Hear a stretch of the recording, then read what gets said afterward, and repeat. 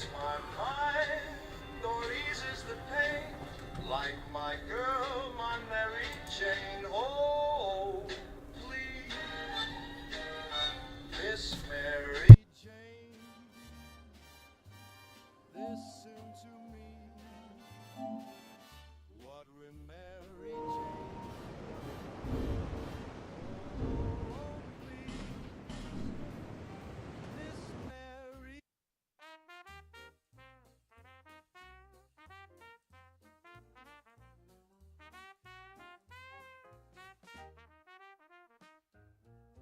There's a man in town, he's really slick. Day or night if he shows up, girls always get a kick. Don't care if you're old or young, girls will make him fit.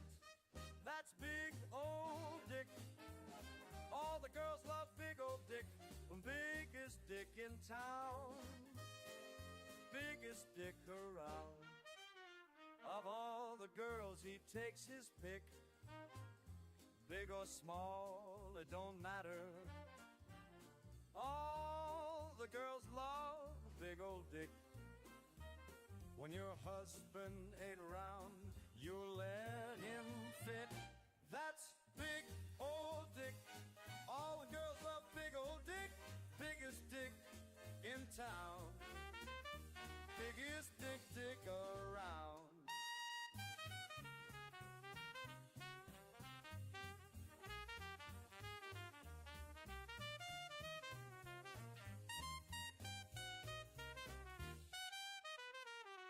Don't call him Richard, don't call him Rick. He's taller than an elm, and he's 4 feet thick. Everywhere he goes, the girls make him fit. That's big old Dick. All the girls love big old Dick. Biggest dick in town. Biggest dick in town. Biggest dick around.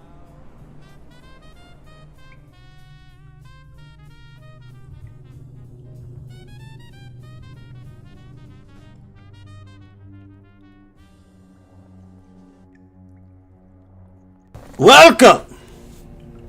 What's up, guys? Welcome to the stream. How's everybody doing? What's everybody up to? Welcome. This is a run I've tried like 3 or 4 or 5 times, I think.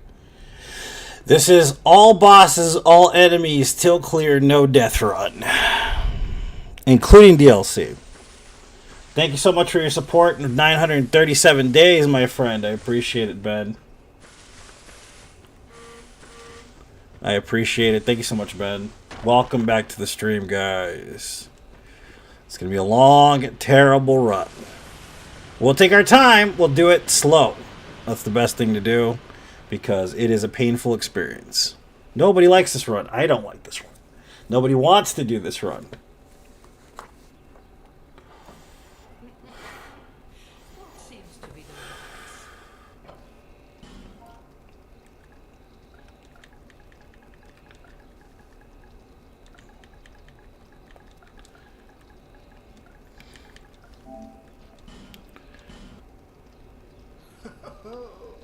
At least you know your 1,000 days. I can't believe I've been streaming that long, man. You know?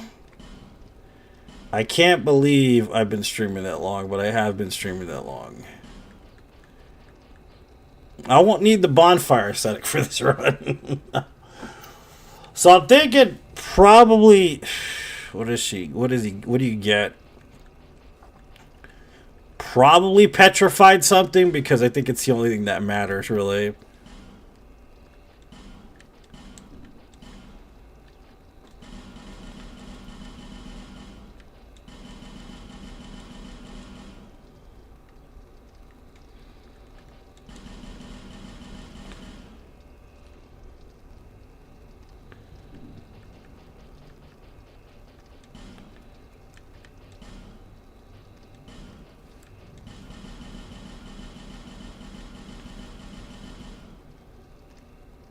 So Jean flexes her account, basically.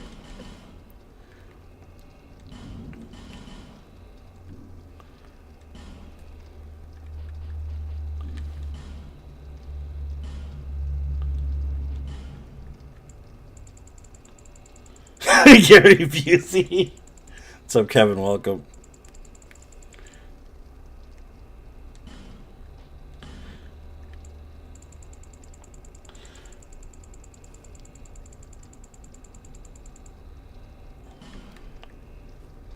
It's perfect.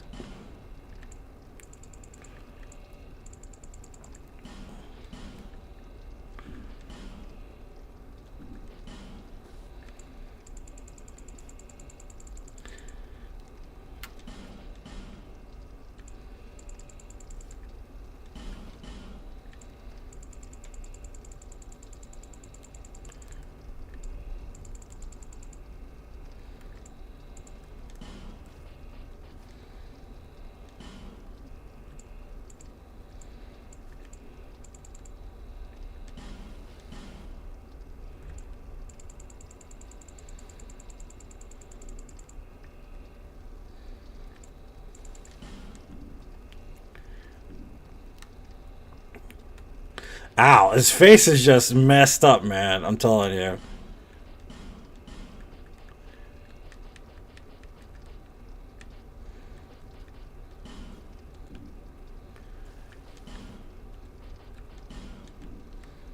Perfect. Paul looking at a bus stop, a truck stop.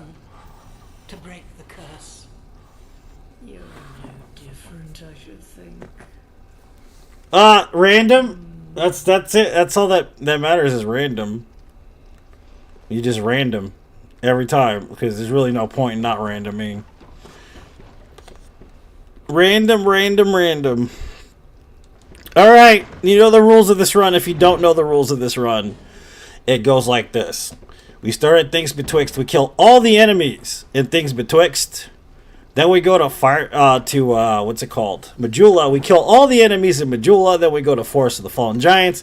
Kill all the enemies in Forest of the Fallen Giants. You get the gist here. It is a painful experience.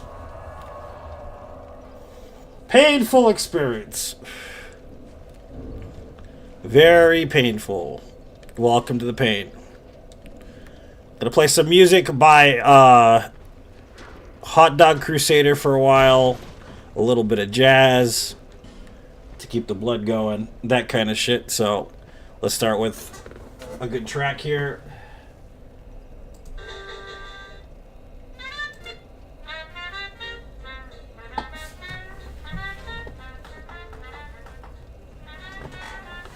There we go. Welcome to the stream. Happy, what is today? Wednesday? Happy Wednesday, guys. How's volume?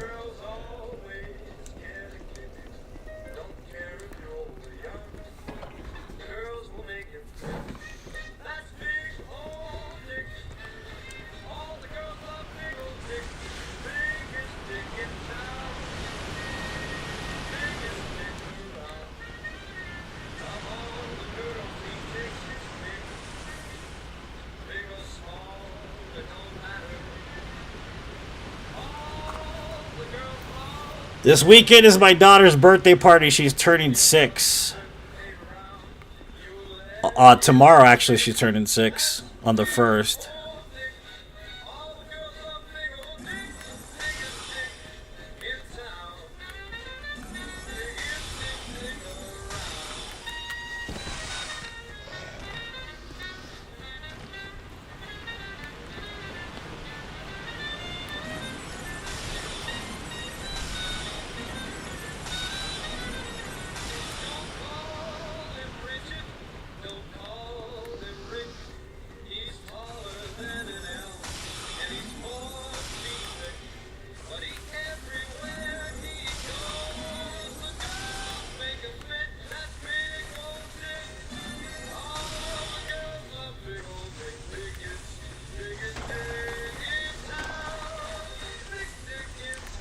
Alright, we have to make a clear counter again because it's been a while since I've done this. Let's see. Clear counter. What was it? I think I used the death counter for it.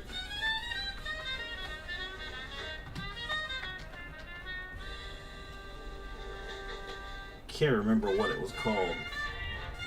Let's see.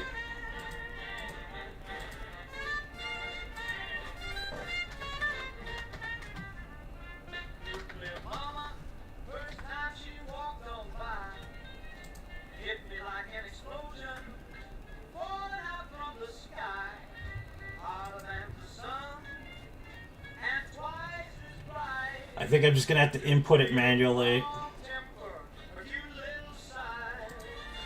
My nuclear mama, Yeah, we're just gonna have to do it manually first. I'll set it up for the next stream. just don't make her mad, or she's gonna explode. Nuclear mama, how I love you so. Nuclear mama, so pretty. So that's clear 1. Enough radiation to make you full at night. Yeah, she turns 6 tomorrow. We're having a birthday party at Chuck E. Cheese on Sunday. Nuclear She's so excited about it. cute little side. Very, very excited about it. Nuclear mama, how I love her so. Just don't make her mad, or she's gonna explode. Nuclear mama, how I love you so.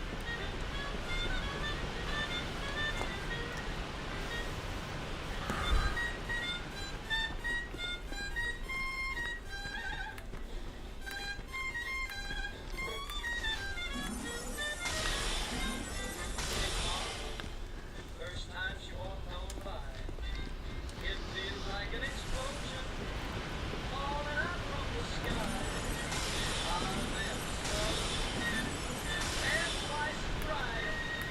Nuclear fun temper for her cute side. My nuclear mama, how I love her so. Just don't make her mad, or she's gonna explode. Nuclear mama, how I love you so.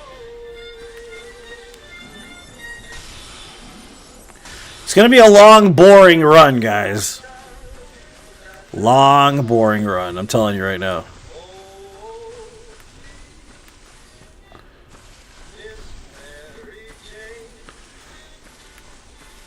listen to me, Clear 2. lovely Mary Jane. That's my baby's name, my only love, she keeps me sane. No one clears my mind or eases the pain like my girl, my Mary Jane. Oh, please, Mary Jane listen to me. lovely Mary Jane. Oh, Miss Mary Jane, listen to me, lovely Mary Jane. That's her maiden name. How I love her if I'm under strain. No one gets me high or relieves the pain like my gal, my Mary Jane.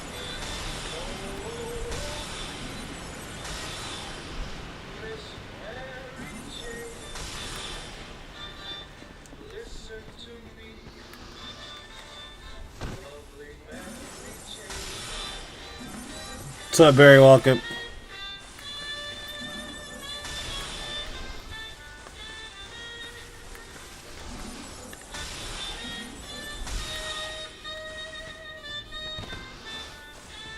It's clear 4, I think. That's my baby's name, Clear 4. my only love, she keeps me sane.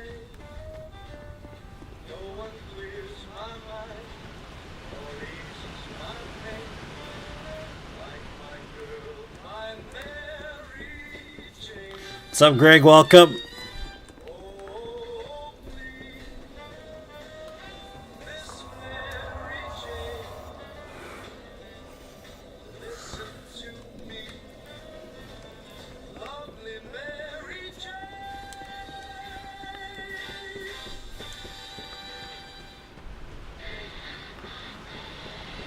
Now some Hot Dog Crusader.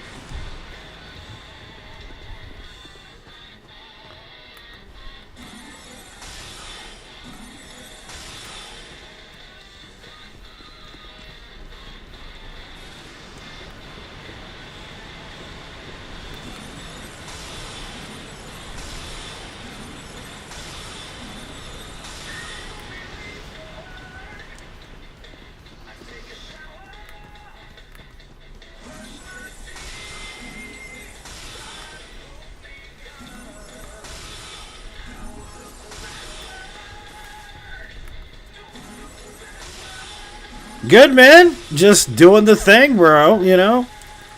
I'm doing good. How are you? Clear 6, I think.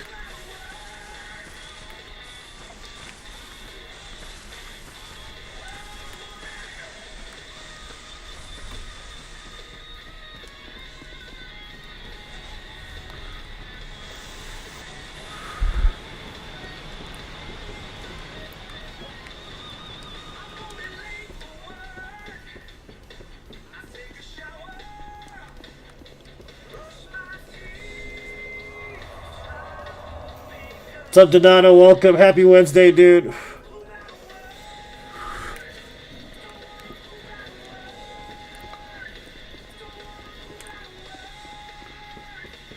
think we had 2 more clears of these guys. Just to make sure.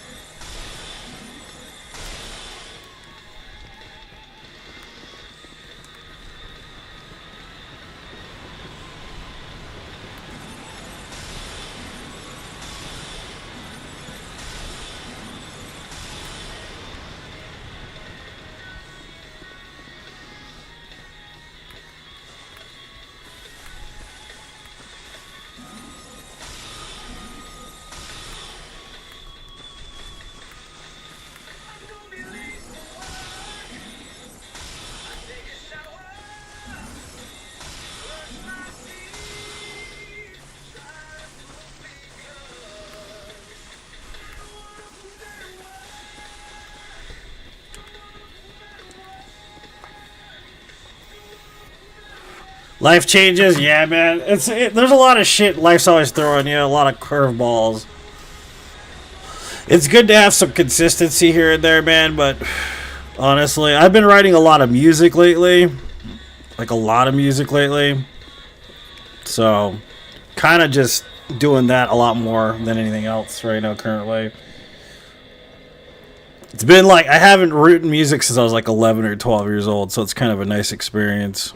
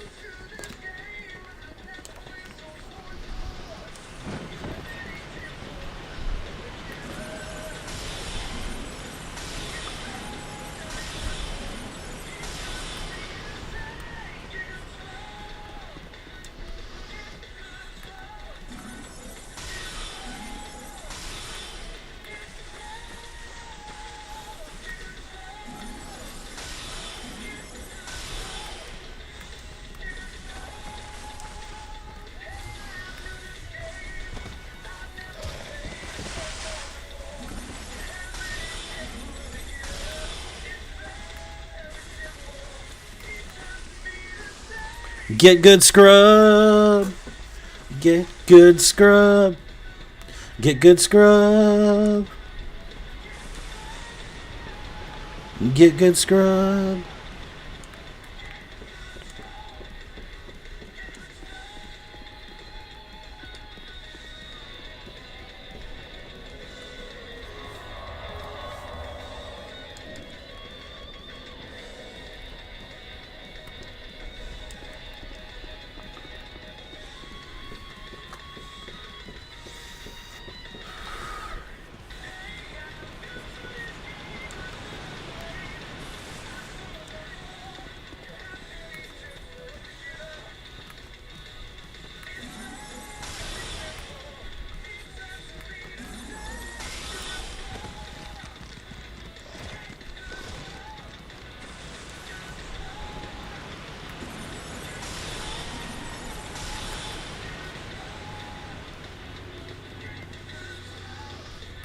It's 12. I forgot it's 12. You have to kill him 12 times. That's how long it takes.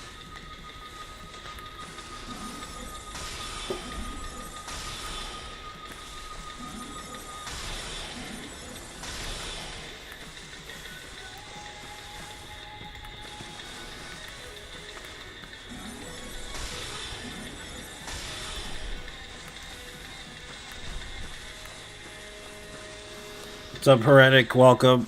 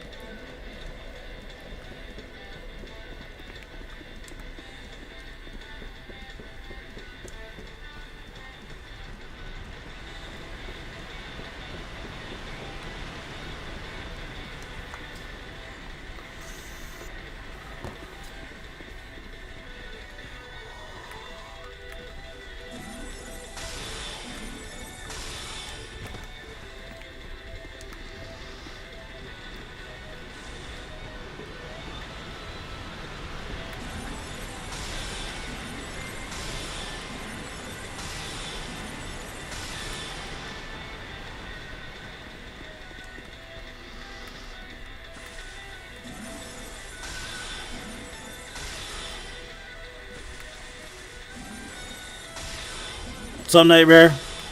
Welcome to the stream, dude.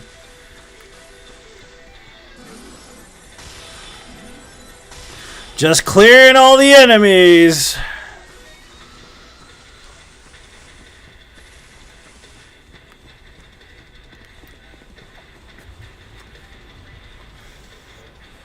Breakfast tacos. I don't even know what a breakfast taco is, dude. What's up, Jade? Welcome. How you doing?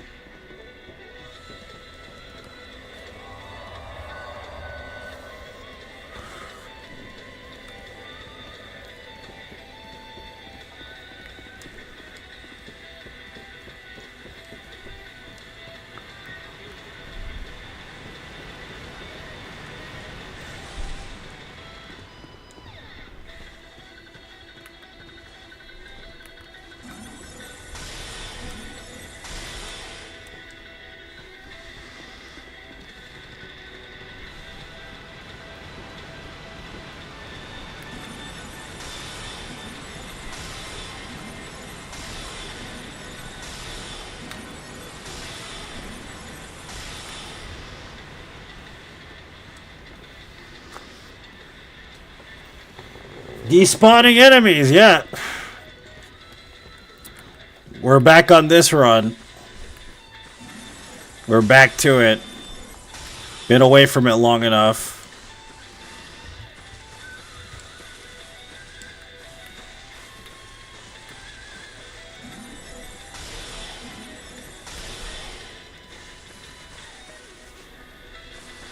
How's the audio, by the way? Can you hear me perfectly fine or no?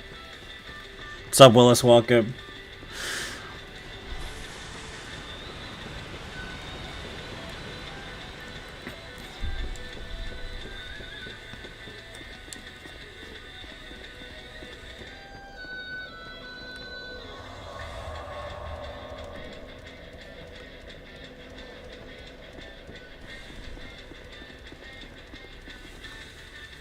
Yep, region locked. Yep.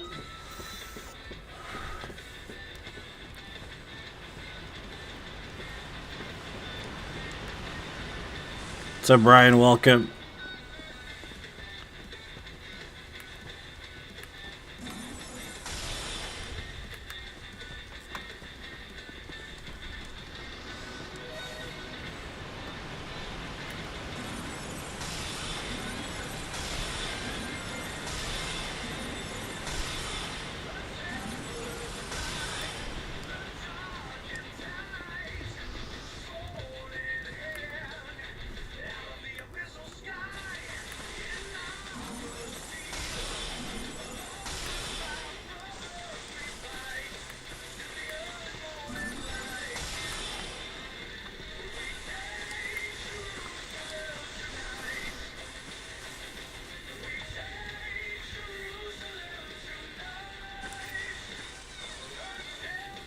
You can't hear it as well on YouTube? Okay.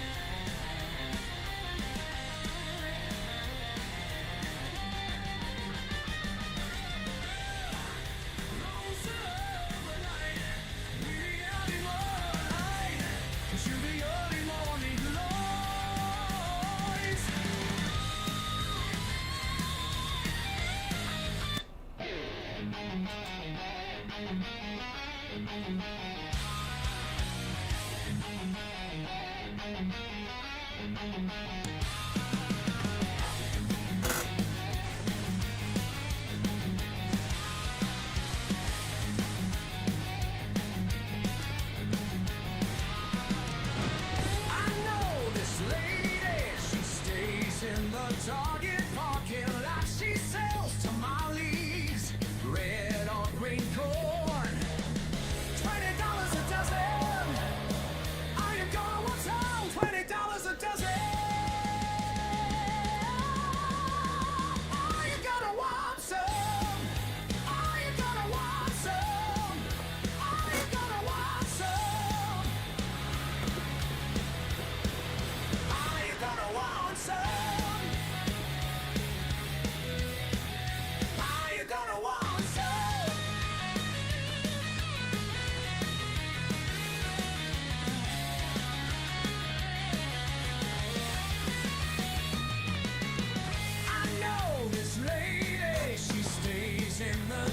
Right, Jane? It's a good time. Gotta kill the troll now.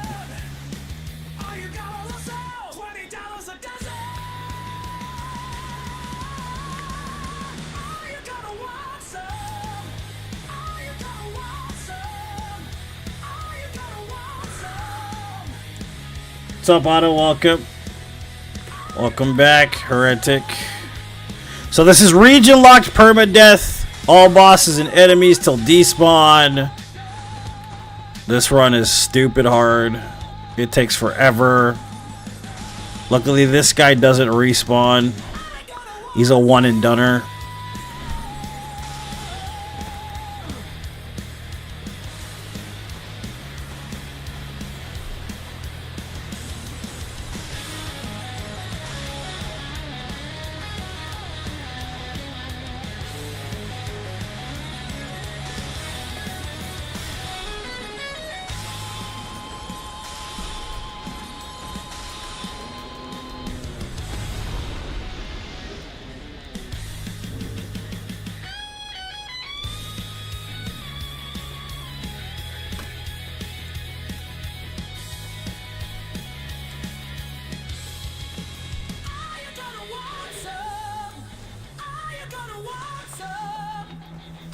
What's up, Alex? Welcome.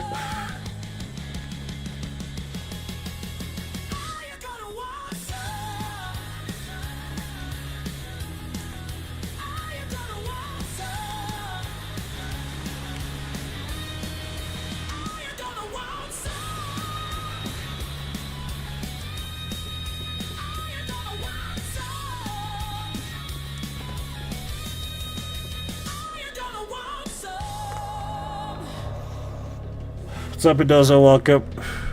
If you guys are just tuning in, this is region locked. All enemies and bosses. Permadeath until despawn.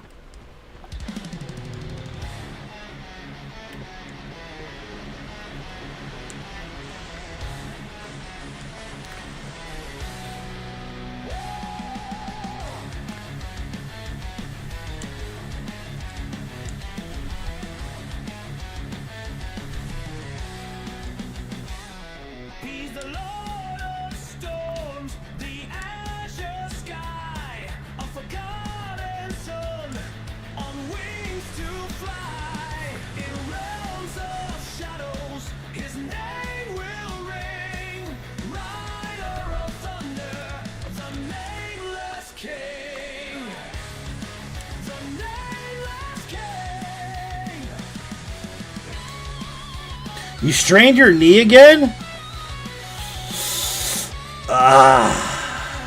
Jesus. Sorry to hear that, Jane. So that's all despawned.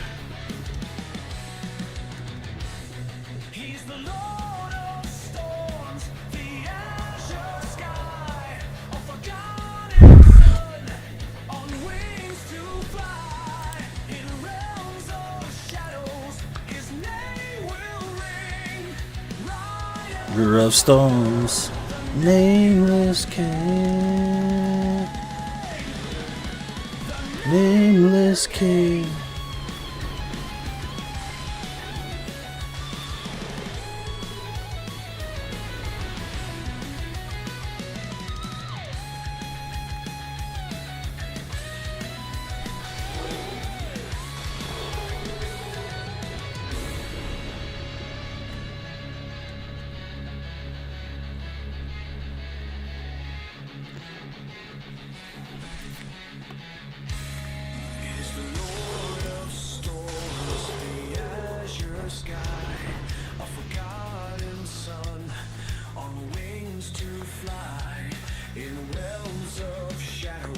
It's a great game. Yeah, it's really good, right?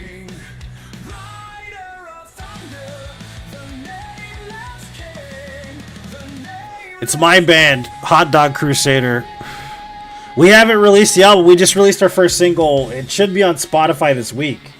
We did the distribution company last week. The full album doesn't come out until like maybe next month. We gotta finish mastering some shit.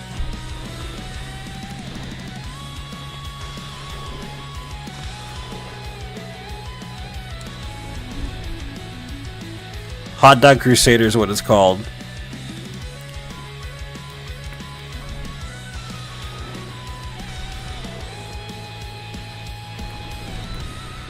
Is the Lord of Storms, the azure sky, a forgotten son, on wings to fly, in realms of shadows, his name will ring, brighter thunder, the nameless king, the nameless king.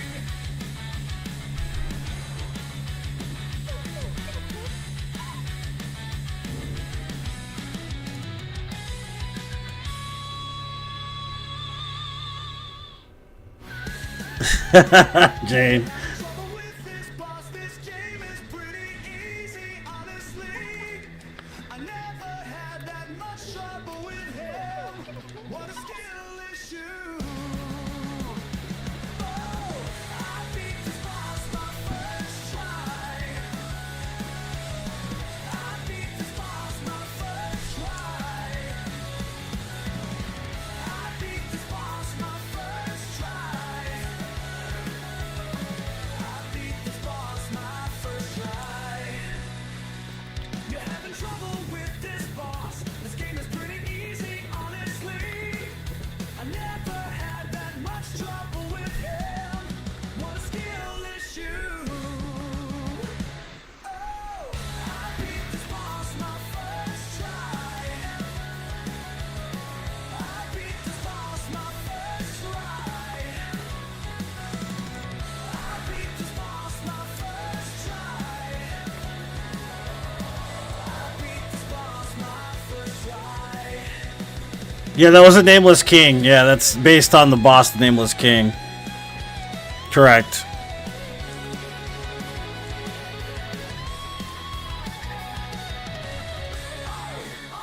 I beat this boss my first try.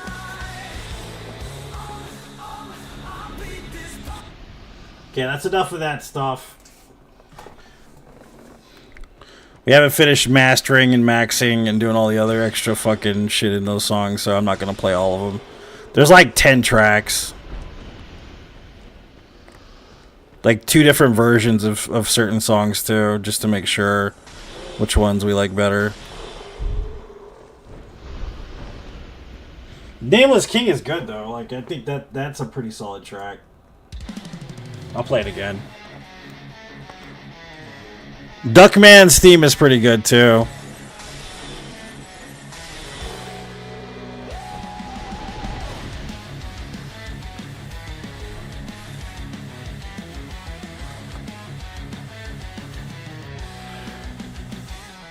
He's the Lord of Storms, the azure sky, a forgotten son, on wings to fly, in realms of shadows, his name will ring.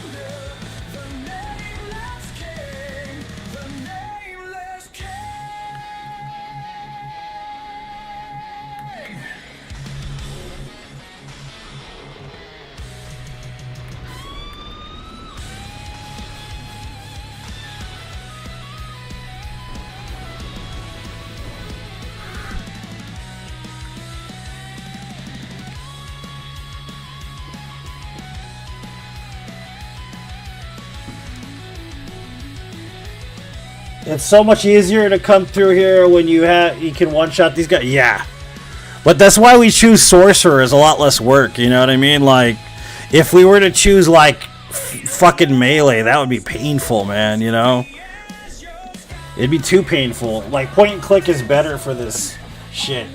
You know, than the other way.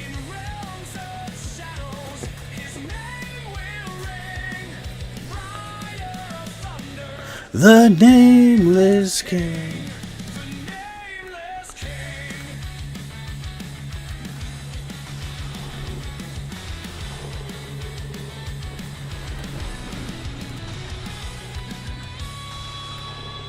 Yeah, I think this is my favorite though.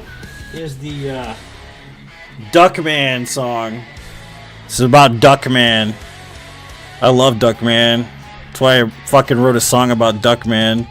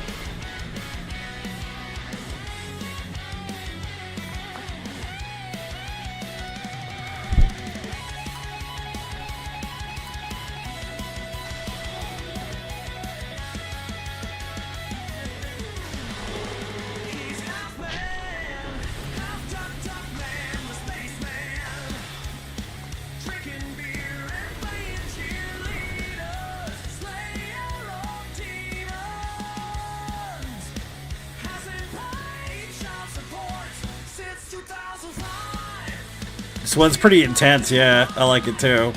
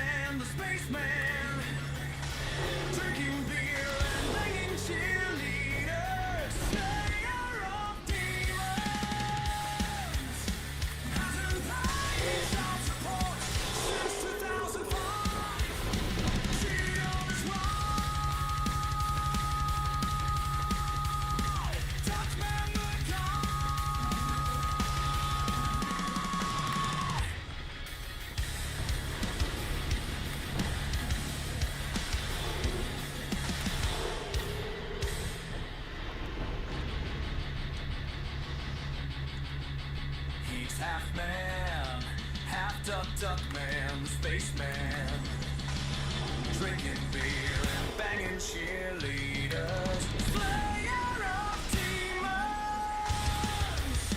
Hasn't paid child support since 2005. Don't hear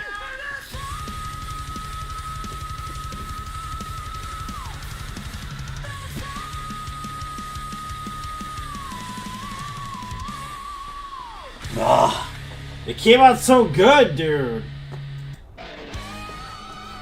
This is our first single right here, actually. It's called Get Good Scrub. We're making a music video for it, too.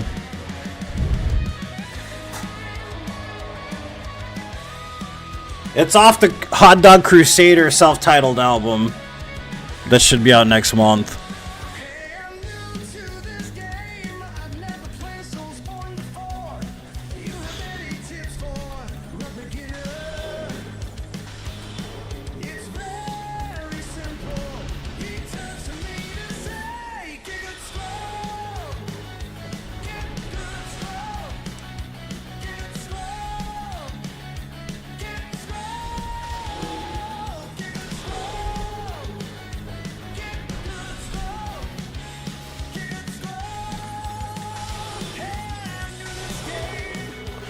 Duck children, yeah, basically. It's very simple. Get good scrub.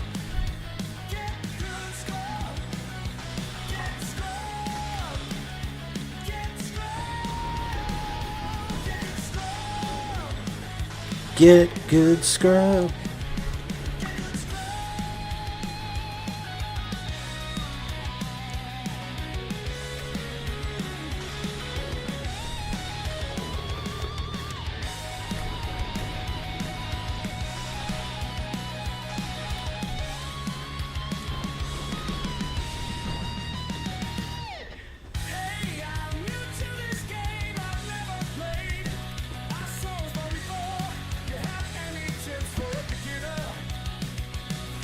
It's very simple.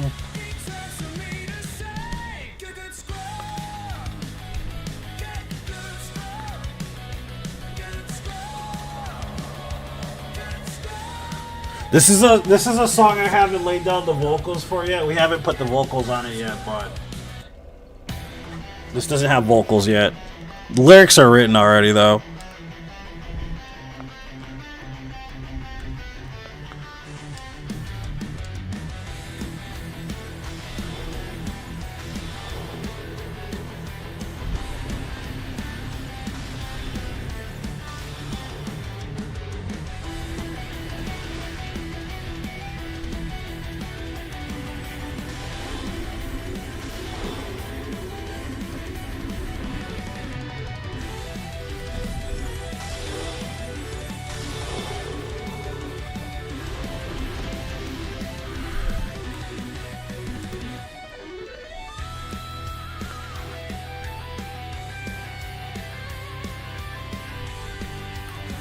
DS2 is always a very good choice. Trevor, what's up? Welcome, dude.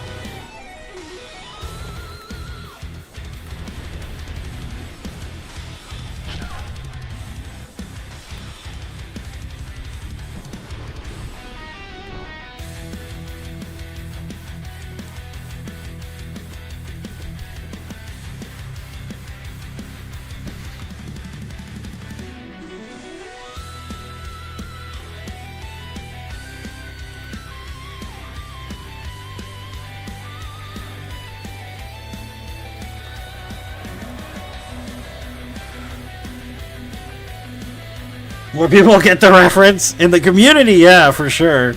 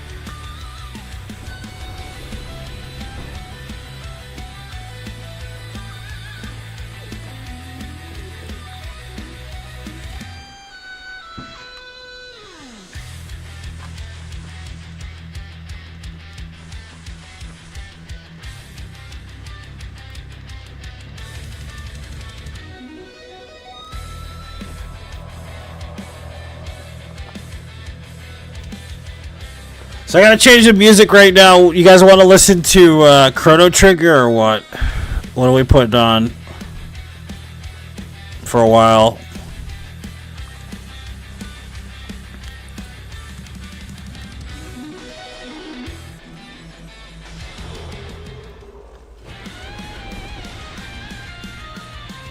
You guys want to listen to? We'll do Corridors at a time. It's chill.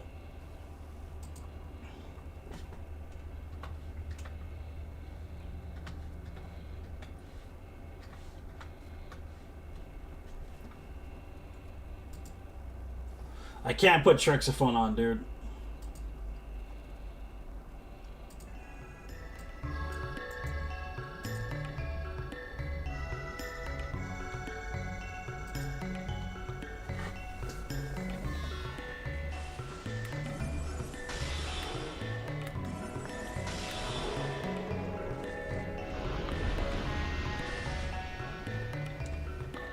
Yeah, but the project's called Hot Dog Crusader. It got changed from Hot Dog Ranger to Hot Dog Crusader. It's a theatrical metal band.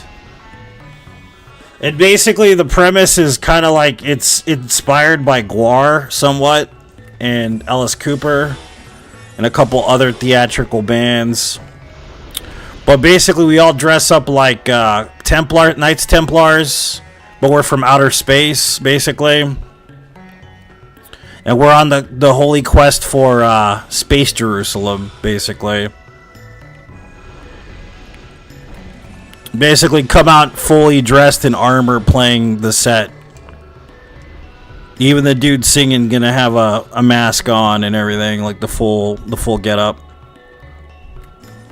Of course, it's gonna be huge stage props and shit like that, and you know, I have to build all that shit though if I tour, which. If you guys don't know my history, I have a background in costume making and SFX, so I'll probably make all the props myself, more than likely.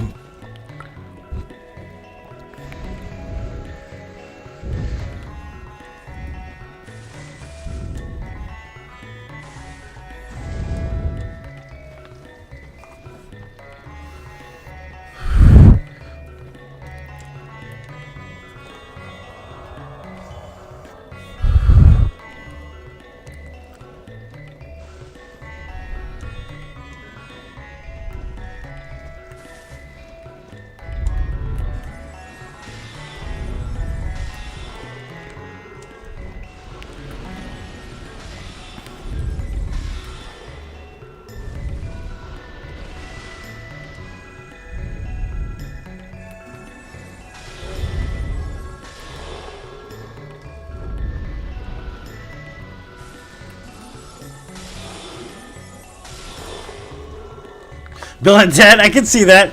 With their, are you on stage 2 or all backstage? I guess that's part of the mystery there, Jane, ain't it? That's what makes it fun. Nobody knows anything.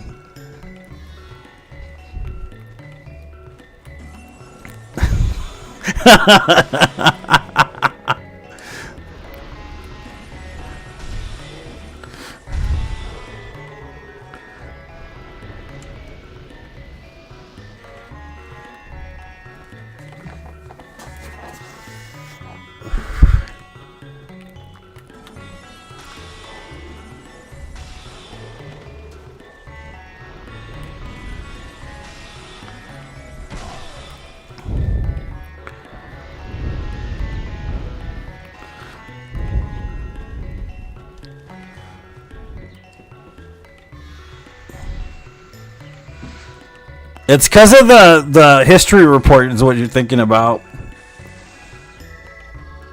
Because they brought back Joan of Arc and shit. Remember that, dude? That's like one of my favorite movies just because of that reference, dude. You know that, right?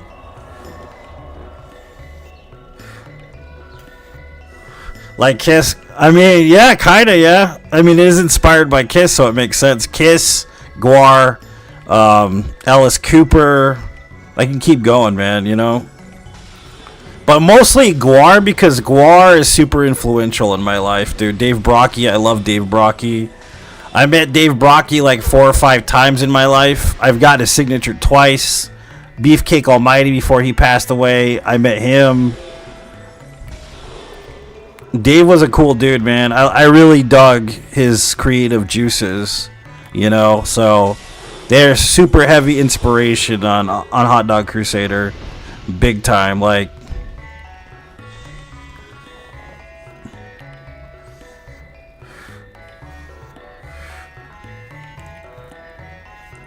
one of your favorite sins? Nice, dude. Yeah, I love Bill and Ted's Excellent Adventure. It's one of my favorite movies, dude. My daughter likes it too. My daughter loves that movie too. We watched it together, which is perfect. By the way, Lotus turns 6 tomorrow, Jane. Tomorrow, the day. Her party's on Sunday, but tomorrow she turns 6.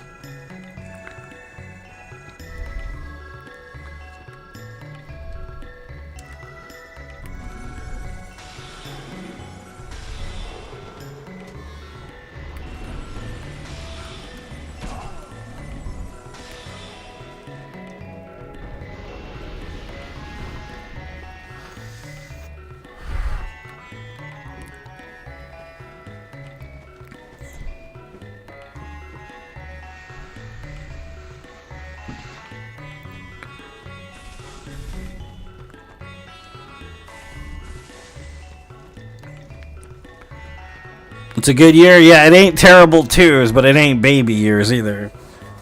I miss the baby. She's almost 5 feet tall and she's 6 years old, man. She's gonna be a tall kid.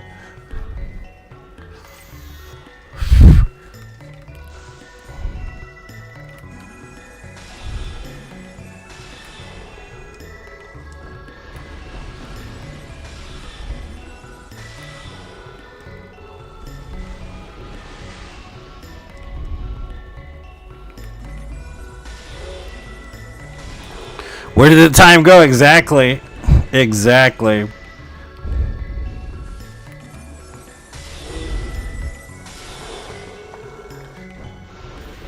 Thanks, Greg. I appreciate it. People keep saying, "Are you gonna get her to play Dark Souls games?" Nope. Fuck no.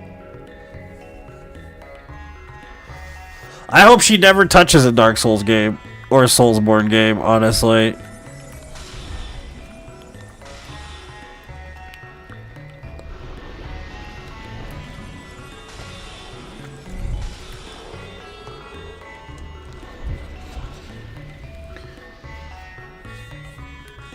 What's up, Dave? Welcome.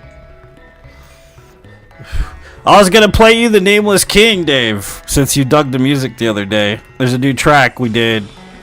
It's called Nameless King. It's like kind of like an anthem ballad thing.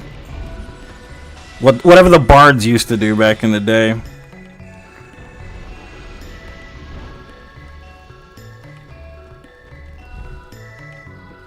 Thanks, man. I appreciate that, Donato.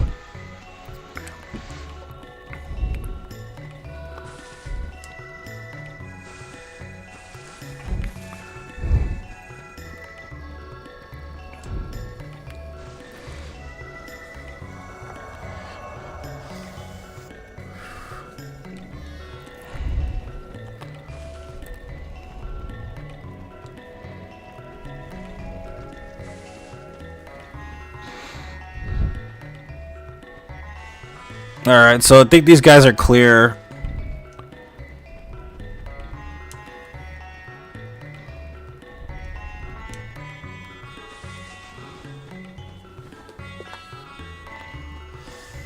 Yeah, she's gonna have a Chuck E. Cheese party, dude. You should see how excited she was. She woke up at... Oh, by the way, I woke up at 2 in the morning, and there were javelinas all over my front yard again. They're fucking terrified of me, though, because...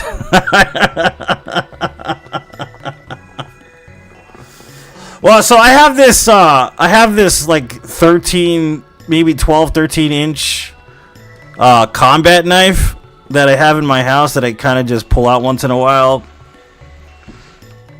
And this thing is solid steel. It's like... It's heavy as fuck, but it's well balanced. It's like a fucking sword, dude. It's dangerous. Right? I whooped this shit out, you know. I started smacking the fence and stuff, and they took off.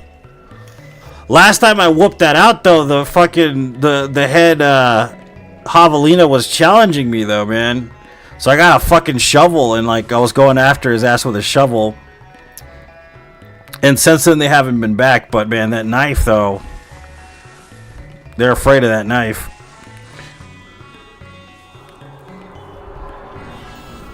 But I scared the shit out of the Javelinas this morning, you know? And my daughter's like, my birthday's tomorrow, And she didn't sleep since like 2 a.m., dude. She went to school and everything. She's too excited, like, about her birthday. Which is fine, it's just, damn, bro. You know, we both tired here. Because she woke up at 2 in the morning. And then yesterday, she had a dental appointment, so I couldn't stream. But she's really excited about her birthday. Really excited.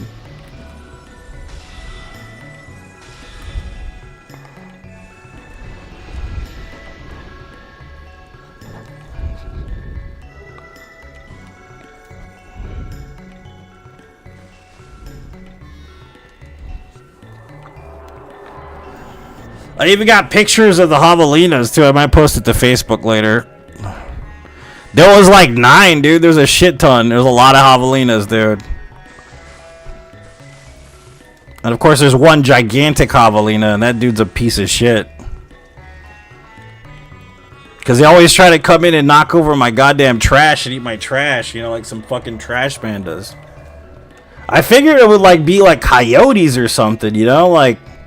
But no, man, it's fucking Javelinas. The coyotes don't even go near the Javelinas, dude. They're afraid of them. Oh, shit. I don't know why he jumped. I don't know why he did that, but he jumped.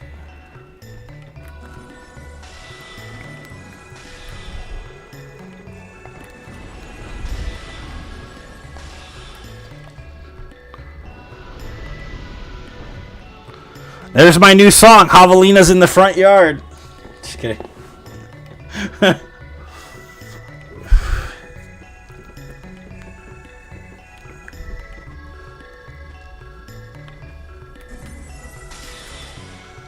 Has anybody seen Death of a Unicorn or no? Somebody was telling me it was pretty good. I haven't seen it. I don't know if it's any good.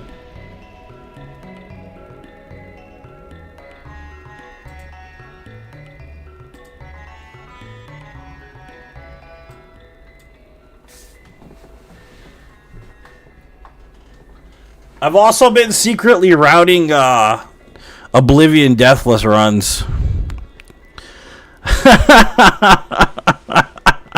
Everybody's like, play Expedition 33. I saw the gameplay. It looks cool, but I have one problem with it. Only one. And it's because the characters stay stationary. That's it. Like, I get that it takes good skills, like, to play the game or whatever, and that's perfectly fine. It's just, it looks too stationary for me to be absorbed in.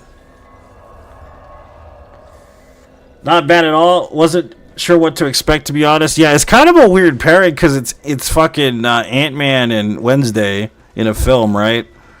And he like plays her dad or something.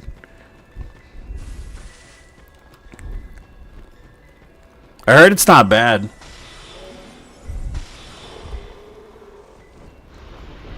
I don't even know what that is, Jasmine. But I know that Wu Chang Fallen Feathers is coming out in July. That looks fucking good. That looks amazing. I can't wait to play that game. I'm still waiting for Where the Winds Meet, which won't be here until next year.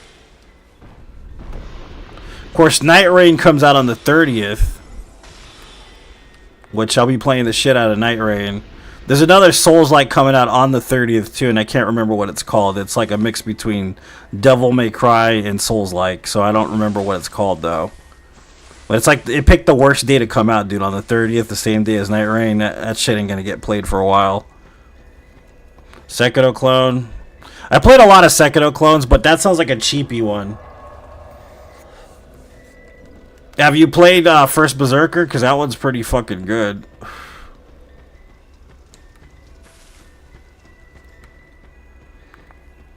I'm going the wrong way.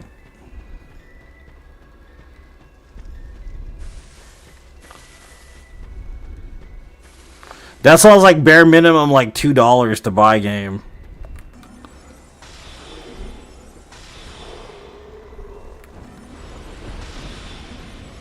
Liza P's where it's at, dude. Liza P and First Berserker are like the best Sekiro-like games I've played. Liza P is like one of the greatest games ever made. Like even compared to Dark Souls games, it's better than some Soulsborne games, honestly. And I like Kazan better than fucking Lies, so I mean there you go.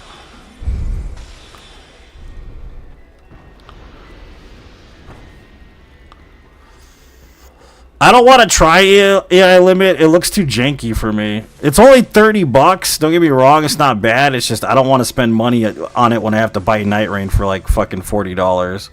You see what I'm saying? There's the problem. And it's like Expedition 33 came out, and it's like, you know that Night Rain's coming out? Like, nope. Sorry. Rather play Kazan and wait for Night Rain. Just to be honest with you. I'm not spending cash on some shit I don't need. Unless somebody wants to buy those games for me, I'll totally accept them, but I'm not spending money on it.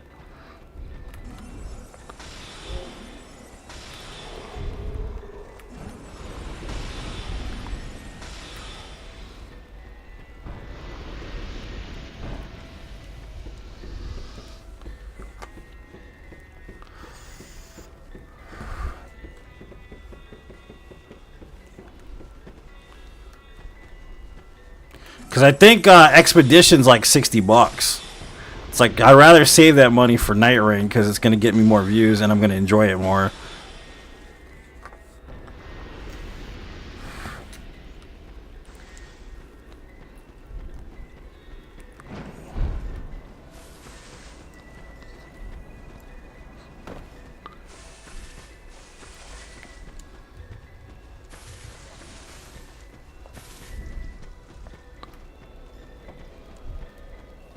I don't even know what you're talking about, Jasmine. I don't know what Nightbreed Doll is.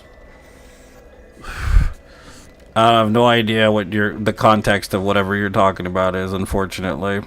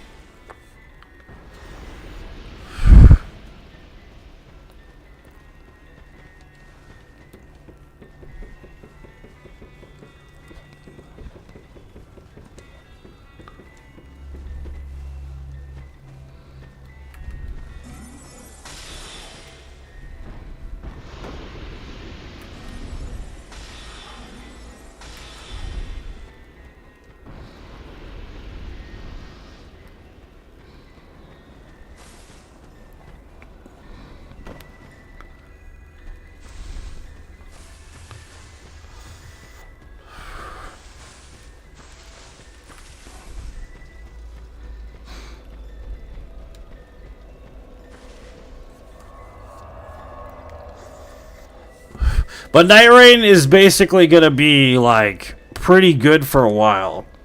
Till Duskbloods comes out. Duskbloods comes out, then we have to put away the Night Rain until Duskbloods. I don't know if anybody's actually getting the PS... What is not PS? I mean, the fucking Switch 2. I have to for Duskbloods.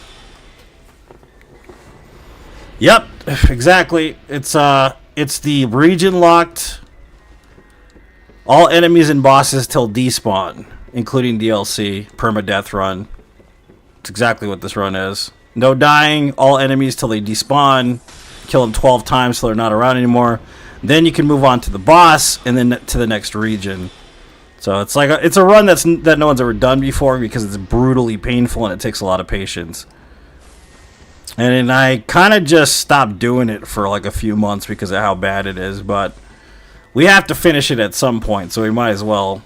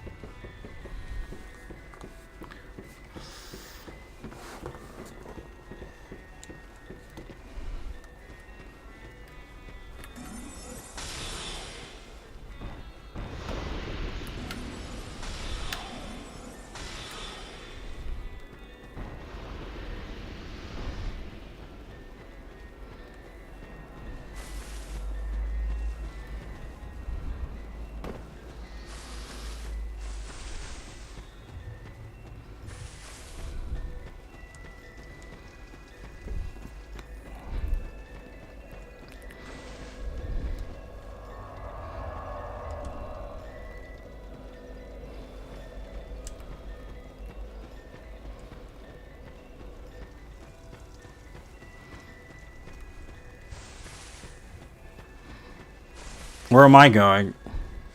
You don't get to go away yet, dude. Don't start dreaming, boy. Complacency gets you killed.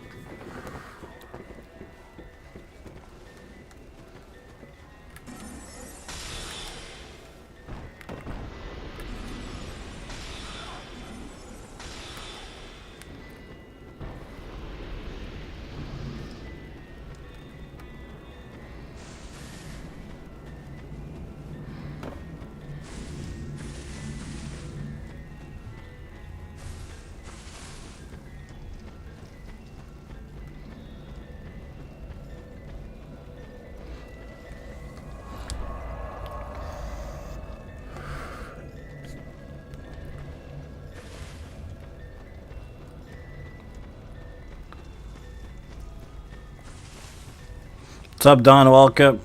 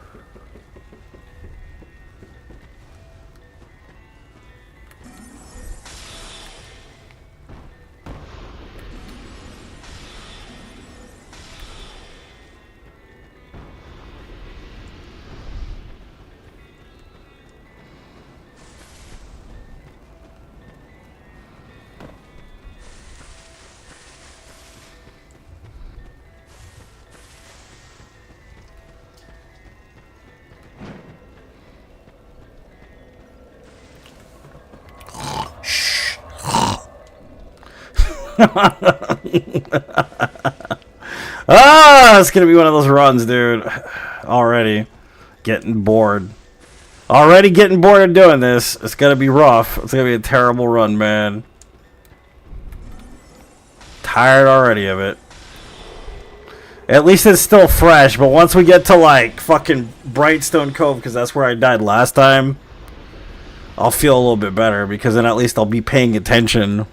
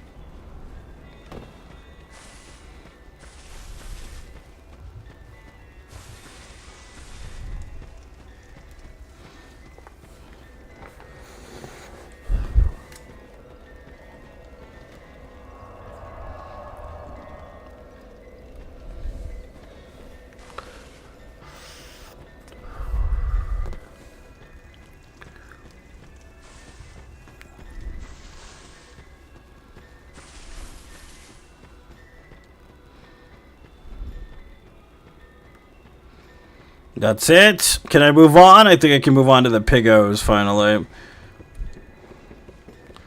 Finally on to the Piggos, baby. Yep, it's pig time. So we can't open this door because you need a fragrant branch. So we have to come back after we get a fragrant branch to finish this area. But that's all we can do until we get a fragrant branch. And they don't have a fragrant branch as a starting gift, so we can't do that either. Unfortunately, it doesn't work that way.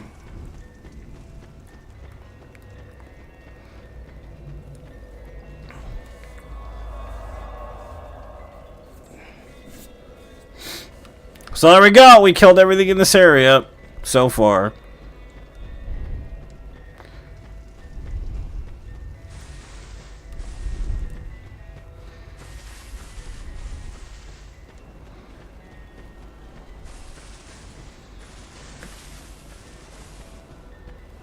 Javelina time. Cleaning cat puke. Oh yeah, it's javelina time for sure.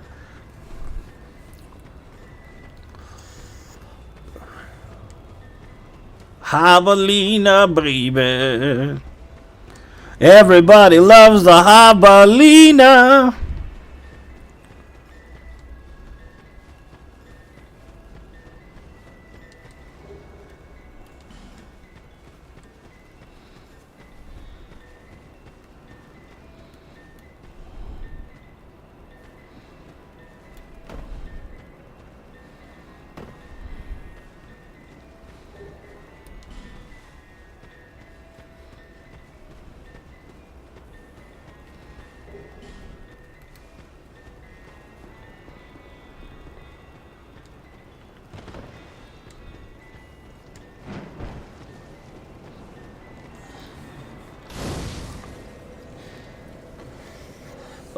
Probably. Willis, more than likely. I don't remember all my runs anymore. All I know is the number at this point. I remember the ones that matter, I guess.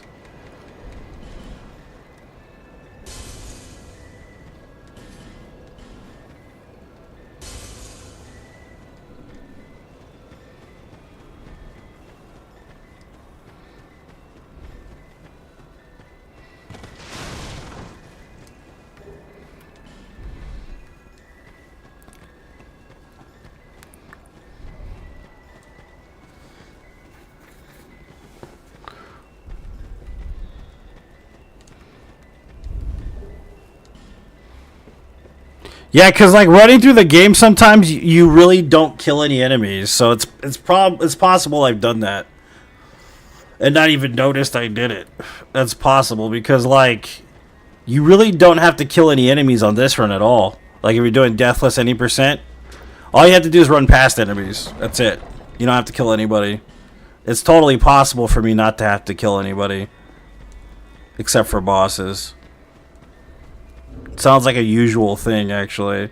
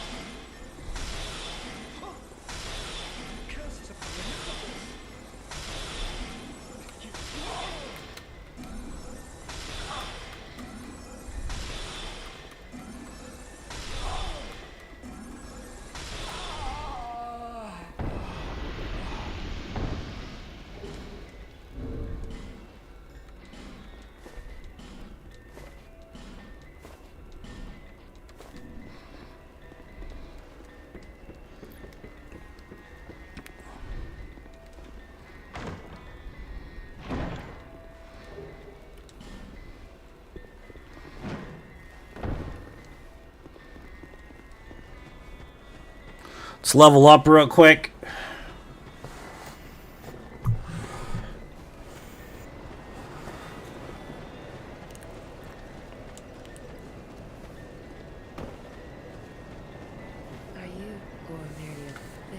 Killing less enemies. Yeah, because when you get good enough at the game, you kind of just ignore enemies. You don't really need to fight anybody. You know what I mean? Unless that's the point of the game, is you fighting the enemies. Like I'm doing now. You just don't need to.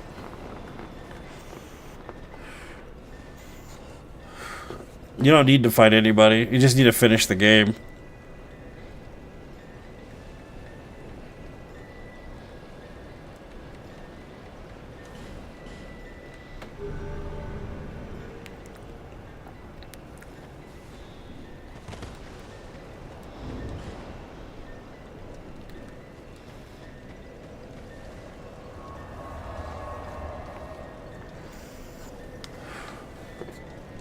The boss has their souls. That's usually where you get all your levels from, is from the bosses. Yeah.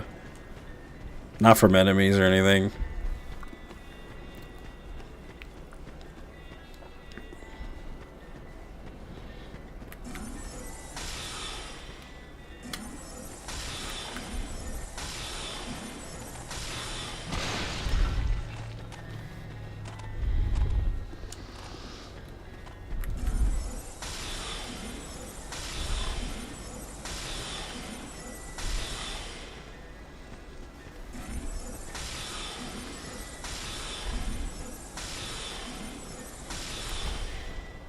Cycle 1 for Hamos.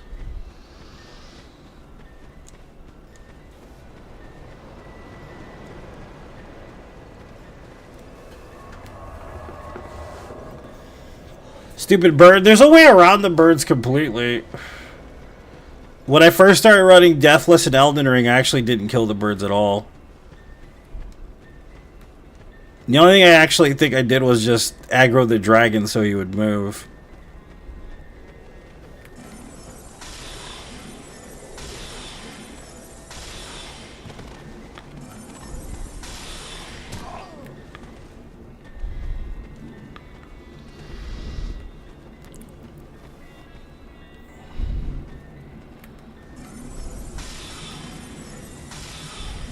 But even before that, I didn't aggro the dragon because I didn't even know you could.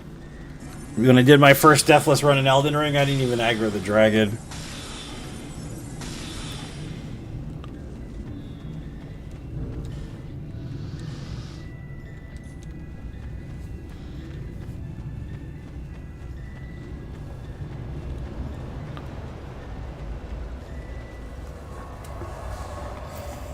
I'm gonna probably pop an energy drink right now. Should I stream on TikTok today or no?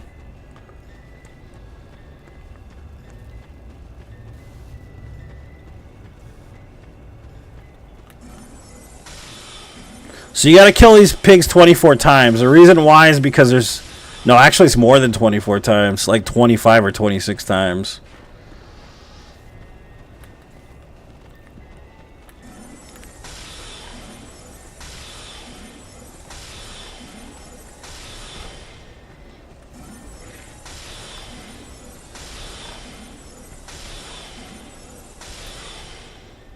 Probably should.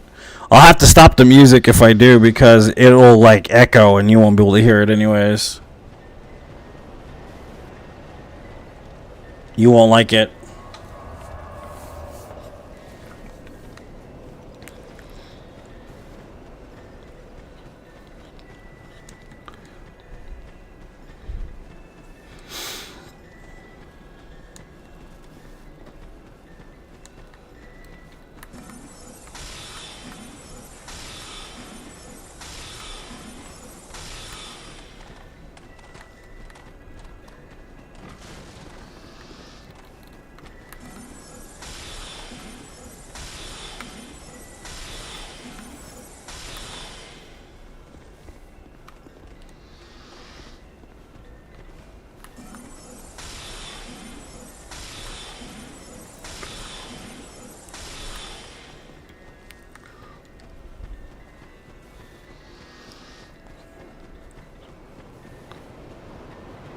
Stop the music if you have to. Okay.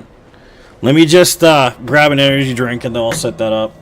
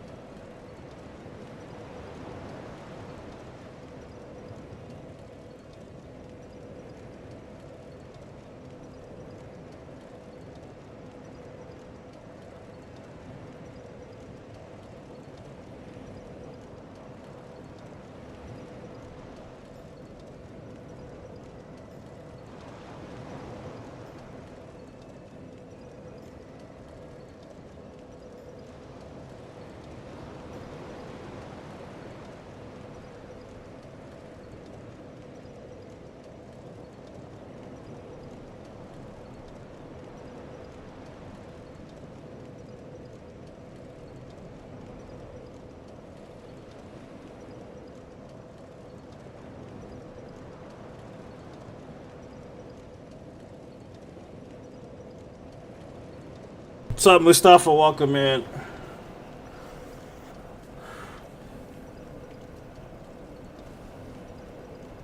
It's updating TikTok real quick.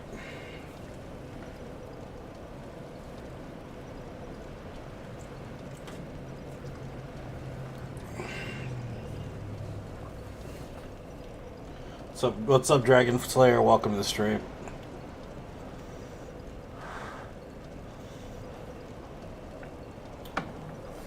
So we got an hour and 30 on this run. This is like a 30, 40 hour long run. No death run. It's a pretty brutal one. Ugh.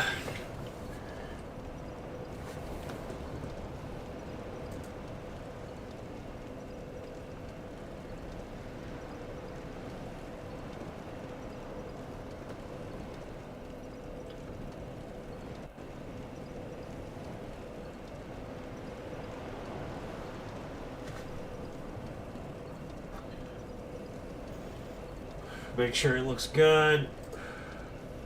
Yeah, we're good. Turn off live display. Alright. Go live.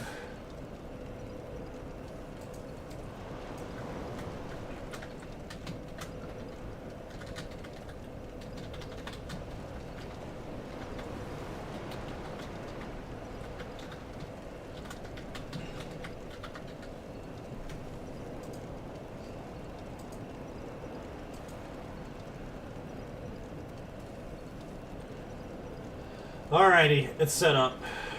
So we're on TikToky now as well.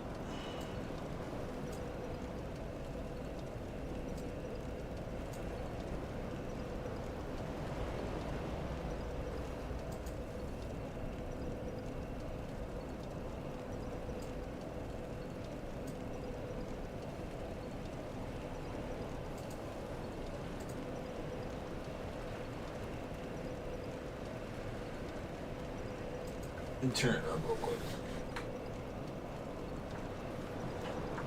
Yeah, it's kind of there. I don't know why they do that, man. It's fucking annoying. Let's see. What is it? I gotta add audio.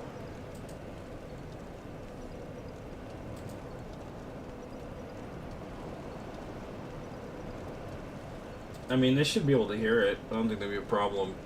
Whatever. Alright, let's get back to it. I don't remember what cycle it is, like 3. Like I said, we have to kill them like 26 times because they end up changing after 12. And 2 large boars, which is a painful experience because each area is going to be like this. It's going to take 12 cycles per area.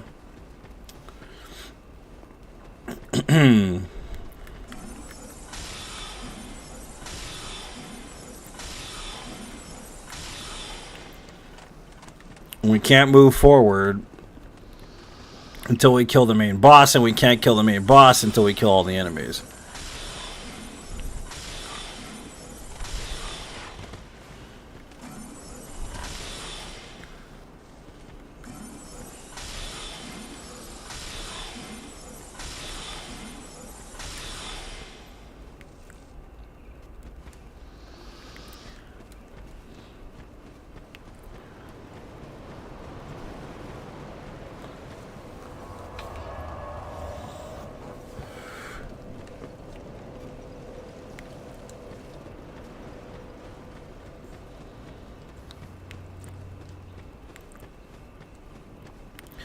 Butter is buttery, baby. It's so buttery, baby.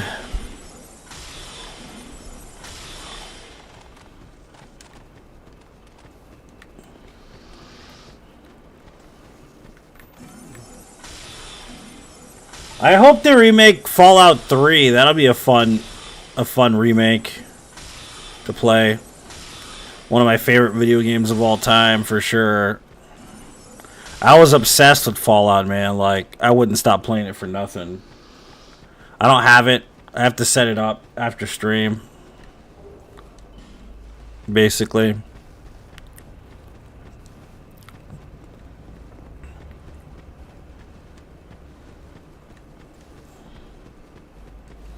Fallout 3 would be awesome. Oh yeah, we need to turn on the music, huh?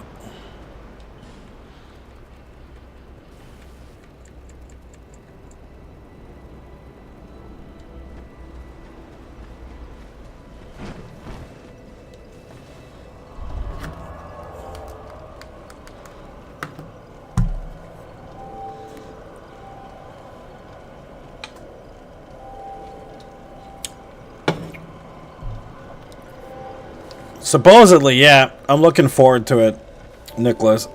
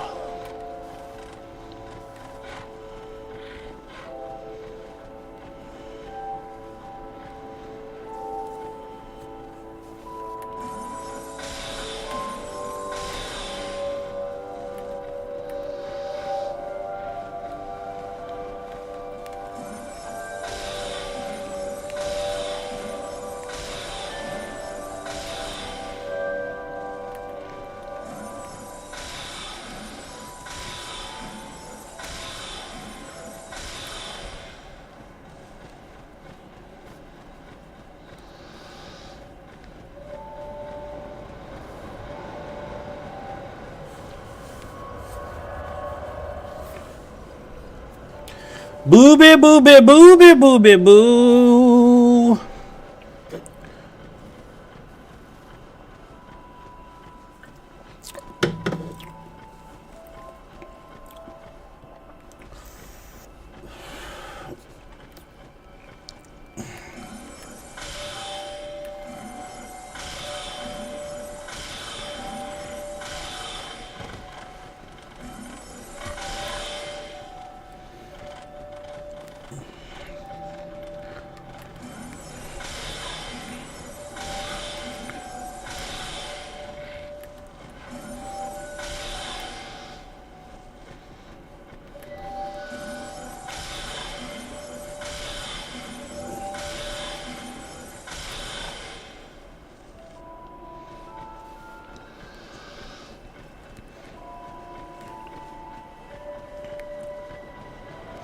So you were talking about the frigid outskirts. You said the horses can be despawned, right? How long did it take you to figure that out? Like, you were like 12 in, right? Did you go segment by segment, or did you do the whole thing back to back?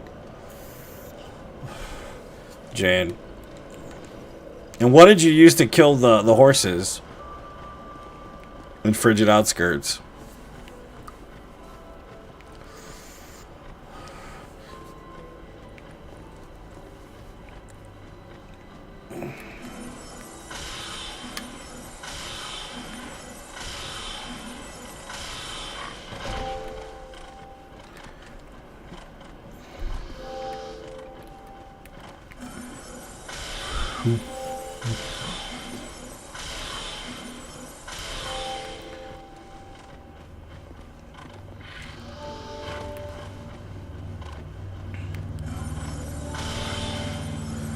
Unless they killed you. What did you use? Did you use spells or did you use a weapon? I was thinking about using the Great Club for that area. Because a Great Club knocks them on their ass. And if my level is high enough, I could probably like 4-shot them, 3-shot them. One or the other. Dark Orb? Oh, okay. How did it work against them? I thought they were like magic resistant.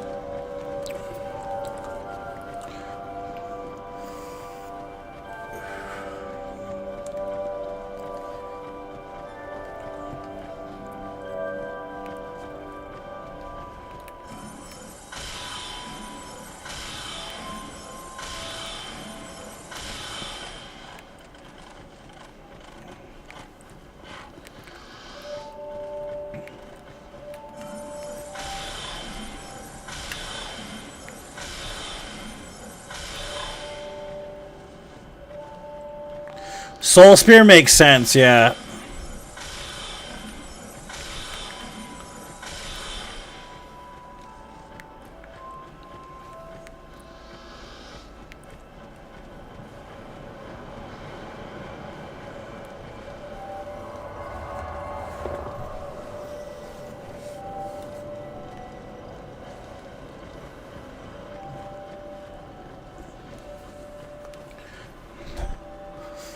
Good point, Jane. If you're like at 99 faith and 99 intelligence, you're right. Fucking destroy anything.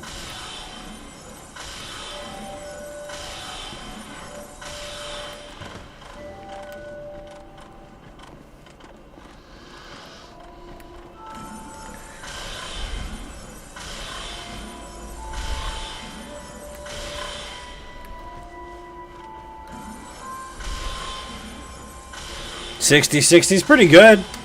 Like, you're past the soft cap for sure, and at the same time you're doing some damage. It makes sense. 60-60 makes sense.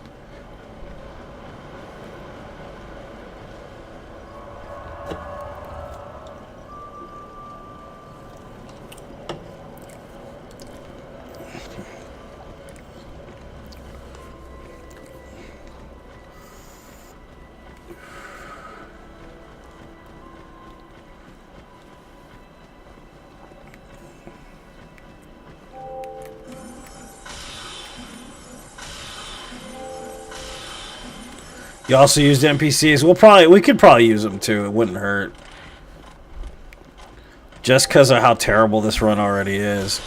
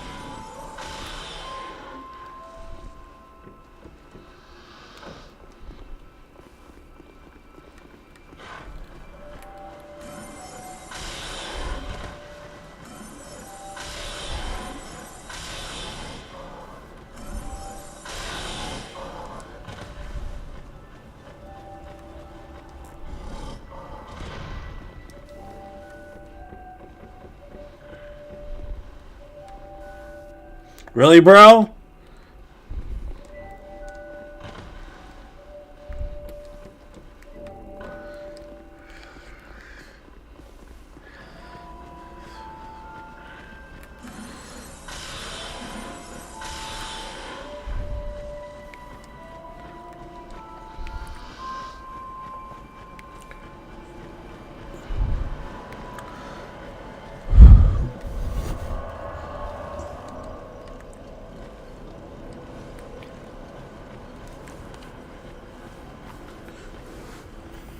This is why you gotta kill them 25 times, because there's two different versions of them. And then there's like a big boar, but I think there's only one big boar and that's it.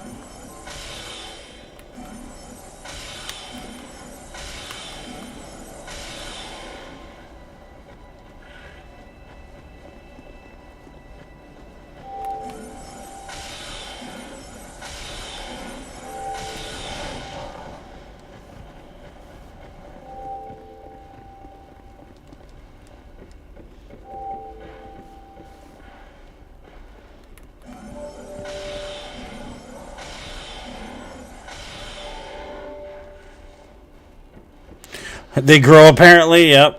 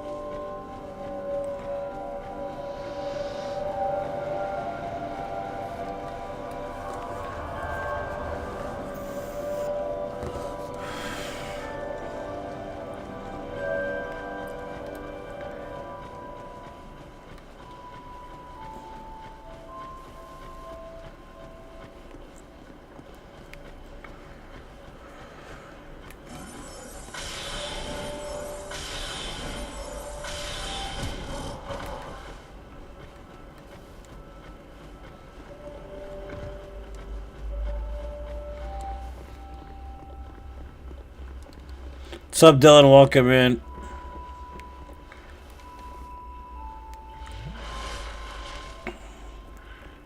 Any day now, man.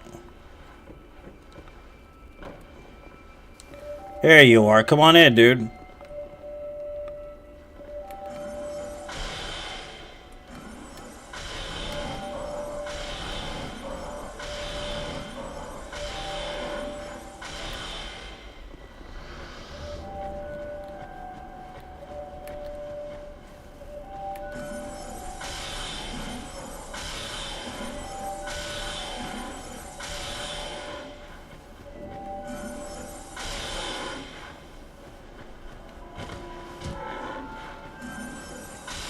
What's up, Justin? How you doing, man? Welcome to the stream.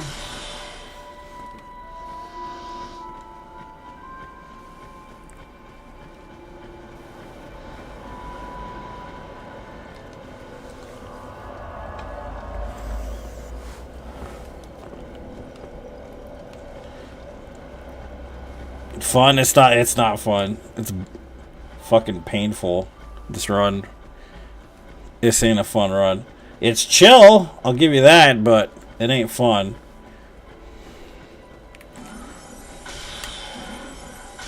Doing good, man.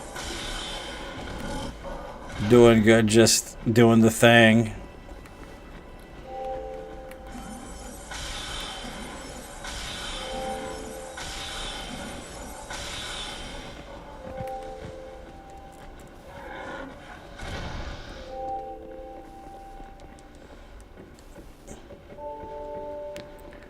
Looks painful. It's gonna be. What the fuck is he doing?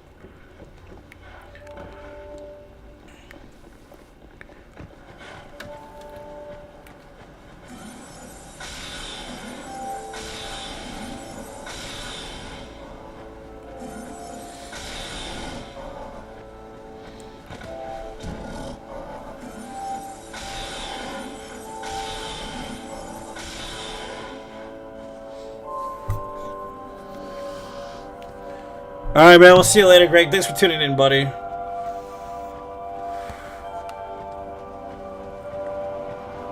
Apparently they get smarter, too, yeah. Stupider is more like it, but that stupider ain't a word.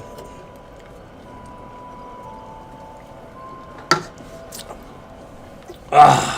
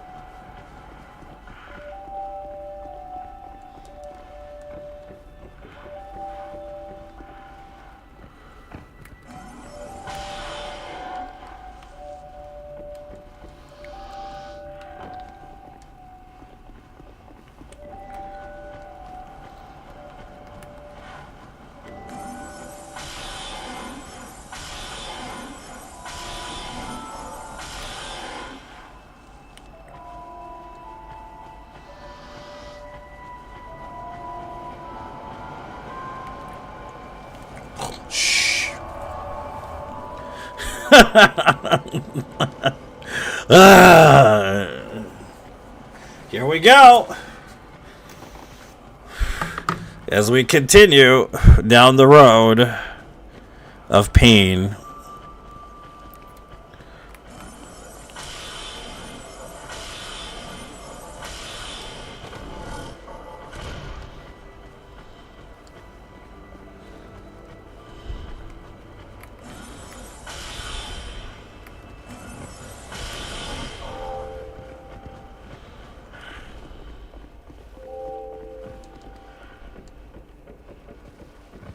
What's up, Gina? Welcome.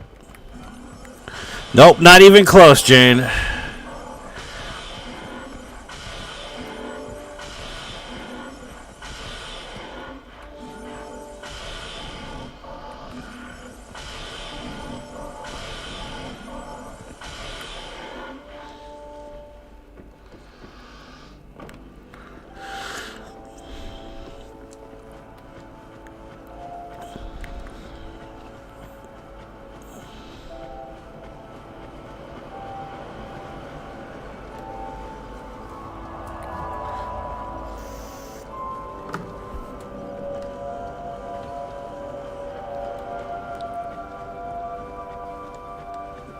Just like the long, boring road trip pain, basically, yeah. And are we there yet? No. Not yet. Never again will we be there. We'll always be close to being there, but never quite there. It's far, far away, donkey. It means it's far, far away.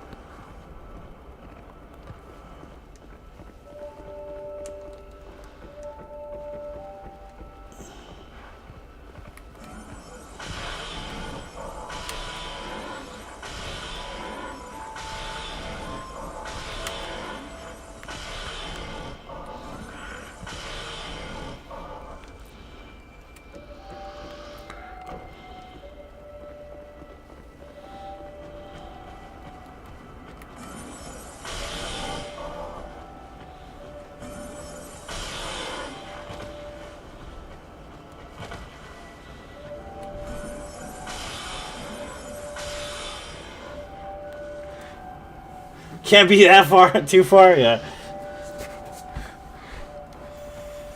Ogres have layers, guys, remember that. Like an onion.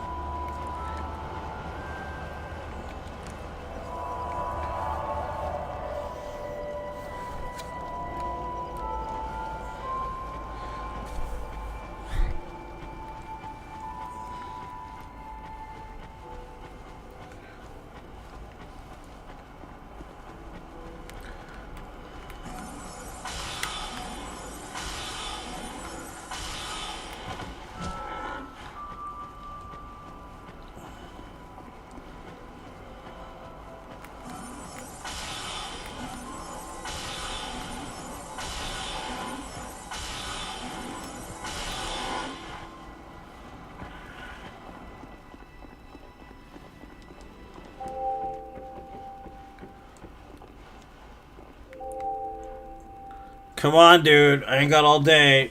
Well, actually, I do have all day, but still. Try to hurry up.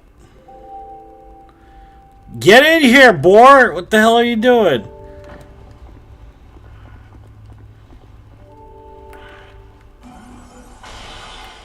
Son of a bitch.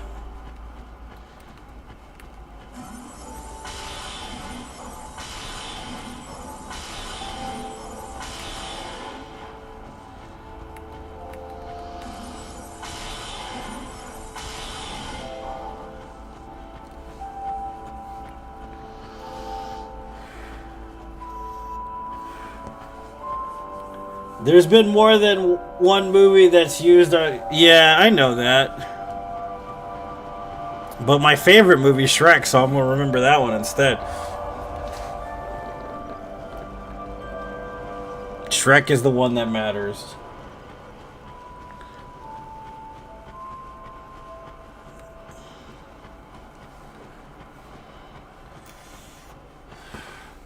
Shrek-a-ra! Shrek, Shrek, Shrek.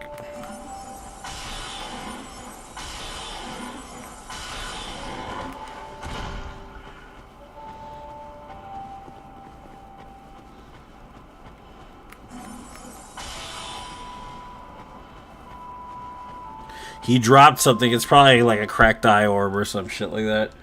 Some useless crap.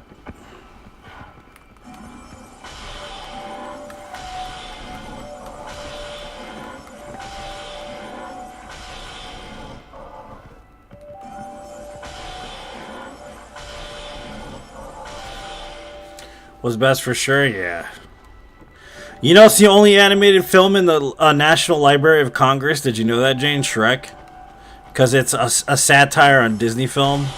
If you think about it, it makes sense.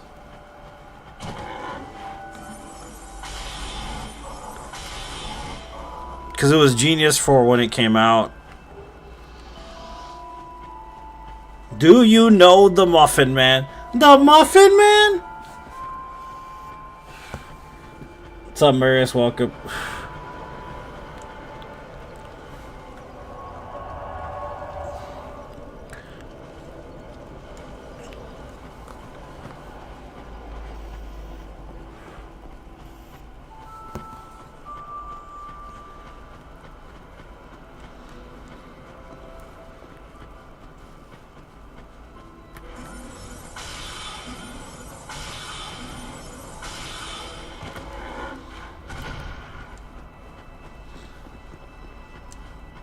Liz on Drury Lane, yeah. Ooh.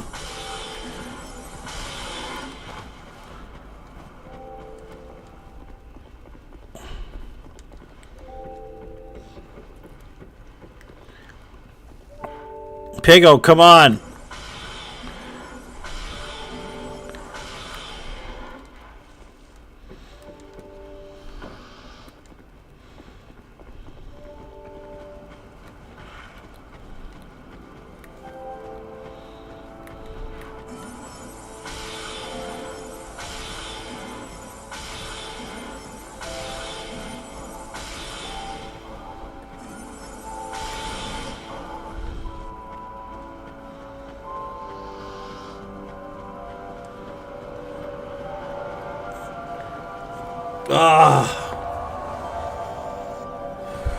So it starts the painful procedure.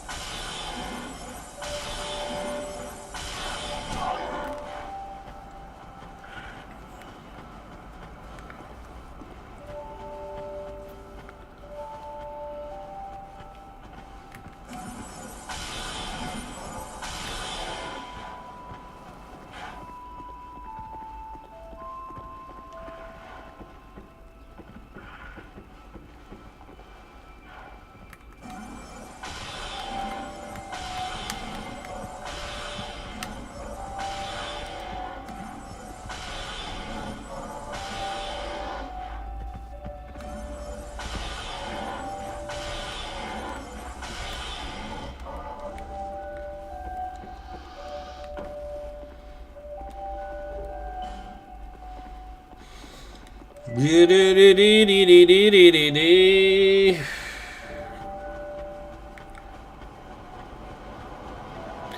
remember what got me in the last run, Jane? It was a boulder. That's what killed me last time. A stupid boulder killed me.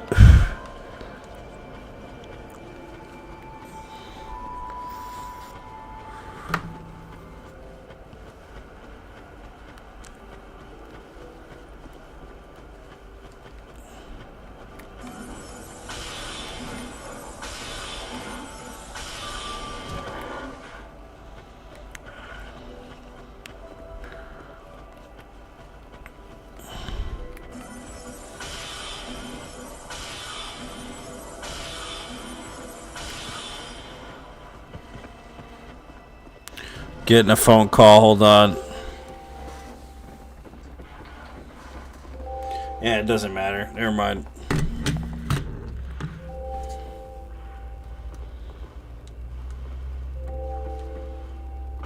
You remember the boulder? Yeah, that was fucking annoying.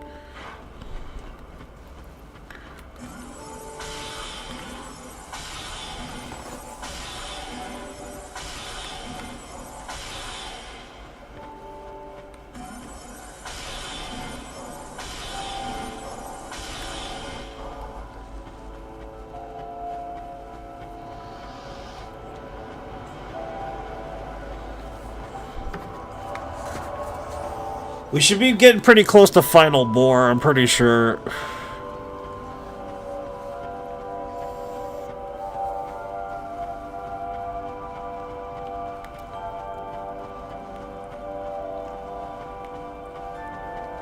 Yeah, see, there it is.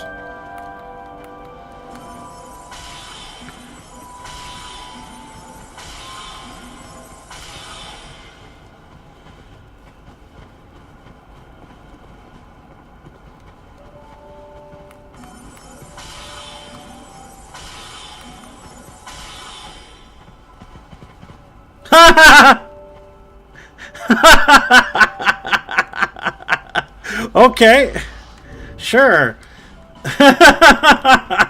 What the fuck? Oh, whatever. All that work for just him to fall into the pit. Alright, whatever, dude.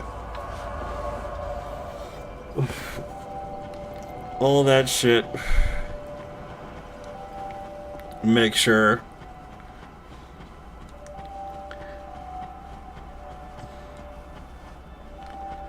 That's it.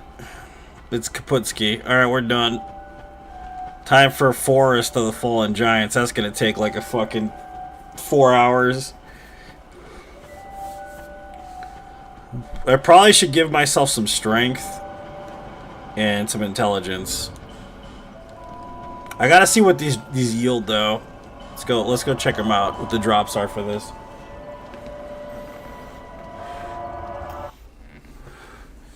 I think I'm gonna play Majula music on my phone. You can hear it through the microphone.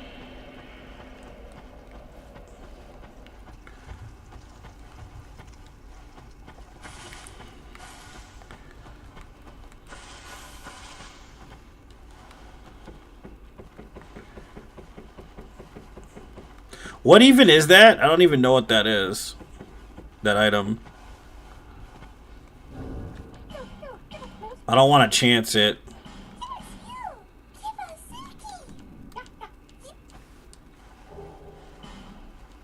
Titanite shard.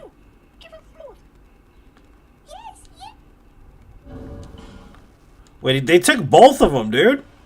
The fuck? Son of a bitch. Oh, nice. That'll come in handy.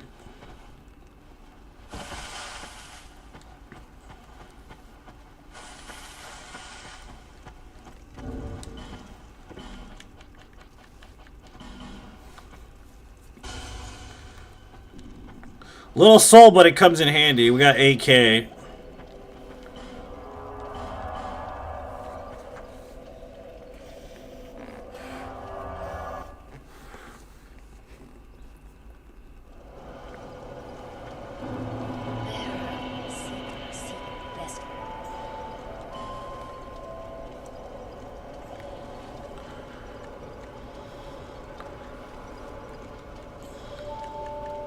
$20 int, 6 strength. It's better than nothing.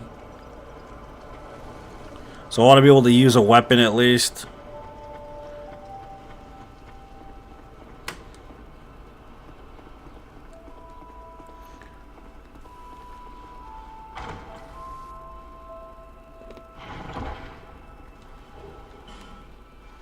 Rusted coin. Ugh, gross. Where has it been? It's rusted. They've been putting it in Daddy's pickle jar, you know what I'm saying?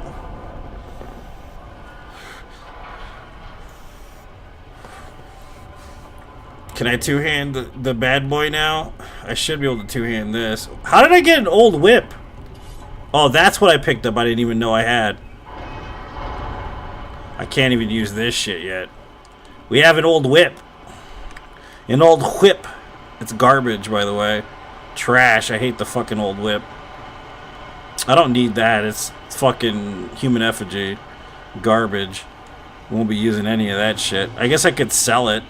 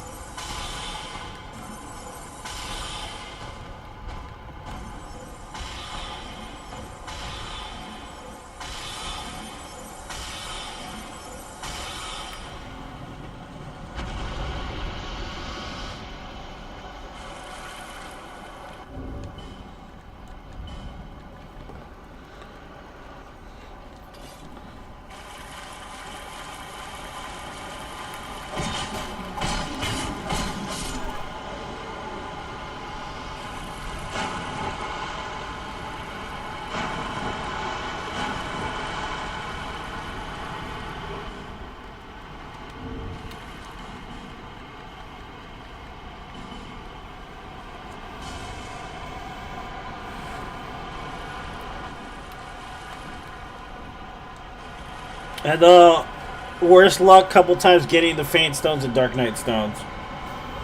Yeah, they're kind of a pain depending. They can be a painful experience sometimes.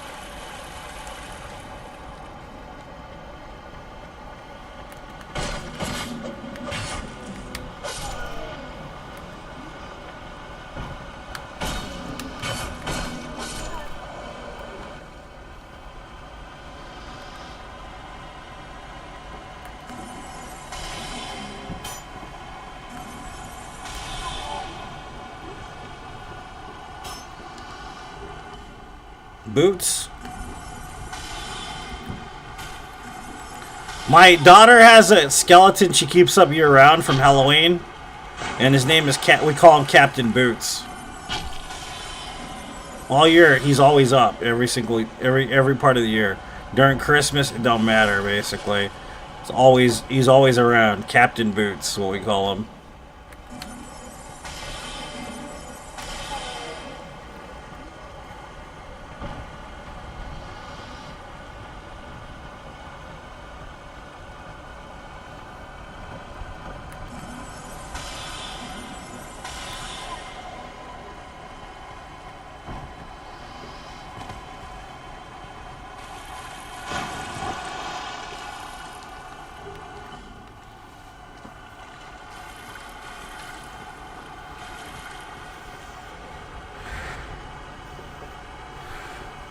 Dragon Death Alley, yeah, that place has a bunch of shit. A lot of good farming there, too.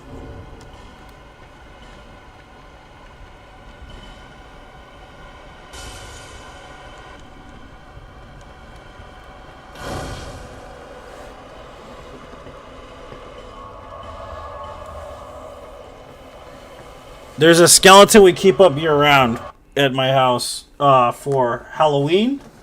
We call him Captain Boots. My daughter won't let me take him down ever, basically. Never let me take him down. Let's see. 10 hours of Majula.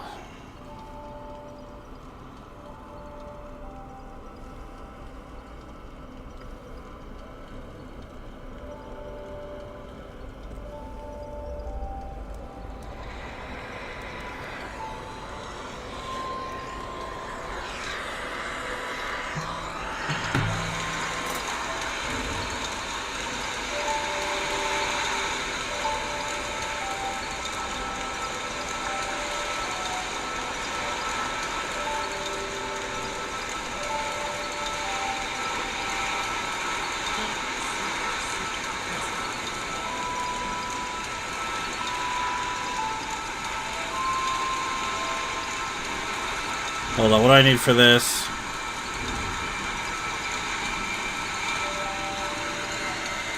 Seven, okay, we're right there.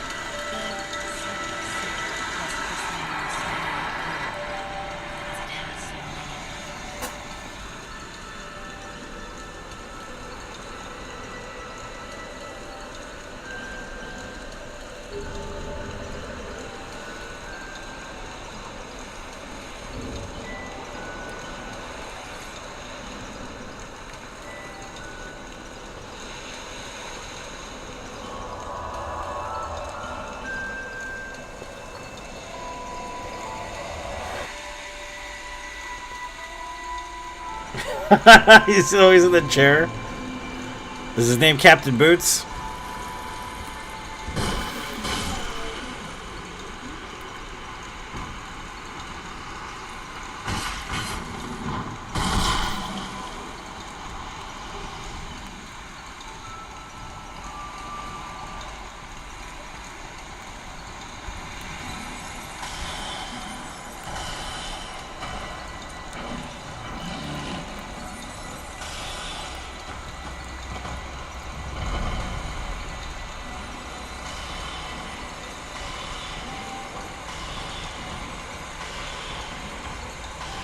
Yeah, you should ask the receptionist.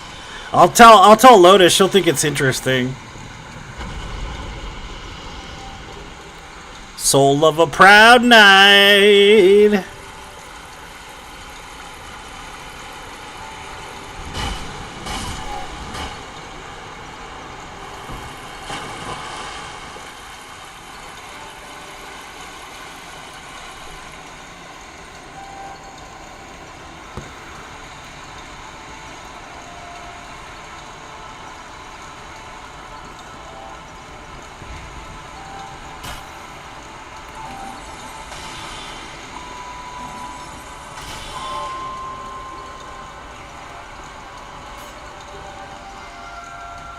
Oh, I forgot the life gem farming is great in here.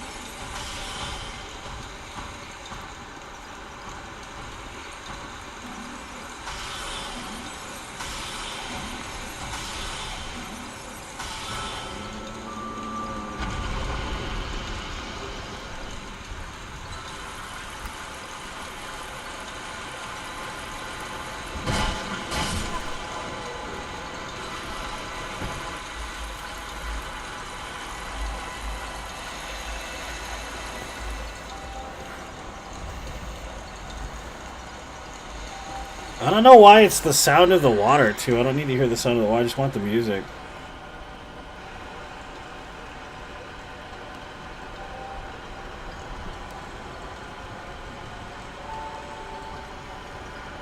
Oh, of course this isn't working right.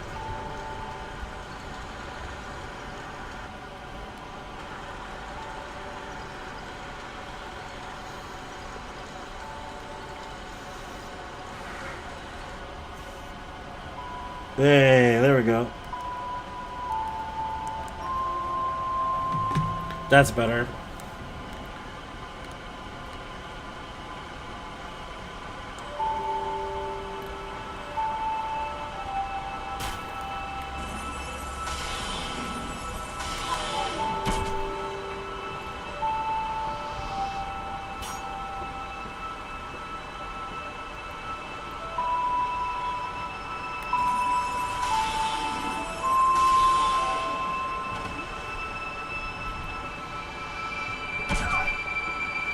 Jesus.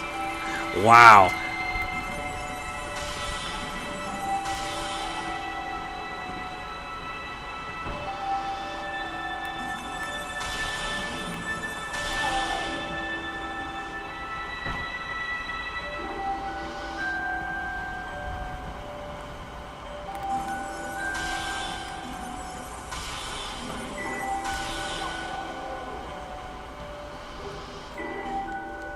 Bandit's knife.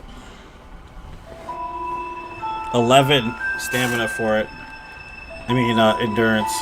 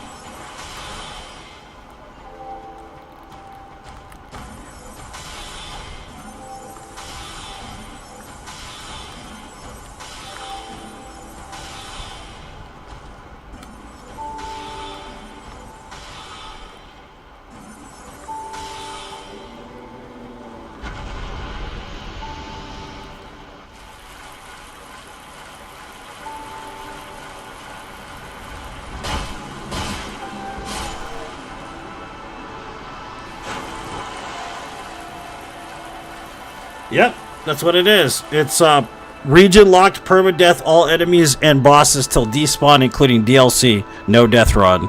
If you die at all, you start all over again from the beginning, basically. That's what this run is. So you have to kill every enemy 12 times before we move on to the boss. We can't change regions until we kill the main boss. And if we die, we start all the way back to things betwixt.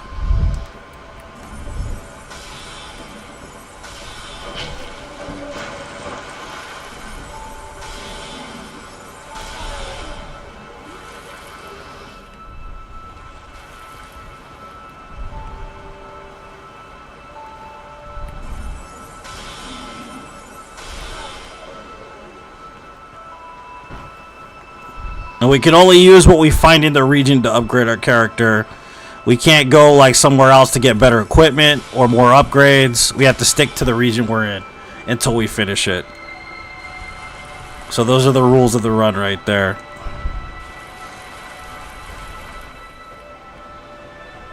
Of course, there are exceptions. Once you unlock Majula, you can buy whatever you want from Majula. We already unlocked Majula, so it's fair game at this point.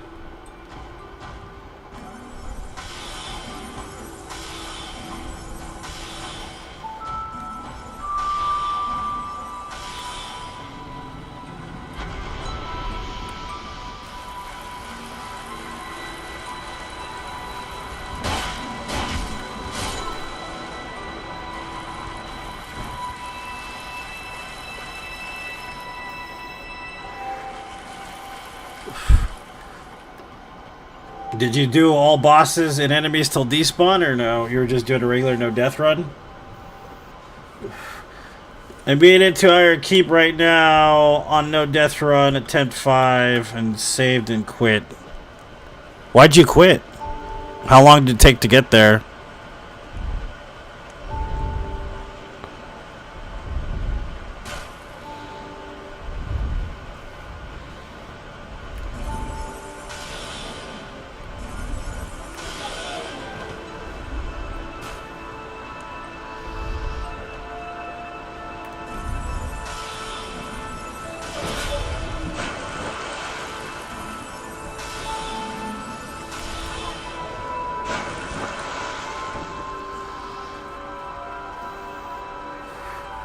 Just a regular... Oh, okay.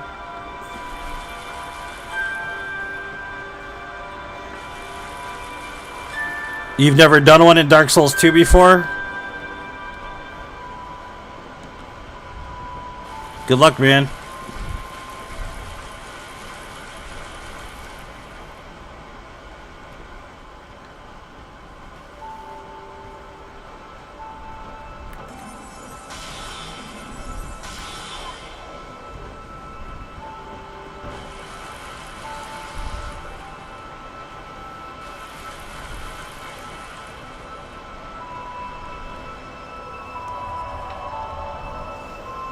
He does look like a creeper, yeah.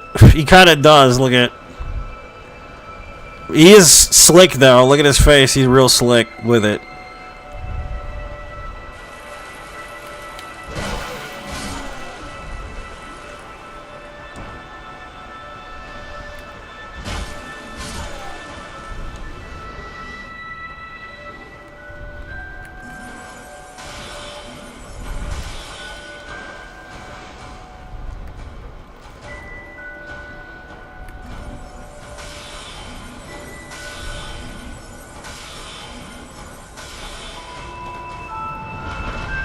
Close one. Need to sleep. How long does it take you to finish the game is what I'm asking you. Low key.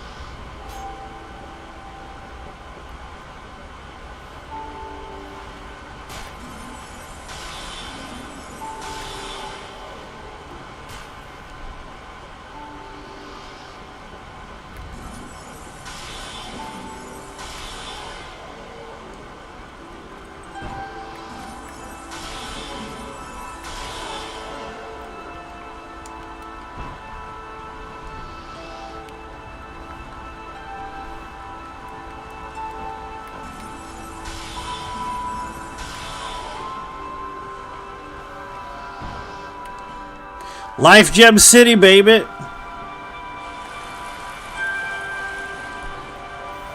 So in between running this, guys, I'll be running my usual no deaths, because right now we're currently at 473 total of 1,000. This is a really long run, so I'm gonna have to take breaks in between. You know what I mean? This run and other runs. So I'll probably be running like maybe Demon Souls and Dark Souls 1 and Dark Souls 3. Here and there, just to kind of keep up with the amount, because we're trying to get to 500. We're pretty close to 500 total no death runs. 473 is a pretty high number, and I'm pretty stoked to get to 500. But this will be like a really big, long no death run, probably the longest no death run I've ever done. So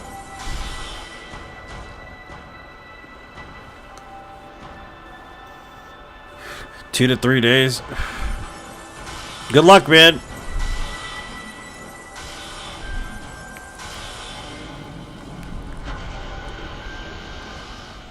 That's good drops, dude.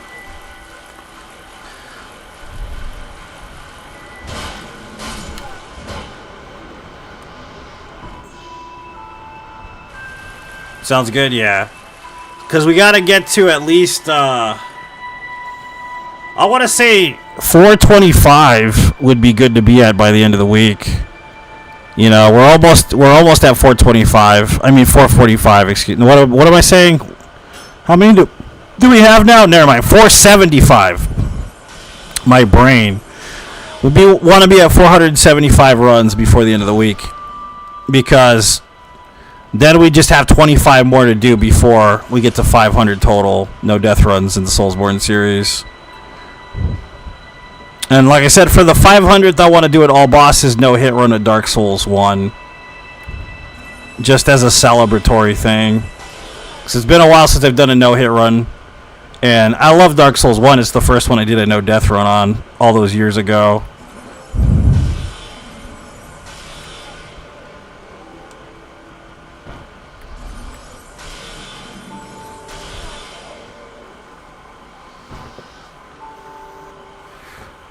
Oh, that's not what the point of the run is, Dark Souls 2.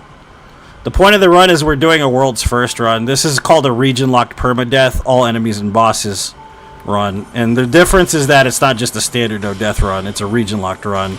What that means is that we have to defeat all the enemies 12 times in order to progress to the main boss. And that means every enemy in the game, even the ones that respawn. It's not like a proactive, like, preemptive way to save, like, durability and make ourselves more beefy for the game. It's for the sake of being patient, and it's a terrible endeavor, essentially. Part of the challenge is the patient quotient. The patience quotient. It's not even about doing it deathless, because I've done about 100 no death runs in this game. At least. Including like 20 no death, no bonfires. So the patience quotient is the more important part of this challenge over the actual getting it done part.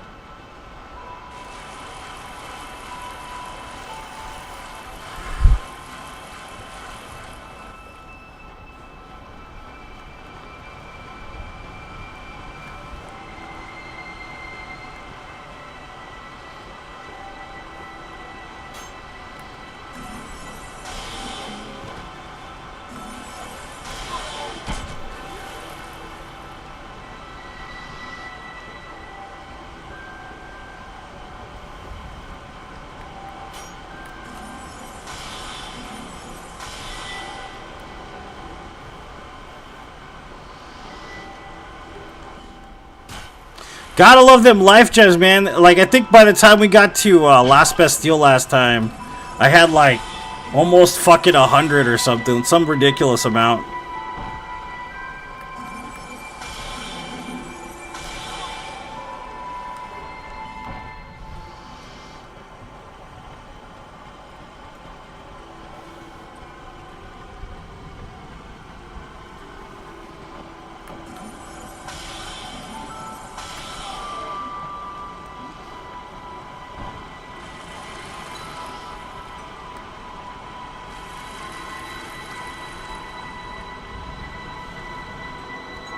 Let's level up real quick.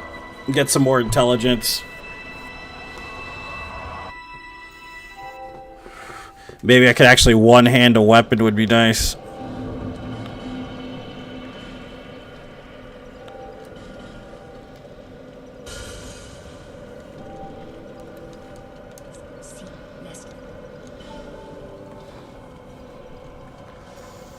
We already have 20 intelligence, dude. Fucking crazy. Just 8. I think 8's enough for two-handed on pretty much every weapon in this early game. We almost have 30 intelligence already. It's fucking broken. All right, let's join the company of champions. No, I'm just kidding. We'll never despawn them, you know. Wait a minute. What's the point then, right? Yeah.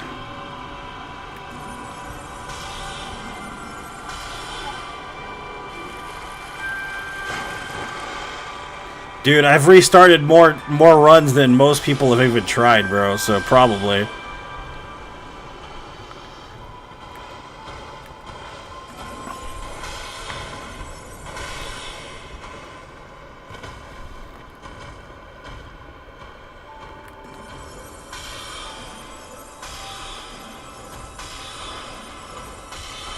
I have 473 no death runs, bro.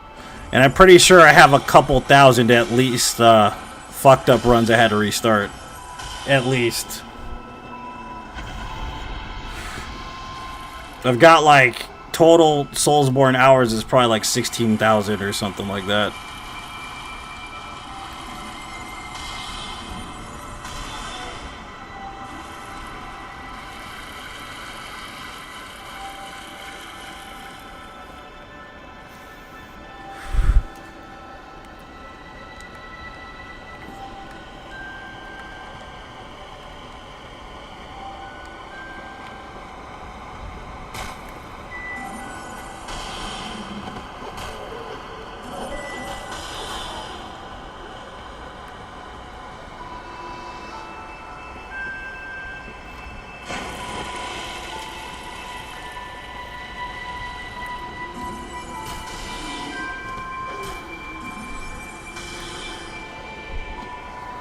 Yeah, man, I don't deserve anything. I'm no better than anyone else, man, you know? That's why I say good luck with your run, dude, you know?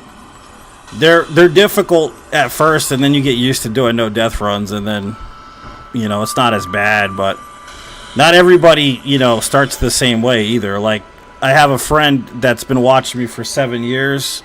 She just finished her first no death run of this game.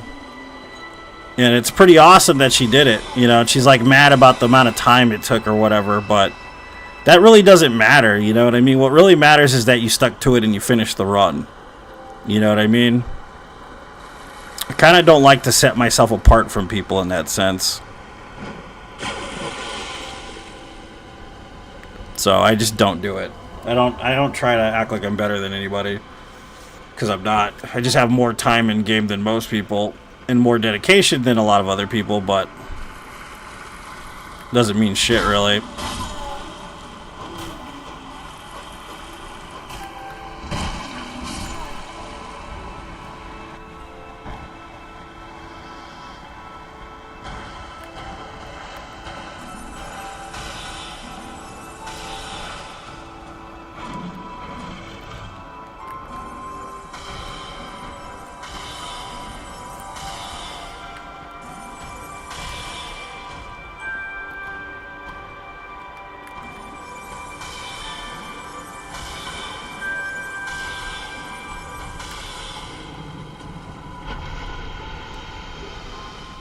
It's good drops, man. We get some good drops from that dude. It'll make the next part a little bit easier.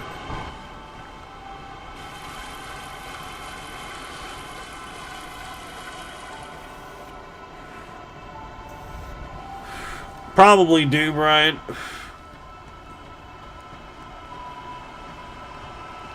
More than likely.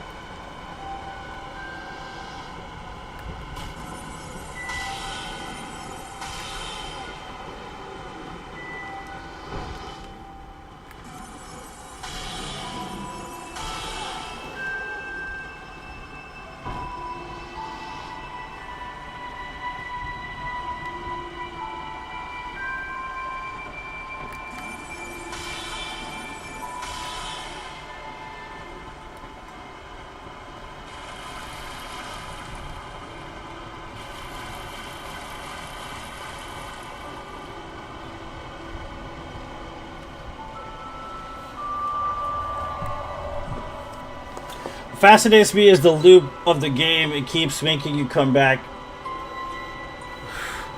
There's a bunch of factors involved, at least in my opinion, because part of it's satisfaction. There's a feeling of satisfaction in the gameplay loop that you get. Like the overall combat system and stuff in game has this feeling of satisfaction.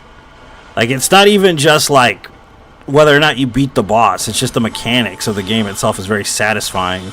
Like when you land a parry or you roll time perfectly or whatever it is like a something that happens to your brain where it feels pleasurable because of it.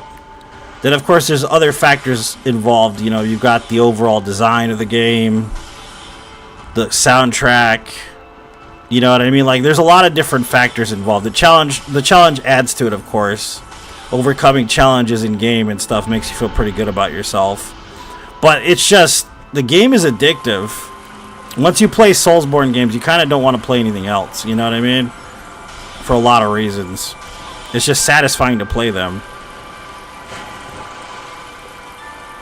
It's like the what do you call it? Video game representation of a fidget spinner or some shit. You know what I mean? Like, it's crazy. They're very satisfying.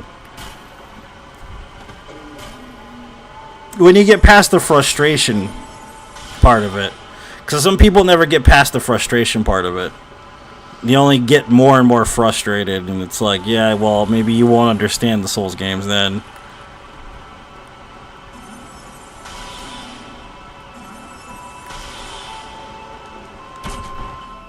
Foot Soldier's Sword, I don't know if I'll ever use that.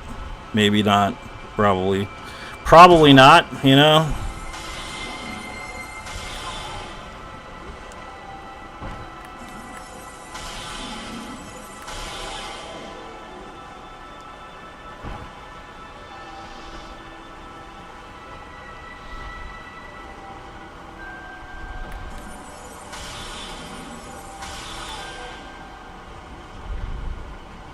I can't even grab that shit. Alright, whatever.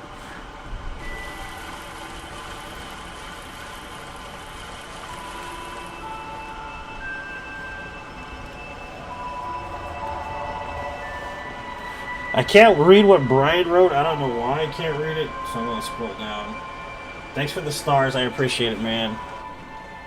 You know you guys won't be able to send stars anymore, right? Everybody knows that soon, starting August 21st.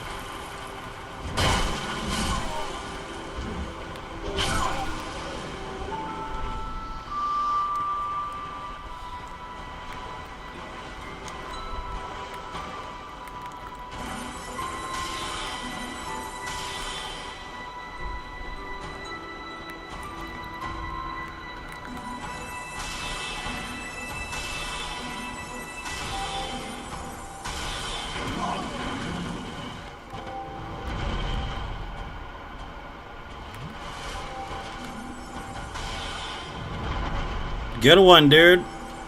Going for it, cue ball, aren't you?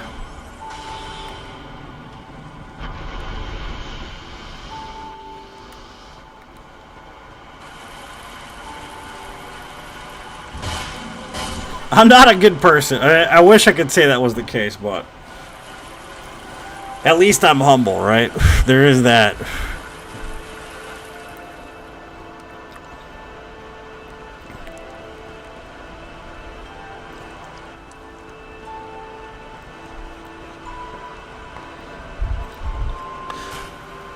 Will you come here, boy?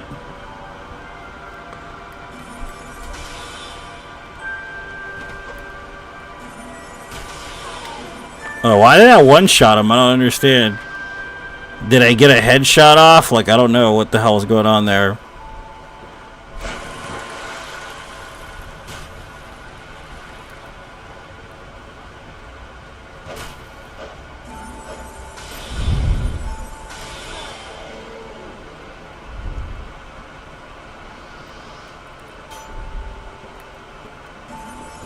Yeah, like, other games just don't have the satisfaction factor that Souls games have.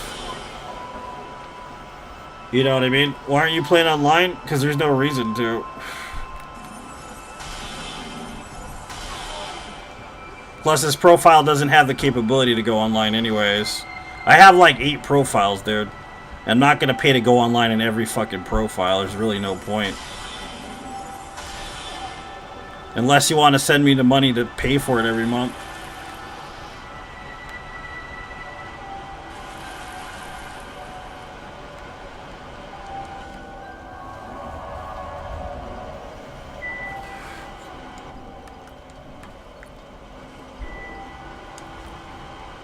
I think that was it. Yeah, these guys are gone. It's perfect.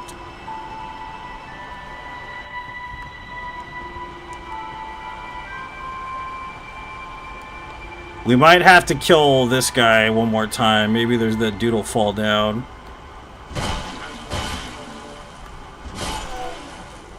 Oh, so you don't want to pay for me to go online? Okay, cool. I'm glad you asked for no damn reason then.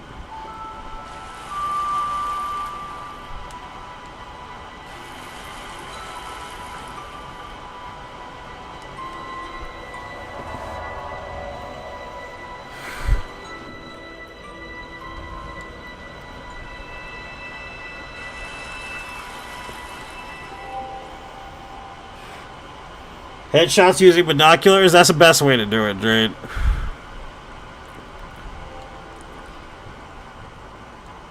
Imagine not paying a dude on stream and telling him how to play the game.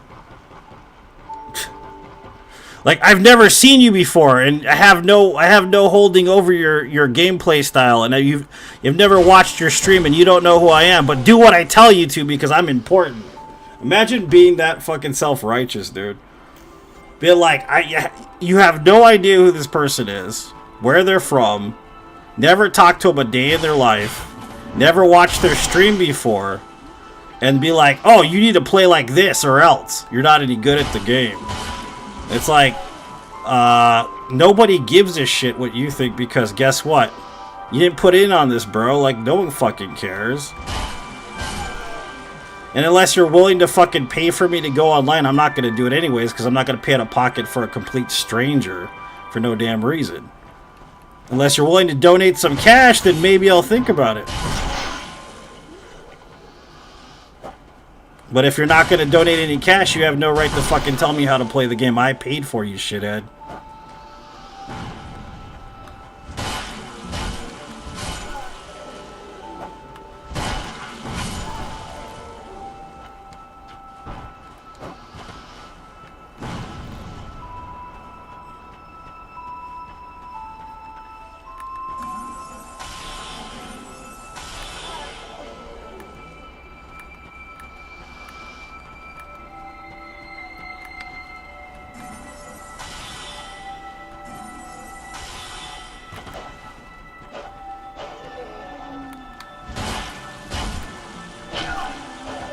You survived it.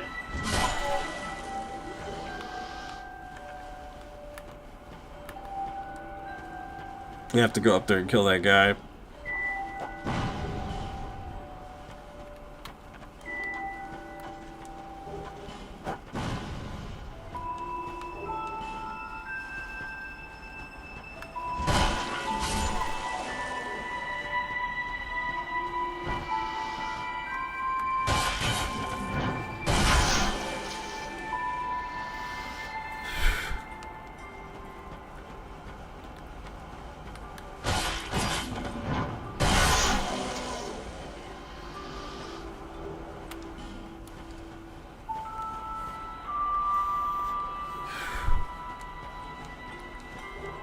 Look, another broken straight sword, Mom. Ooh, a foot soldier sword. Ooh.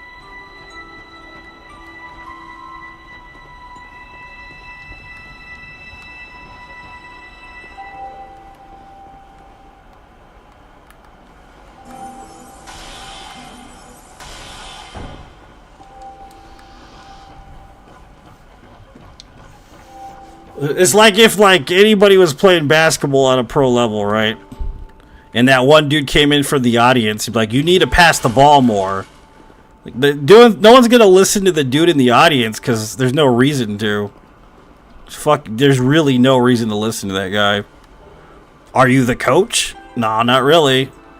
Do you have stake in the team? Did you pay for the team's uniforms and shit? No, you probably didn't. Has anybody ever seen you before? Nope. So why the fuck would anybody listen to you? They won't. They won't listen to you. They won't give a fuck either when you're all mad about them not listening to you either. That's what it comes down to. Nobody gives a shit.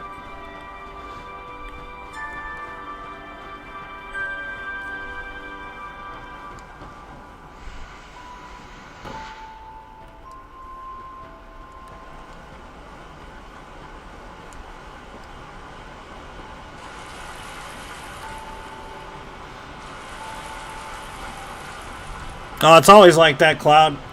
Because it's gonna be like that. That's how TikTok prefers its audio. Reverberated and fucking echo chamber. I don't know why.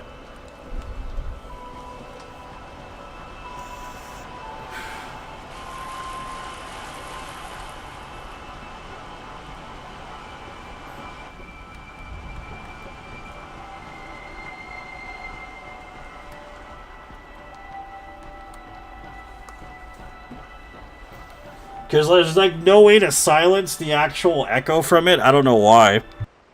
Let me check it out. Let me see if I can figure it out.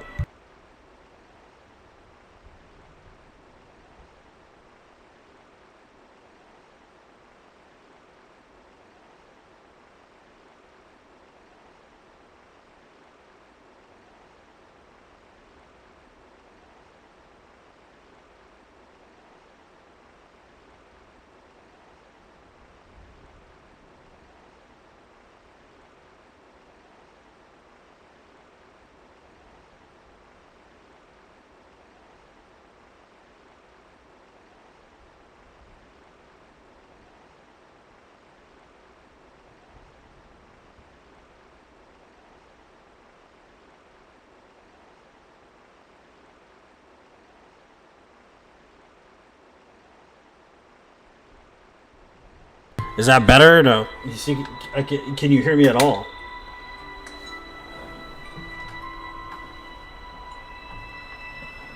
Can you hear me at all or no?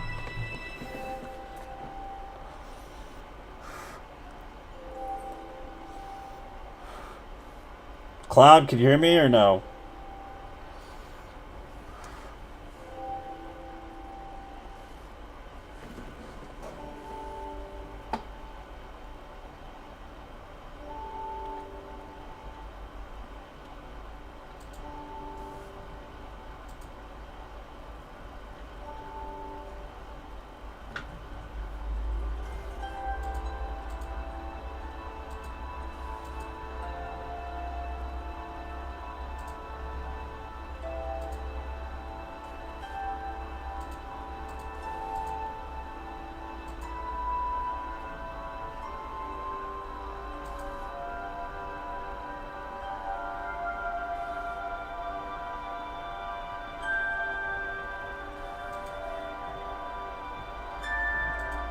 Yeah, that's the thing that sucks about this is it doesn't work that way.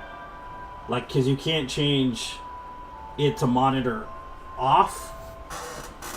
It just says monitor off, but for whatever reason it, like, will mute. I wonder if I can mute the window. Mute a window. Right click on the speaker. Let's see. Locate sound icon. And then open volume mixer. Select the application you want to mute.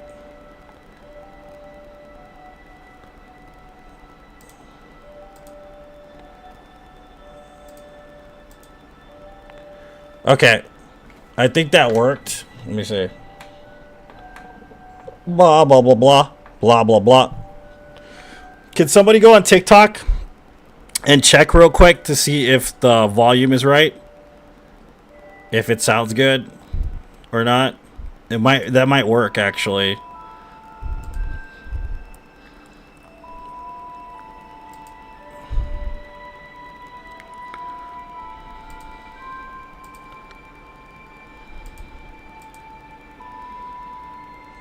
Is anybody willing to go to TikTok for me to check?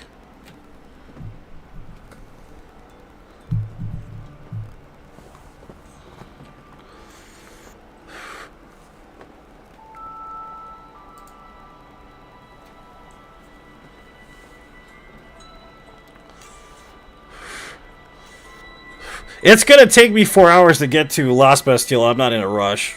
Dark Souls 2. Can anybody check on TikTok for me, please? Don't have it downloaded, of course. That's fine. I can't tell if it's working or not, so...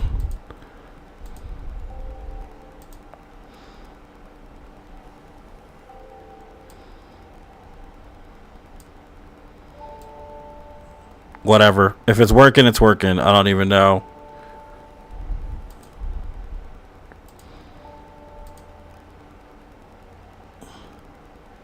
Hold on one second.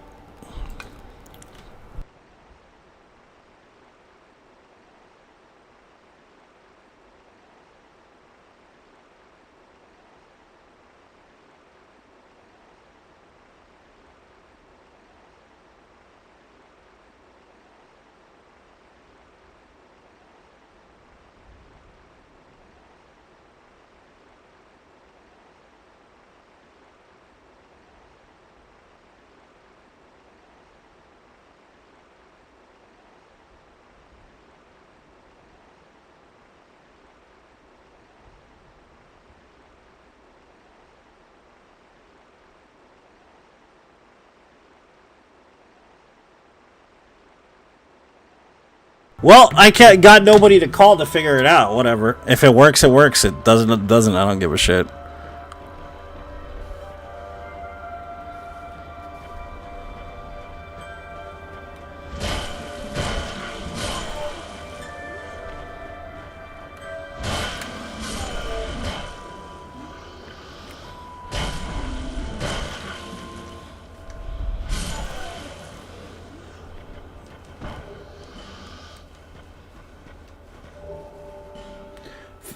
TikTok. Go on TikTok and find out if the stream can hear me or not, because nobody's watching anyways on TikTok. It's not like I really care if I'm on TikTok, but Jane said it would be a good idea to be on TikTok.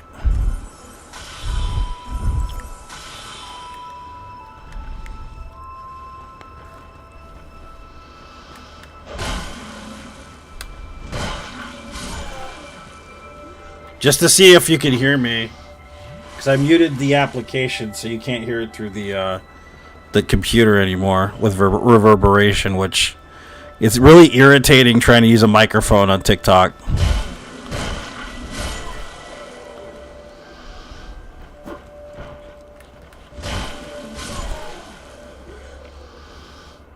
Can you hear me, Mark, or no?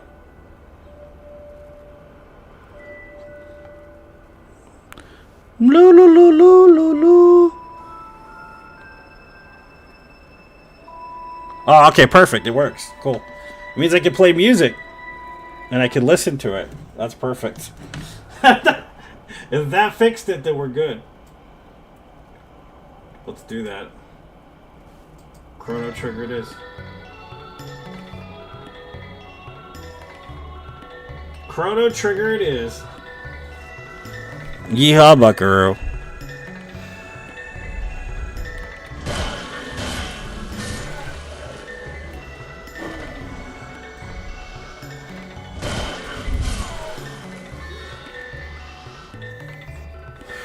What are you going for? It's region locked permadeath all enemies and bosses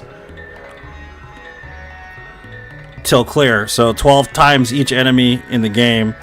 And then we can move forward since it's region locked after we've killed every enemy in the game exactly 12 times. After we've killed the boss in the main area, we move to the next region. We can only power ourselves based on what we find in the region. And we can't region skip to other regions to become more powerful. And it's no death. If we die, we start all over from the beginning, which means things betwixt. That's what we're doing.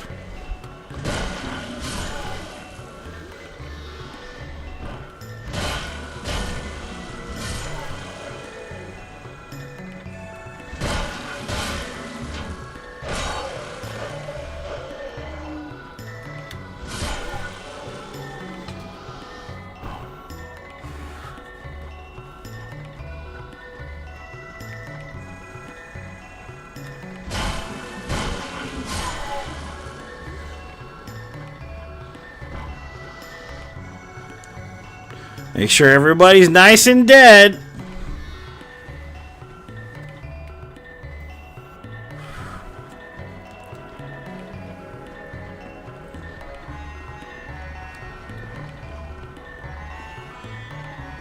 None, because we're in the first area, dude. We still have to kill every enemy, and we killed every enemy in the things betwixt. Moved on to Majula, killed all the pigs in Majula 25 times.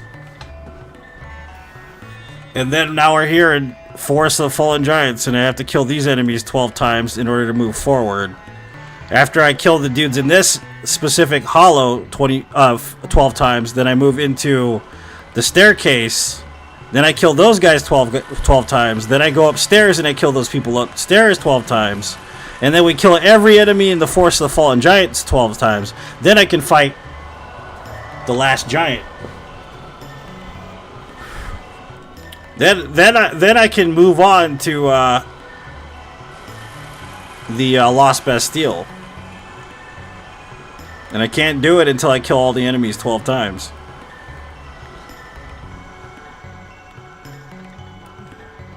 Which is extremely painful. So, woo, baby!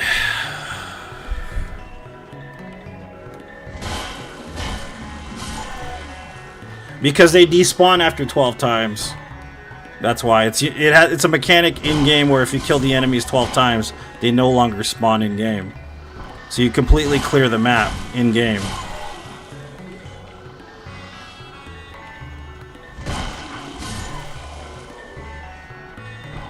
So it's a total clear run, essentially, of the game.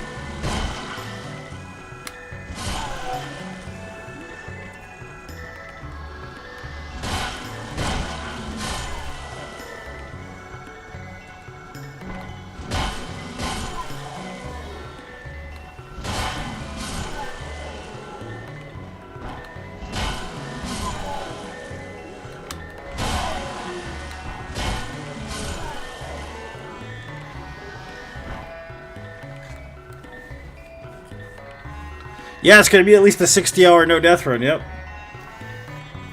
Alright, Dozo. Appreciate you, man. Thanks for tuning in. Take it easy.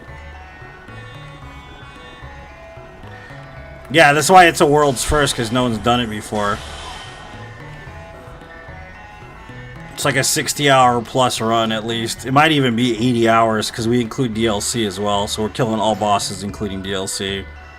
See how this area has no people in it? You see, like, there's no hollows.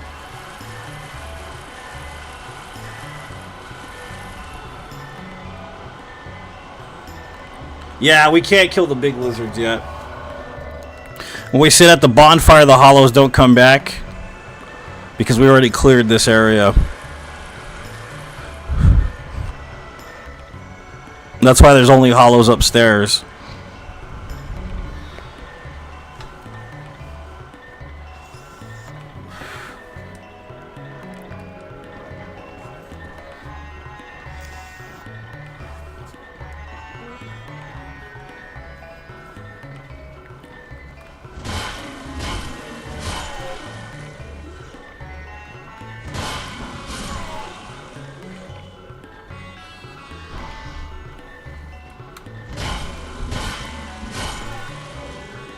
Thank you, Mark, for your help, dude. I really appreciate it. I really do.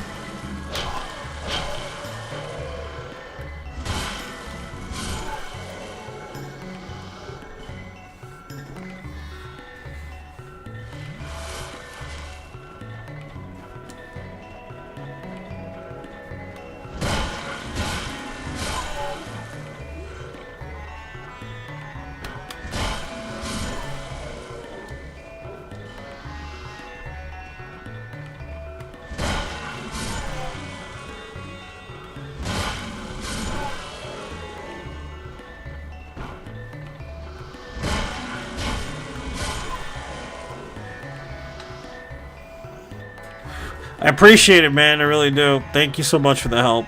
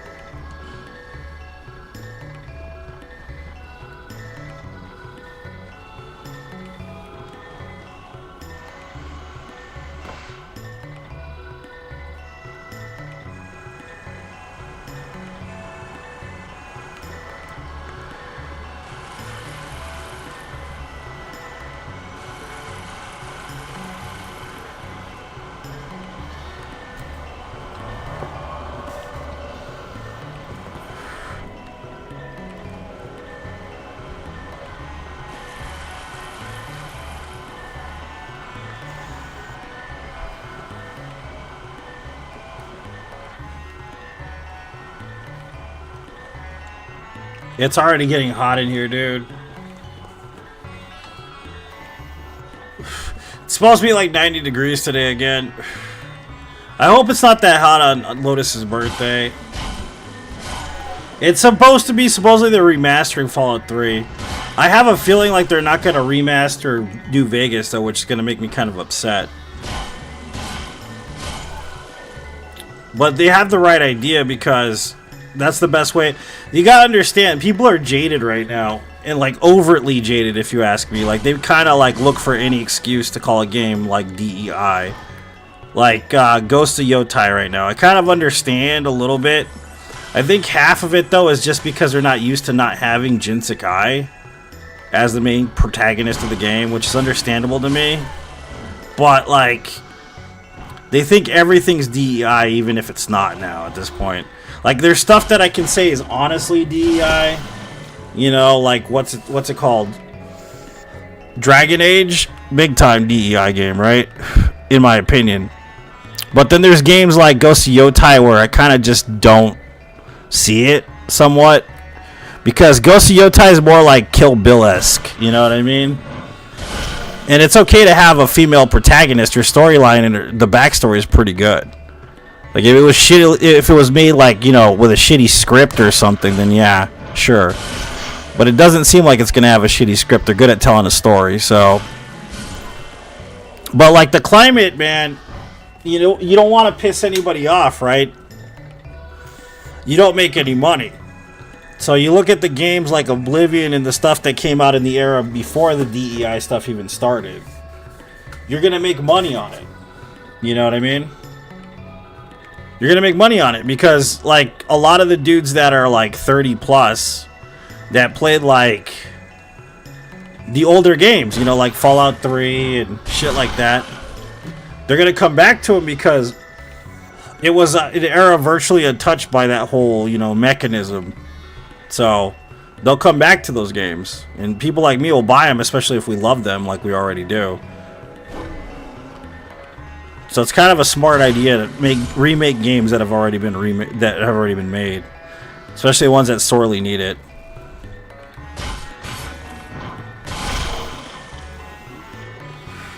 It'll bring new people. Exactly, that's another good thing about it. You know, people that have never actually played those games.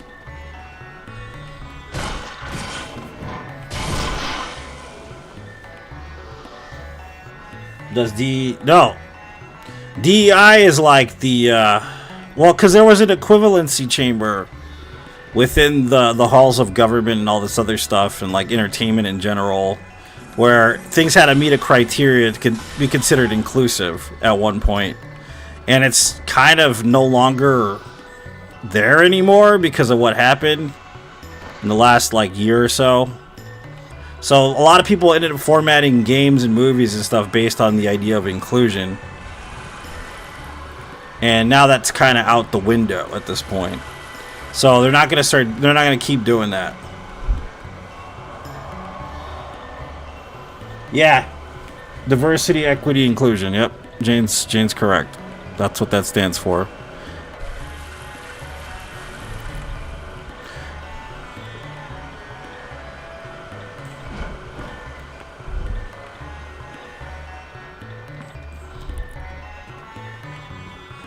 But then people get overboard with it, thinking a game or something or a movie is DEI, or a game or a movie ends up being openly DEI, you know, so it ends up causing this schism and controversy because of it.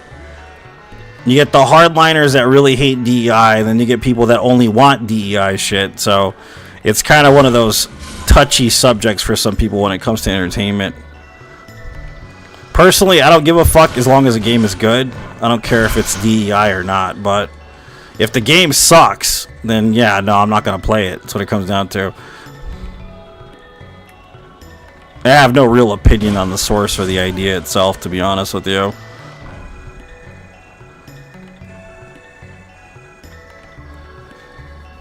Like the Snow White film? Yeah, that's a great example of one, yeah. Disney's known for that, though, but they're a bunch of shady fucking assholes. I've talked about it in the past. You know, like with Finn from Star Wars and all that. To subvert the Chinese market, remove the black man from the poster. Even though they're like, oh yeah, we're inclusive. It's like, yeah, okay, dude. Whatever you say, dude. Sure. That money's real inclusive too, right? With the Chinese market.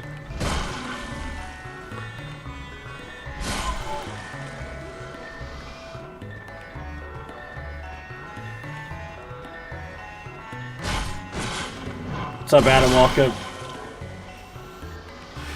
I'm doing good. Wasim, welcome. How you doing, man?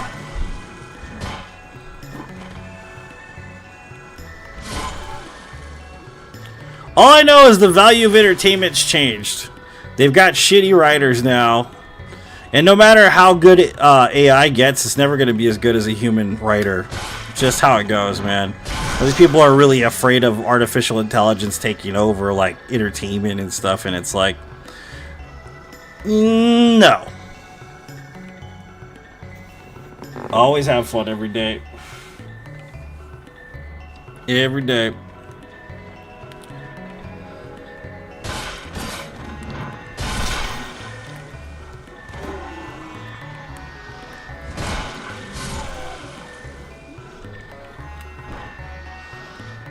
I think that's the thing I found the most annoying about the last 10 years of entertainment. So I'm a big film person. I love movies. I love good movies. You know what I mean? I like specific types of movies, of course. Not good, right? Exactly. That's the thing about it, Lancer. You're not wrong. Like, Stephen King's a great example of that. We've talked in depth and detail about why Stephen King's a fucking masterclass in writing. You can't copy Stephen King, and you can't make something as good as Stephen King unless you're Stephen King. That's basically what it comes down to. You could probably get something close to replicating Stephen King storyline and character development and all that, but ultimately, there's no way you can replicate Stephen King. It's not possible. You know what I mean?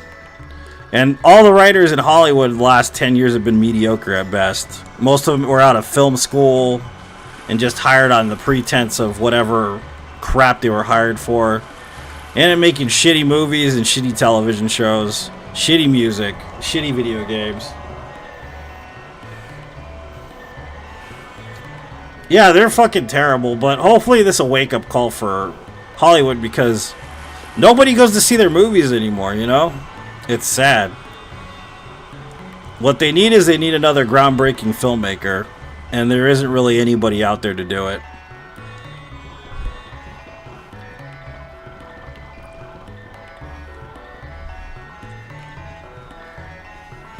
Like, they need another fucking Zemeckis or Spielberg or Tarantino. Someone else. You know? Doesn't have to be a dude. Doesn't even have to be an American. It could just be any random fucking person, as long as they're good at making the goddamn movies. That's all that really matters. They don't have anybody like that. And I don't think they ever will have another person like any of those people, but they need someone with their own voice that can actually produce a film worth fucking watching and being entertained by. And that's kind of where they have the trouble, because they you know, hire these mediocre ass writers and directors to make films that should be a lot more epic and well written than they are.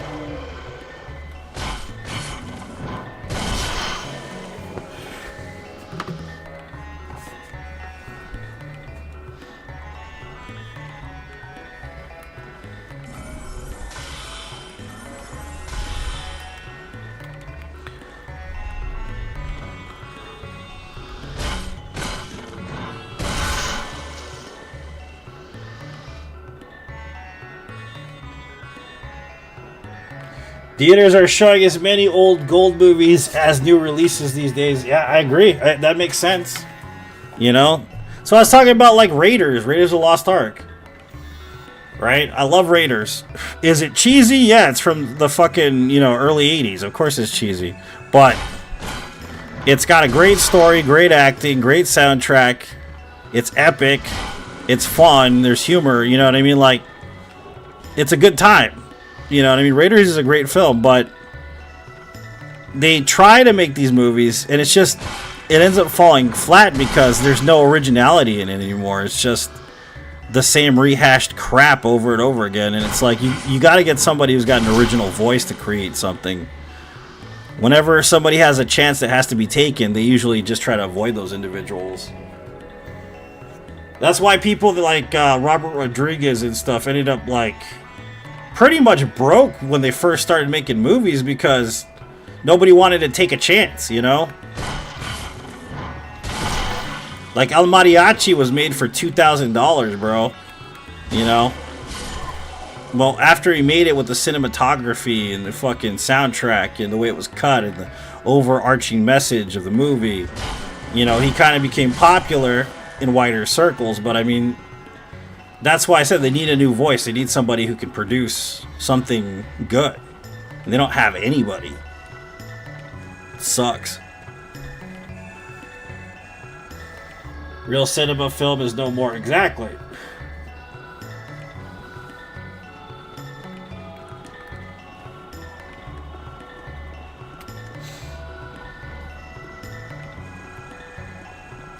And then, of course, they try to capitalize on nostalgia, and of course, it doesn't hit the mark. And then you get all these fanboys all mad and stuff. And then the other side of it, since we didn't enjoy the film or whoever didn't enjoy the movie, they get called all kinds of names and shit because of it. And it's like, maybe you just make shit.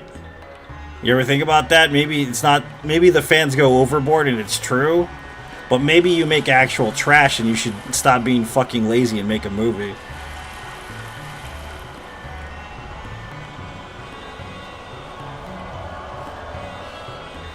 What's up, Marks? Welcome. Maybe open for smaller filmmakers. Yeah, exactly what I mean, man. You know what I mean? That's why I say that, is that I think AI isn't going to kill cinema. What it will do is it will allow people that don't have the money to make movies and to make films and to make, certain things that they want to make for a cheaper price and actually make some decent shit as a tool. You know what I mean? And the ones that are crying about it are the ones that are basically unionized writers who don't know how to write anyways. Because if you have a story to tell, you're not going to want an artificial intelligence to tell it. You're going to tell it yourself. And more than likely, you're going to direct it to do what you want it to do.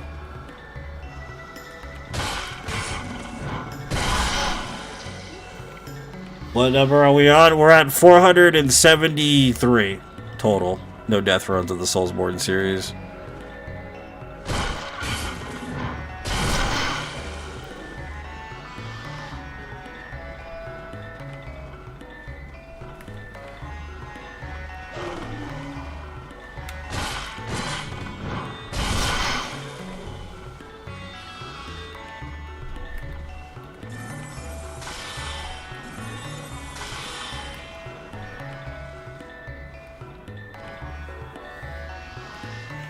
What are you gonna do when you reach 1,000?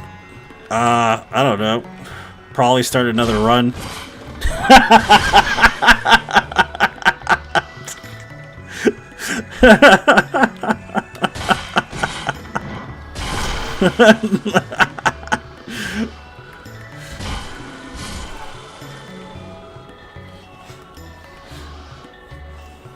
don't know if I can watch another Marvel movie. Yeah. Like the cat movie about floods, Flowmeat. Yeah, that's exactly what I mean. The open source software is there for people to make stuff. And it won awards, and it was made by a real small group of people, and that's why I say that, is that I don't think it's going to hurt the industry. What's going to happen is it's going to allow real artists to kind of like rise above, the standard scope of movie making because of the fucking gap between the cost versus the creation. You know what I mean? I think it's a good tool for the future of cinema and art and all that other stuff.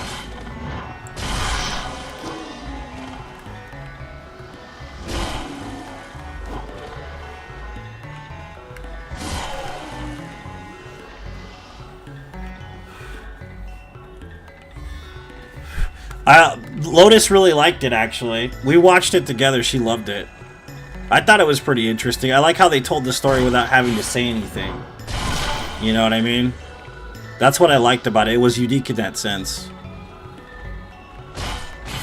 I did enjoy the uniqueness of that.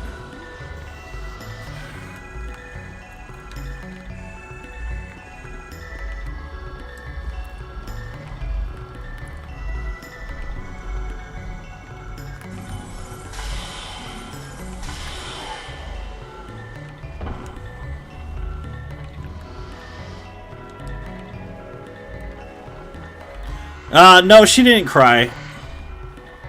She didn't cry. It's sad, though, yeah. It is sad.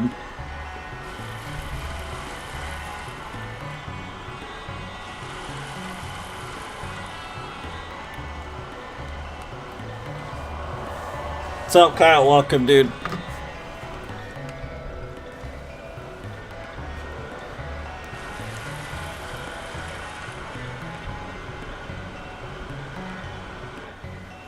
Yeah, there's the thing I really liked about the film is the mystery of it. Like, it conveyed mystery very well. It had this unique mystical feeling to it, even though it wasn't about anything mystical per se. You know what I mean? And like the eeriness and dreamlike quality of the mysticism in the film, it's overarching. You can tell it's there. But I think that's partially because it was meant to be told that way, because cats by nature are mysterious. You know what I mean? So it kind of makes sense that they would do that, like make it as mysterious as possible in that sense. I like what they did with it. You know what I mean? In that sense. And then the joyful parts were pretty joyful, and I kind of felt like there was maybe some Miyazaki inspiration in that stuff. And what I mean by Miyazaki, if you haven't watched Miyazaki's anime films, you need to watch them. They're really good. They're like some of the best movies ever made, in my opinion. Like, Ponyo is probably one of the greatest films I've ever seen. Princess Mononoke is really good, too. Not predictable, yeah. That's what's good about it, yeah.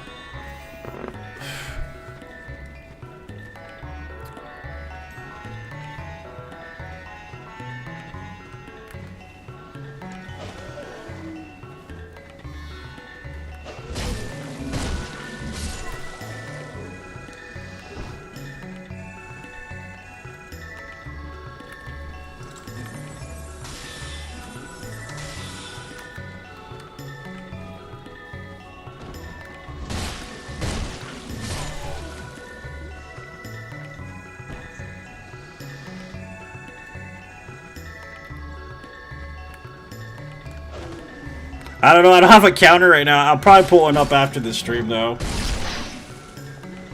We're getting pretty close to finishing this area, though, I'm pretty sure.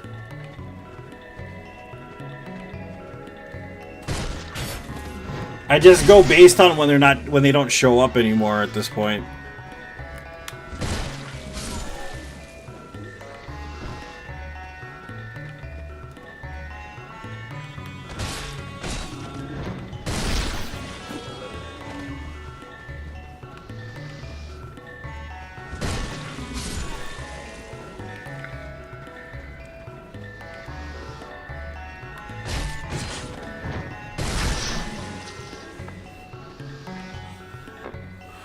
It's difficult to hold an audience these days. The whole world's becoming ADHD.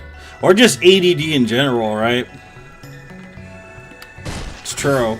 I can't watch television anyways. Television has been ruined for me for a long time. Like, if I do watch television, it's usually like older shows. Like, I can watch Buffy and over again. I can even watch Bones. Like, I didn't like Bones when it came out. I can watch Bones, no problem, but somebody puts on a brand new show, I'm just like, I can't. Can't do it. What's your favorite kind of anime? I don't really have one.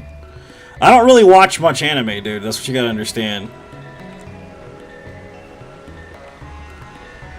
Like, I like Berserk and Tenchi Muyo, Tenchi Universe. But I don't really like anime. I'm not an anime person at all. I'm not like, I gotta watch the Shonen Jump stuff. I gotta watch, freaking, any of like the Naruto, or I've never seen any Naruto ever. What's it called? The pirate one everybody really loves. Never seen it. Not gonna do it either. Not gonna ever watch it.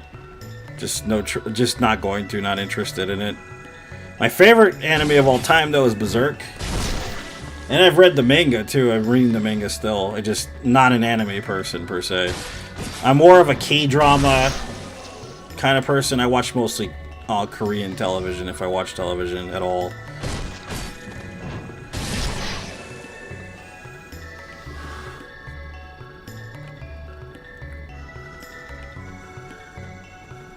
K-drama, K-horror, K-suspense, that kind of shit.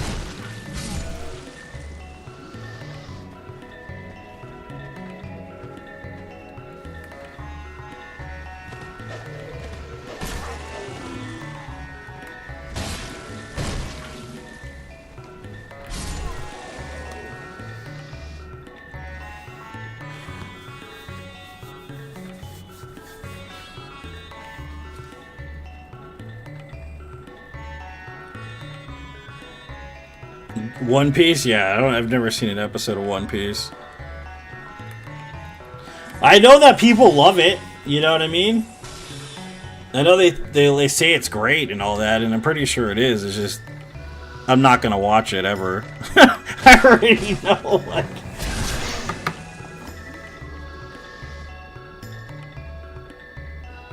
No, they just spawn based on how many times you kill them. I failed this run 5 times, Lancer. I already know that it's going to take a while before we're even anywhere in-game.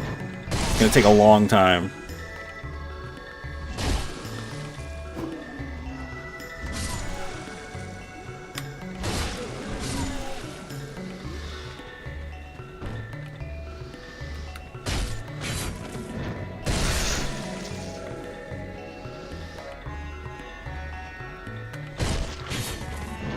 You ever watch Bleach? I think I watched 2 episodes of it before. I can't remember at all what it's about, though.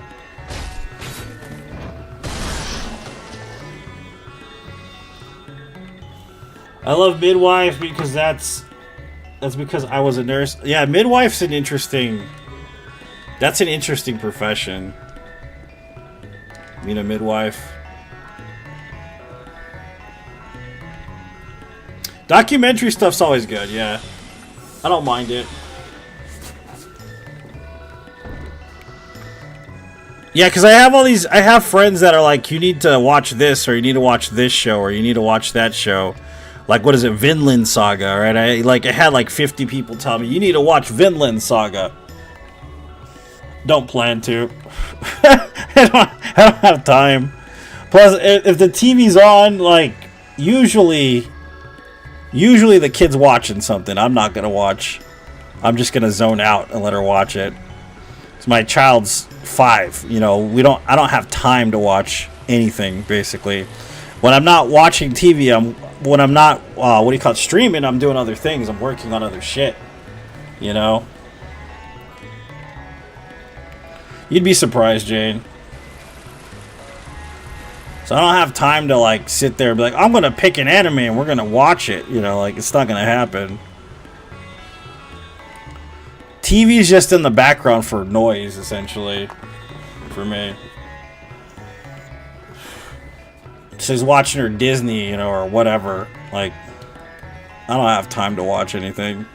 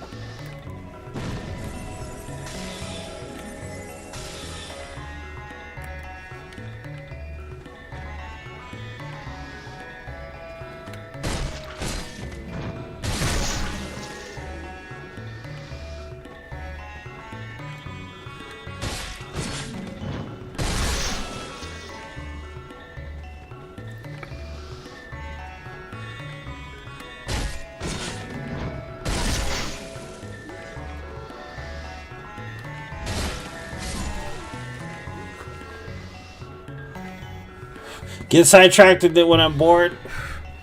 Yeah, the only thing that keeps my attention is work. That's it. Like, literally working all the time.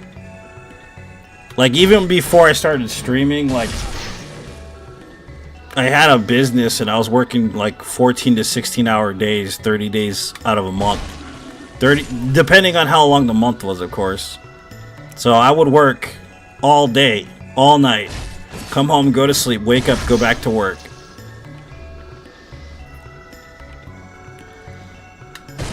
Then I sold that business, and then I got injured because I had gotten a job, and then I got hurt at the job because I was working as a manager, and that's a lot of work in itself. And I started streaming, and that's kind of where I started doing the streaming thing. And I'd start streaming, and I wouldn't stop streaming, and I'd be streaming for like 12 hours a day or whatever.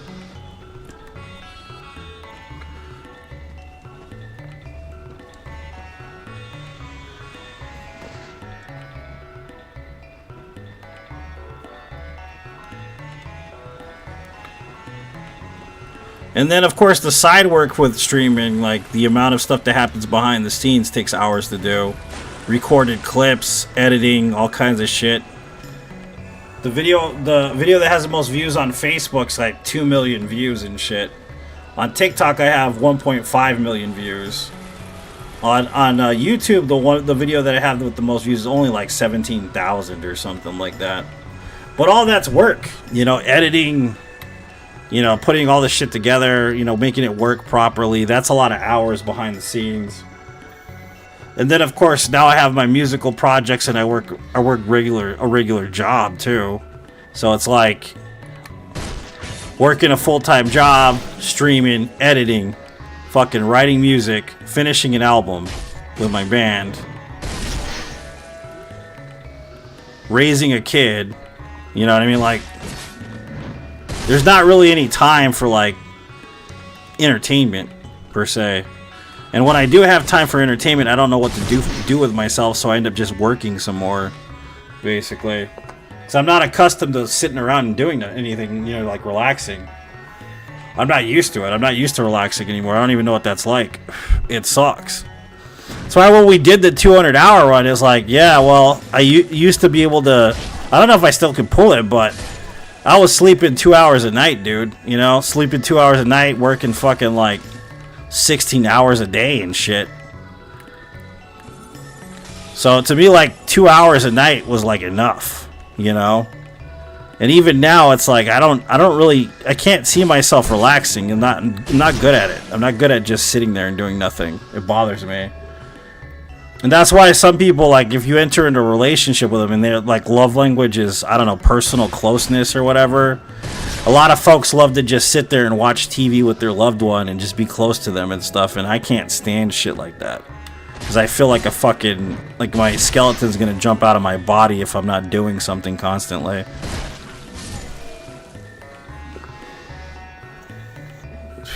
I can't just sit there and chill, man. It don't work that way for me, unfortunately.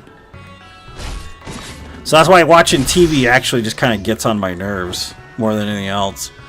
And like, I love movies. I don't mind going to the movies. I think one of the most therapeutic experiences I have, or I used to have, is there's this local video store that's still running, which is nice.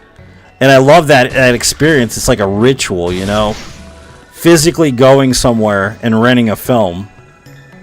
That I think I love very much. That and going outside a lot, like going into nature, going out into the mountains, going out into the woods and stuff. I love shit like that. But like sitting on the couch, man, I fucking hate doing that. I hate it so much. That's why most of the Sundays I spend with Lotus, we usually go out of town. We usually go far away, somewhere beautiful or serene, far away from the city.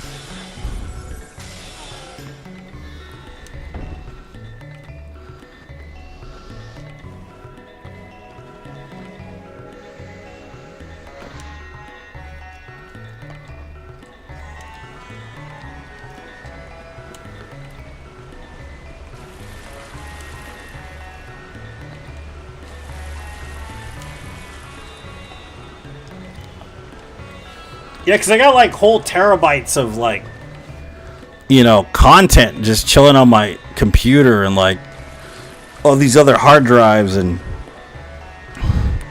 all this music I've written that I haven't produced yet, and just like all kinds of shit, man. I'm just like always going all the time. All the time.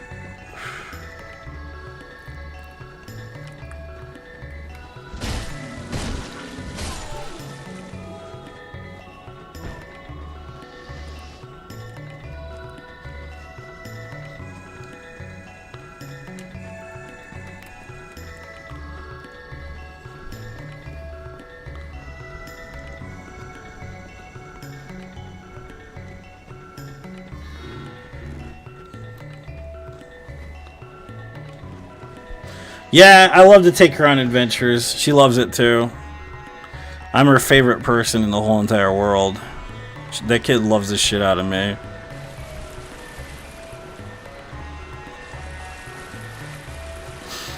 I love her too, of course. That's why I'm spending $500 on her birthday party. $500.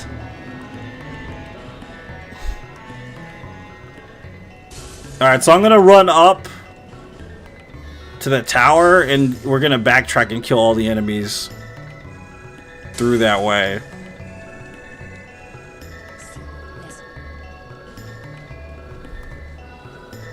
You know what? Maybe we should get this. Yeah, let's go get the blacksmith key first.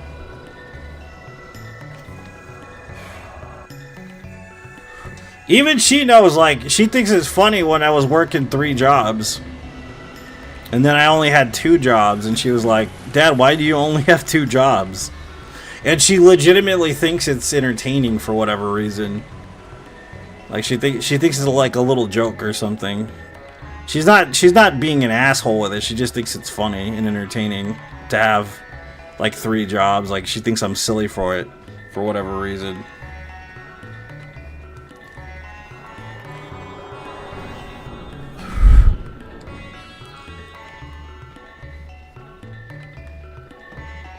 It's like, there's my silly dad with 3 jobs, you know?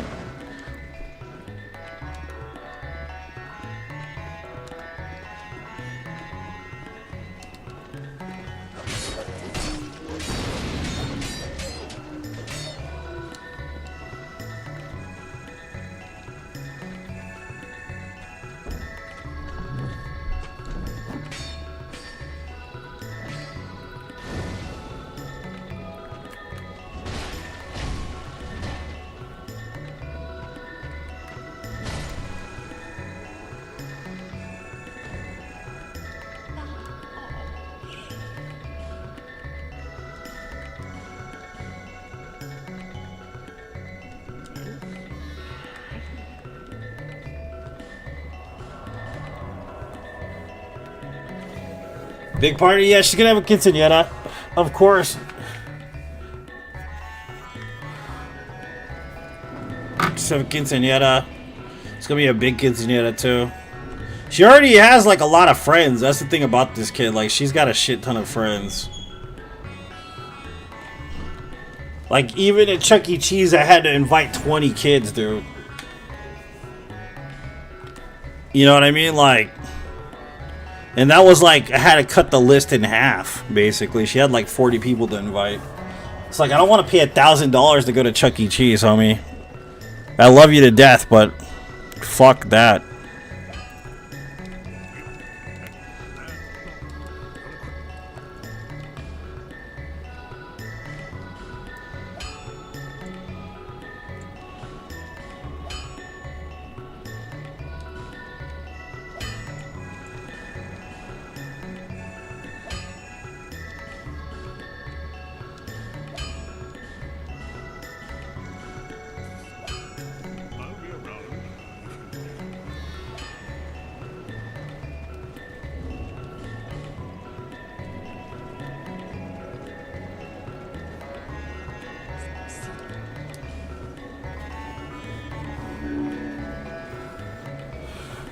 Hey, what's up, Michael? Welcome, dude. How you doing?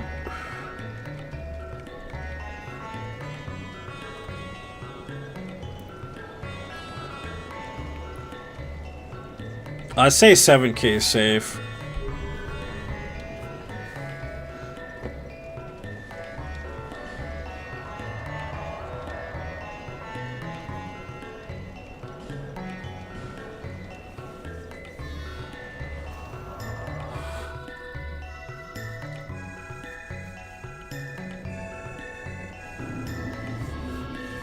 Grinding, man. We're doing the region locked all bosses and enemies till despawn permadeath run.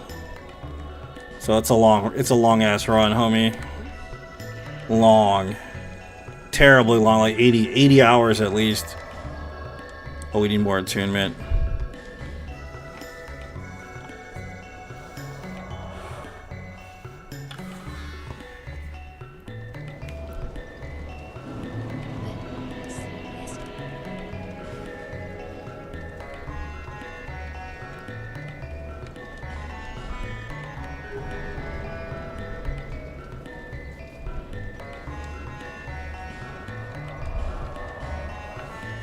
Dax isn't bad. I think he's a bit... I don't know. He's got high energy. That's a good thing about him. He's got high energy. I'm not sure if I'm okay with the content, per se. It's okay. It's not anything that hasn't been said already, though, in my opinion.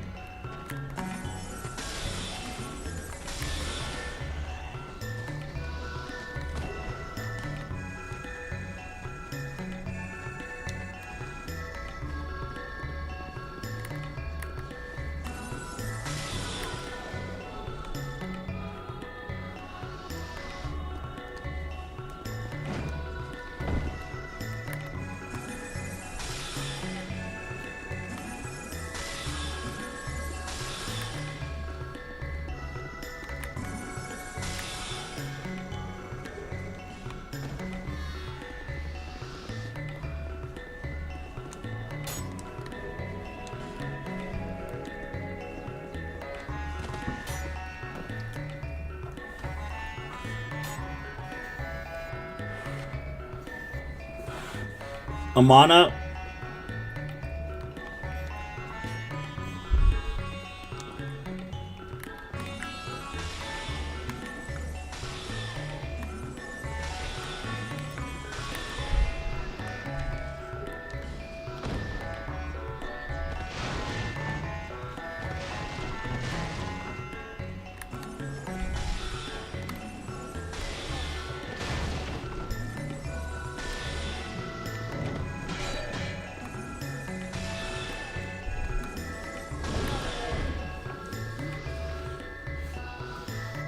For once I'm doing a run that's shorter than yours.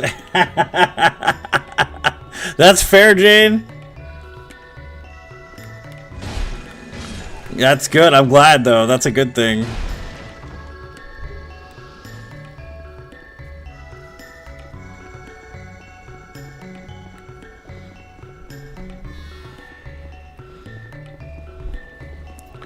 Ain't nothing wrong with that, lady.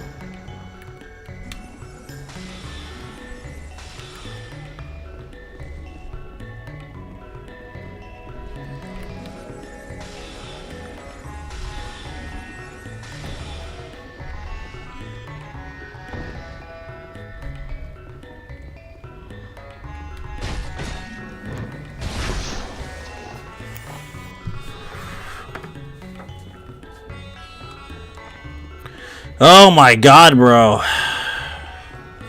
This run is disgusting. That's a good thing about this run, though. Whenever we want to set it down, we can. You know? We don't have to keep doing it for the rest of eternity, which is nice.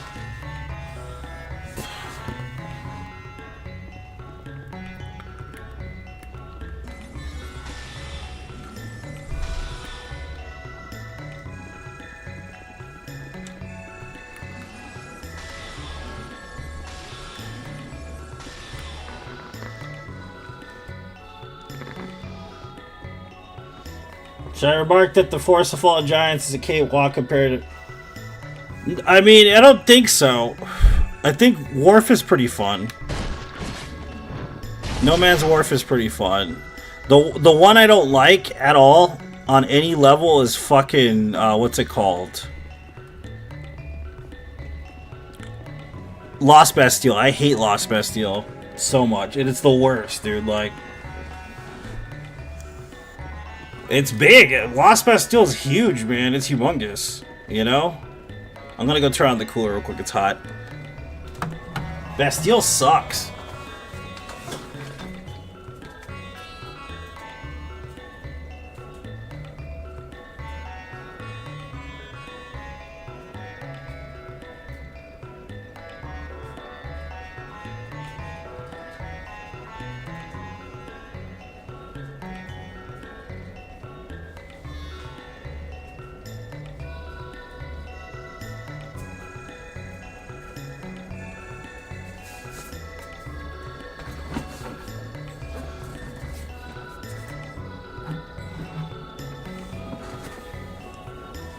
Better way to memorize the game? Yeah, I agree with that.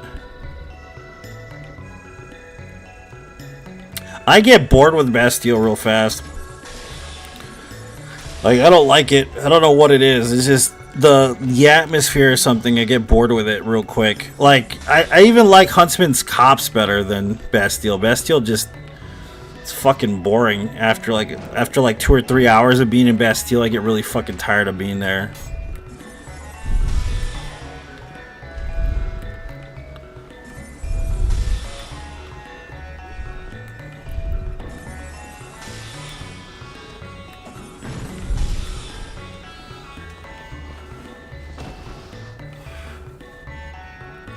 Shaded, yeah. Well, at least I know how to kill the fucking phantoms in the shaded woods now. And make it, like, economical somewhat. Versus, like, before where I was like, I'll just wait to come back. I have a way to do that now without much problem.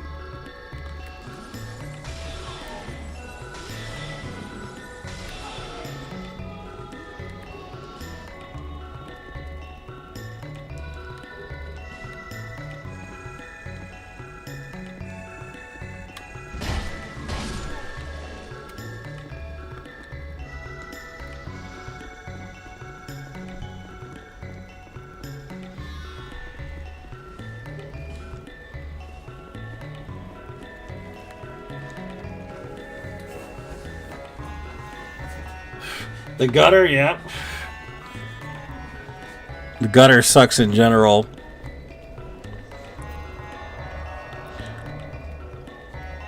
Like, Black Gulch is pretty easy, though, because it's pretty short. I just wish those stupid-ass stone statues wouldn't come back in the gutter. In what do you call it? Yeah, the gutter, right? Not the gutter. Black Gulch, excuse me.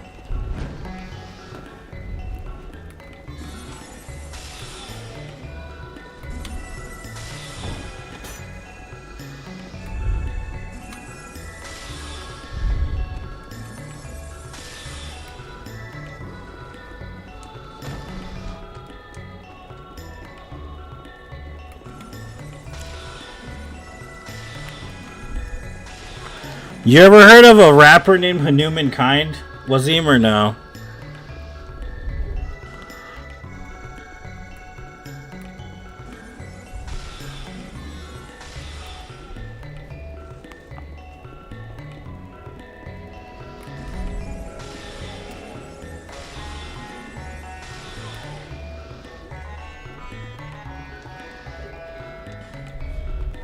Fire longsword.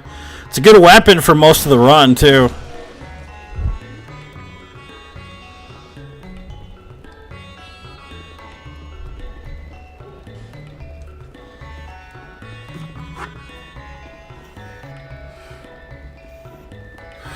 Nah, this is region locked permadeath run, Zakin. We're not farming anything.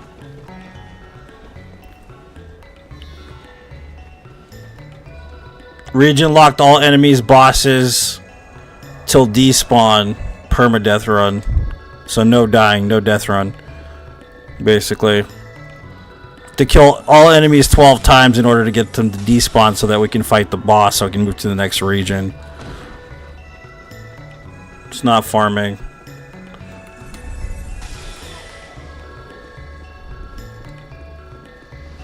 If it was farming, I wouldn't be here at all.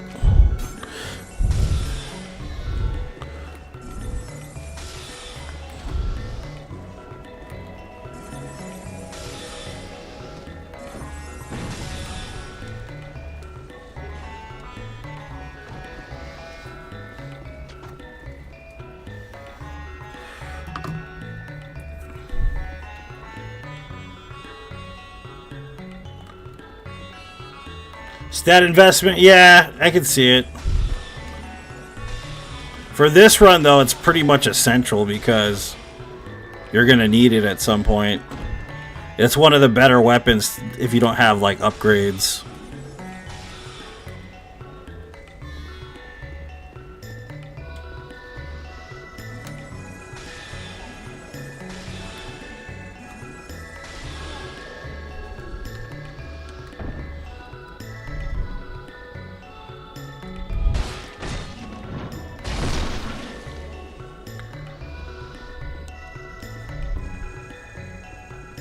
Because it does a shit ton of base damage, and it's got good DPS. And you don't have to worry about infusing it because it's already infused. So it's like, it's really decent in that sense. You know what I mean? I'm getting a phone call, hold on.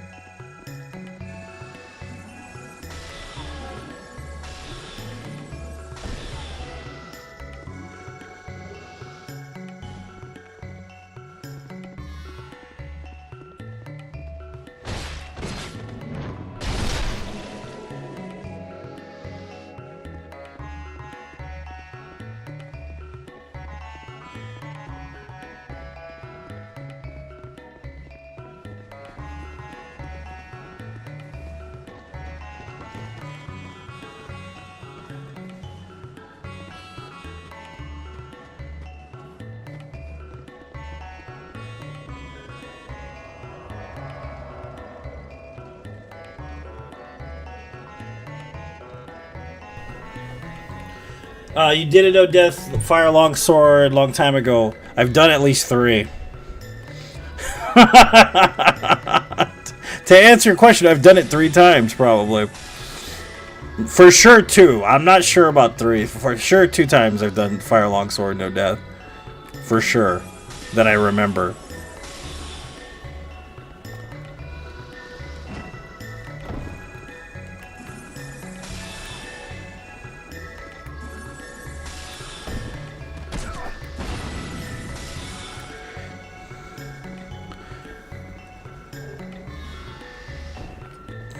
It's good. It's a good ass weapon. Even late game, it's pretty good. What you need to understand is that as long as you only level based on certain stats, you're fine the whole rest of the game. Like for instance, all I leveled was Faith. I had the base requirements in order to use the weapon, and I just leveled Faith to 40, and that was it. And it was perfectly fine. It worked just exactly what it needed to do. If that makes sense. Did the right amount of damage to beat the game with, including bright bugs and all that crap. And you can still buff it too. That's another thing that's interesting about it. Even after it's been infused. So it's worth the use. It's pretty good.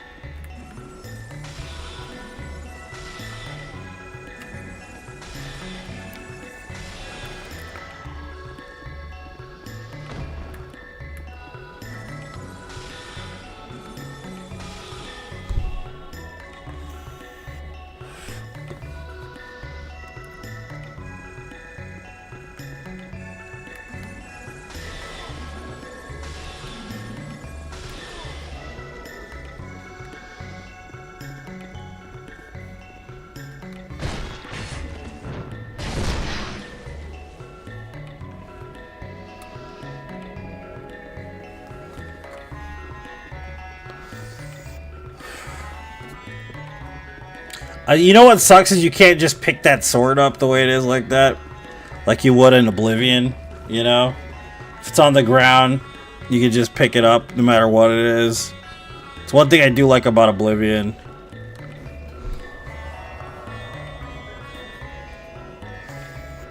It's also what I like about Fallout 2. Whatever anybody drops, you can just pick it up off the ground.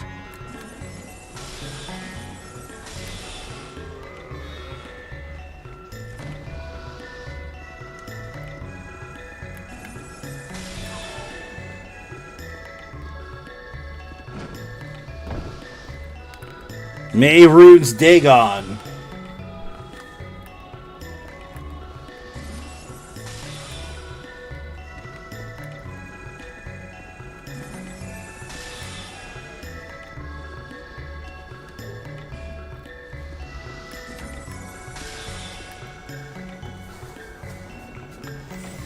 Yeah, Oblivion's a fun-ass game, man. It's definitely got some bugs in it, you know. It's not perfect or anything, but the overall, like, freedom in-game is probably one of the best open-world experiences you can have.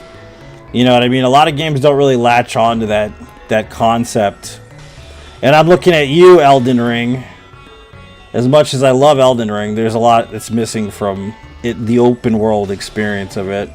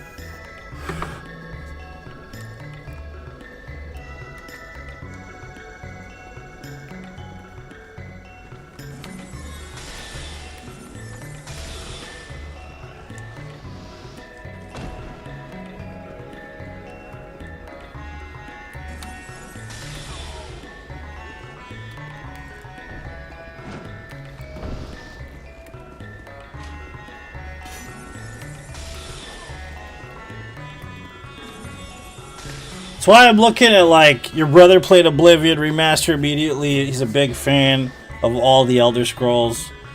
Yeah. That's why I'm looking forward to Ghosts of Yotai. Ghosts of Yotai is going to be great. They're pretty good at making a decent open world game. You know what I mean? So I'm not worried about how good it's going to be because I know their quality's top notch. I got lost in Ghost of Tsushima, man. I love that game. That game is so good. You know, people always kept trying to compare it to, like, what's it called? The Last of Us, but you can't really compare it to it because Last of Us isn't even open world at all. You know what I mean? Last of Us is really good, though. And the stealth elements of Last of Us are probably some of the best ever made, but, like, you can't compare the two games because one is very different in that sense of open world spaces. You know what I mean? The experience is different. And it doesn't mean that one's better than the other. It's just one is different than the other. You know, I think Last of Us is probably the best zombie game I've ever played.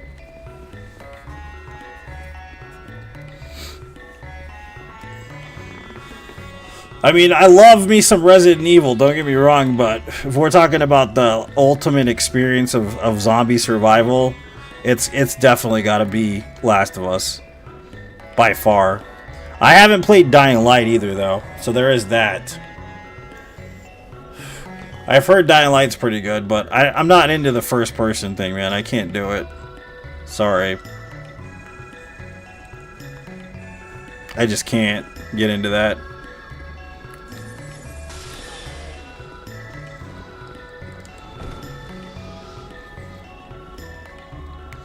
I can do it with Oblivion and Fallout, but I cannot do it with other games. It's just really difficult for me to get involved like that. I don't know why.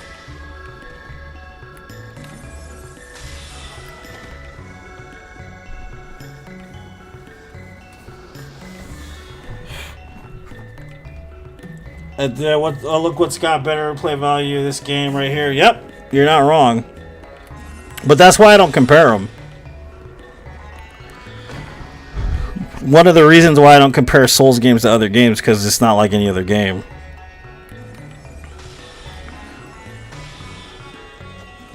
But people love to push, what is it, stir the pot. People love stirring the pot, man. You know, they love like hearing this versus that and that versus this, and they love conflict. People love conflict, dude. You know, so it's like when I don't give a conflicting viewpoint and I really just don't care about the conflict altogether, people get all weird about it. What do you mean? You're not going to fight me on this? Like, nope. Go for it. Enjoy. It's what they used to call in the old days, agree to disagree. Remember that? It's like, do you remember common courtesy? That was a thing at one point. There was a staple of morality within the system of society called common decency.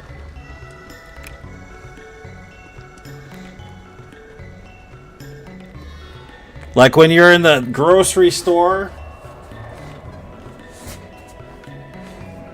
No, I haven't seen the movie. No. I don't know if I will though. We'll see. But like when you're in the grocery store and somebody cuts you off and you know, those people, they get freaked out like, "What didn't you say? Excuse me at least," you know, and yeah, they're right, you know, but what's the fucking point, you know? I know that a lot of people don't give a fuck anymore, and that's fine, I guess. But I will say excuse me if I get in somebody's way. I just feel like it's common decency to do so, you know? When somebody doesn't give me the, like, excuse me thing, I don't freak out on them, I just ignore them.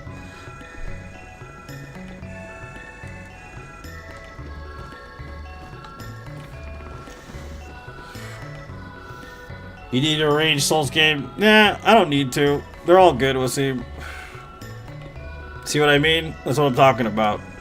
Which is the best Souls game? Which is the best weapon? It's like there's no best weapon or best Souls game. That's all an opinion.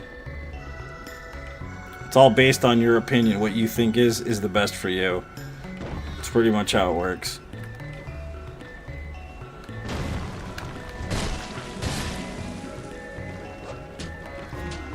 Yeah, I'm not even gonna try that, so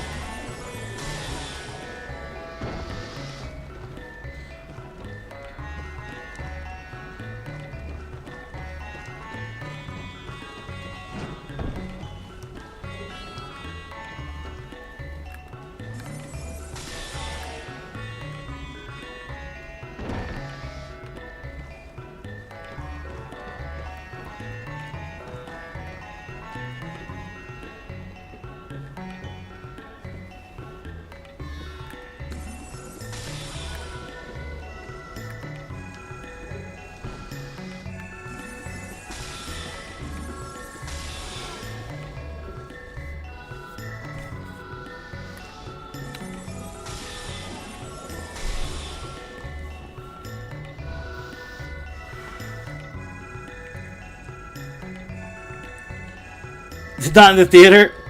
Especially if, like, the last 2 times I went to the theater, there was, like, nobody in there. That's, like, not the prime experience either. You're completely by yourself watching a horror movie. Yeah. I'd go with you. Me and you could go together. I'd be alright with that. Nobody would want to watch it but me anyways. You know what I mean? I would definitely go with you, Jane.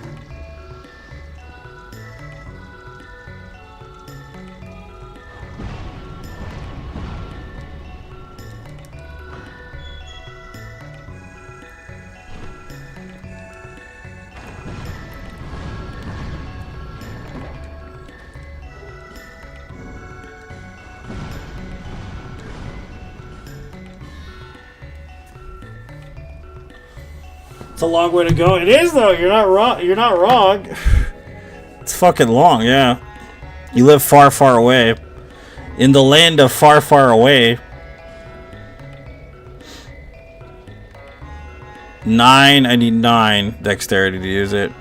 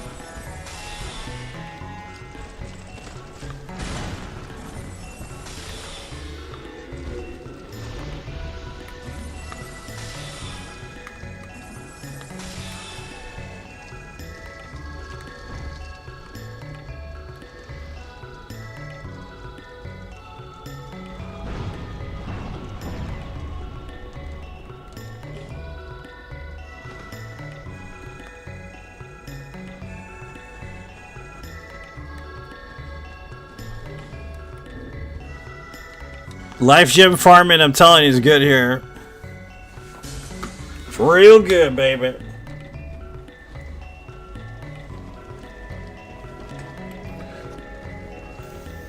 I can't wait till we get homeward, man. That's like the best spell for this run, because I don't have to worry about running back to the fucking bonfire anymore. It's so irritating after a while doing that.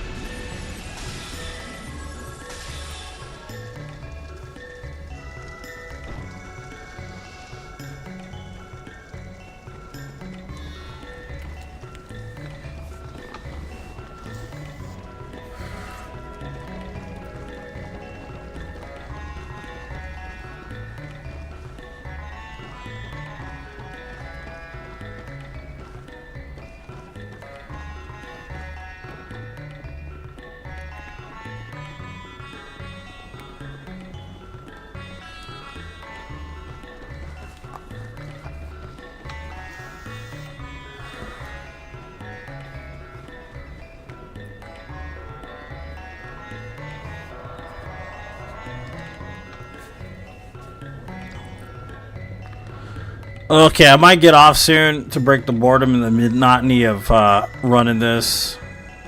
I might stream a little bit tomorrow. I was promised I could, because Lotus won't be with me all day tomorrow. So I might actually be able to stream for a little bit. I don't know what I'm going to do. I might do any percent no death run, or I might just play something different. Could play more Oblivion or something like that maybe. But yeah, I'm going to get off soon. I'm getting tired. This run gets irritating pretty fast.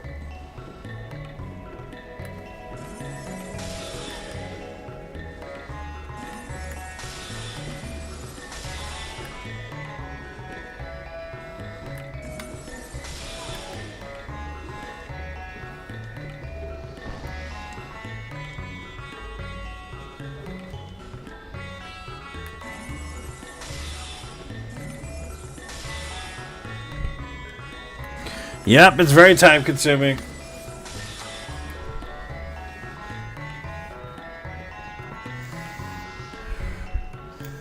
Very time consuming.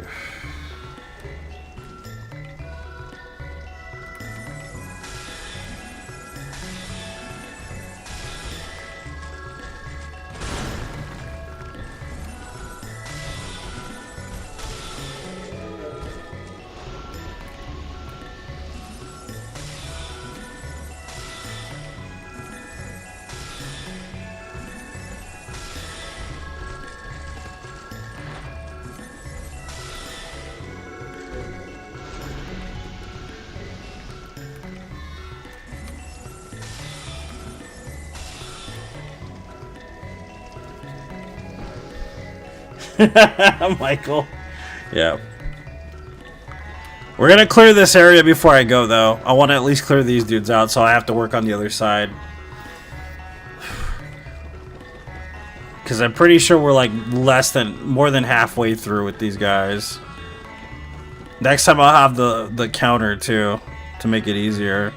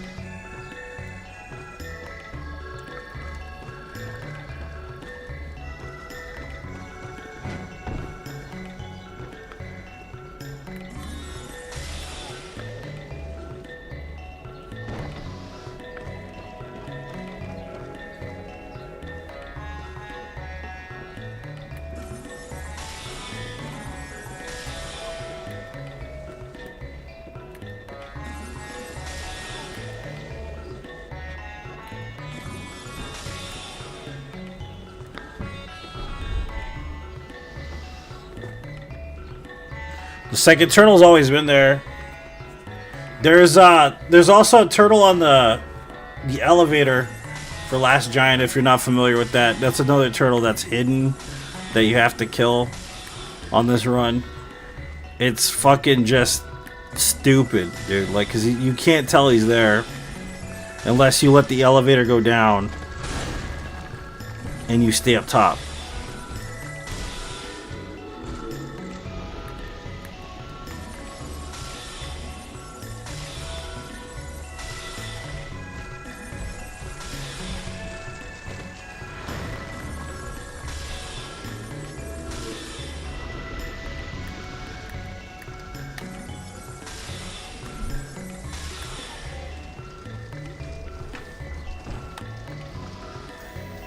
Yeah, region lock runs are fucking boring, man. I'm telling you, they're terribly taxing on your brain. You start to get really tired of this shit real fast.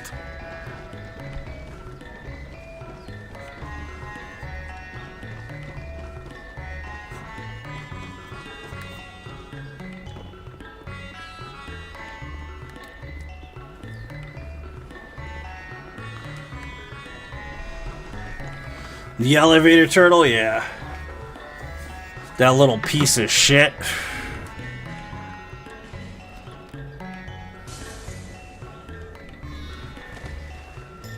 I'm close to getting the other ring too. Thank God.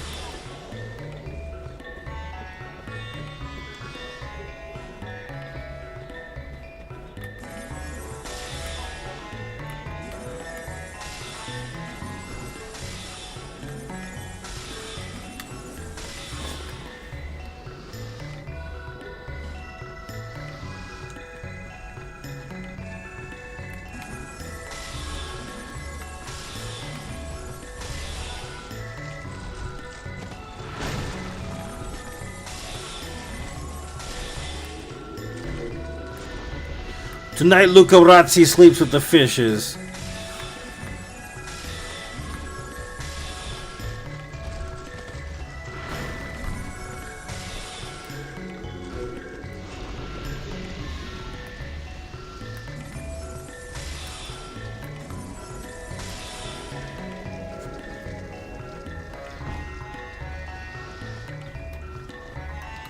Alright, we need to buy all this shit so we can get the ring, get even more souls, get faster levels. We're gonna start taking our levels up exponentially in this area. By the time we leave, we'll be able to... I think we'll have like almost 40 intelligence probably. And probably like 20 strength. I mean 20 faith.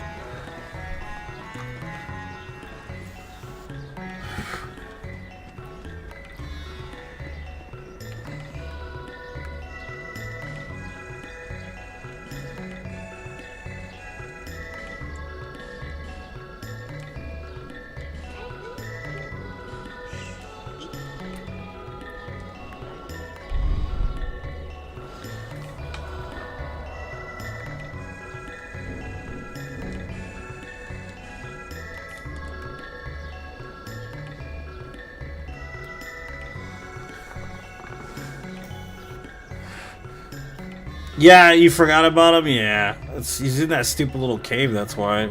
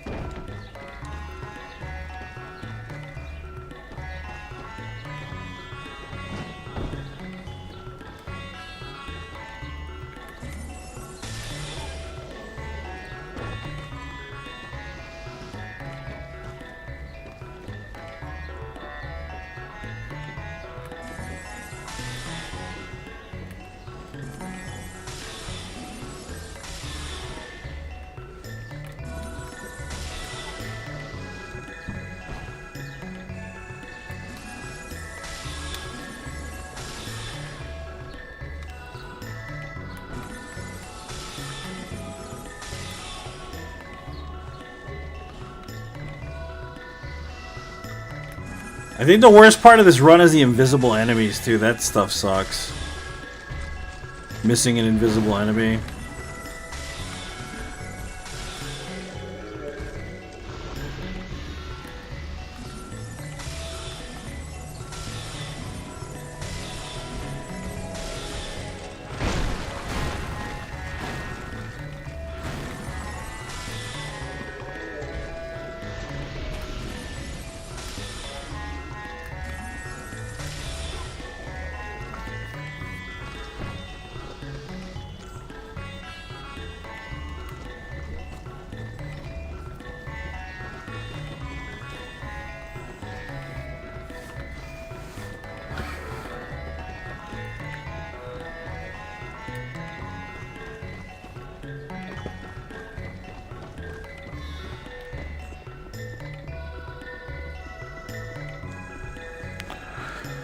Oh.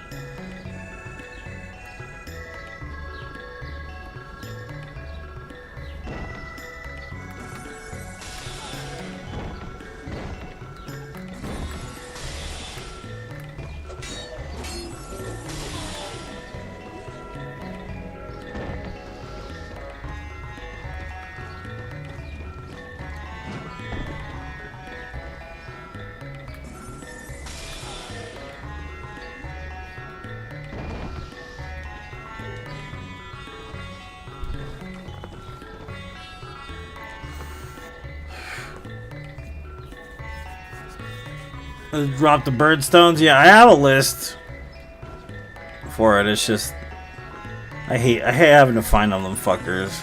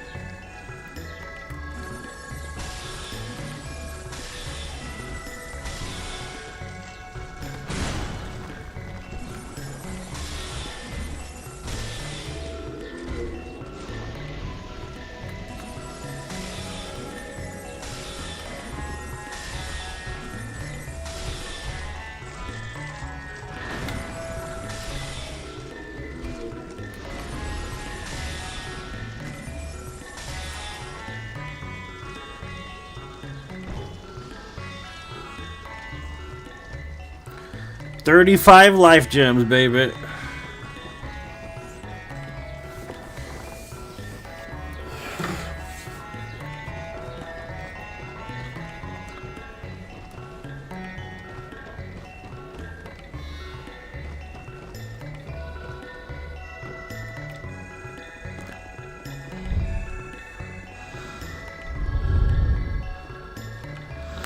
Late gamer DLC ones, yeah. Because they're a pain in the ass to find, man.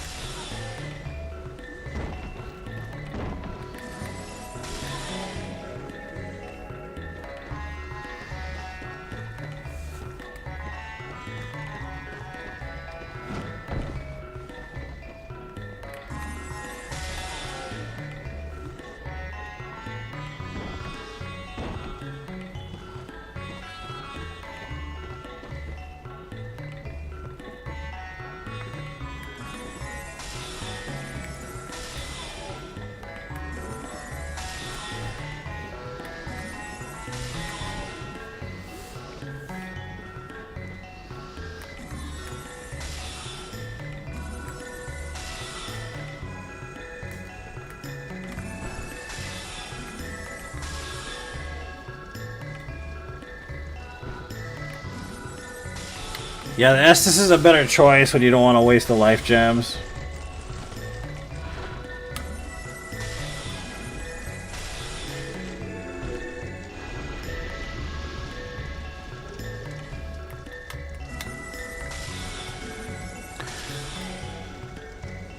I think I'm gonna cut it here, man. I'm gonna go up to the bonfire.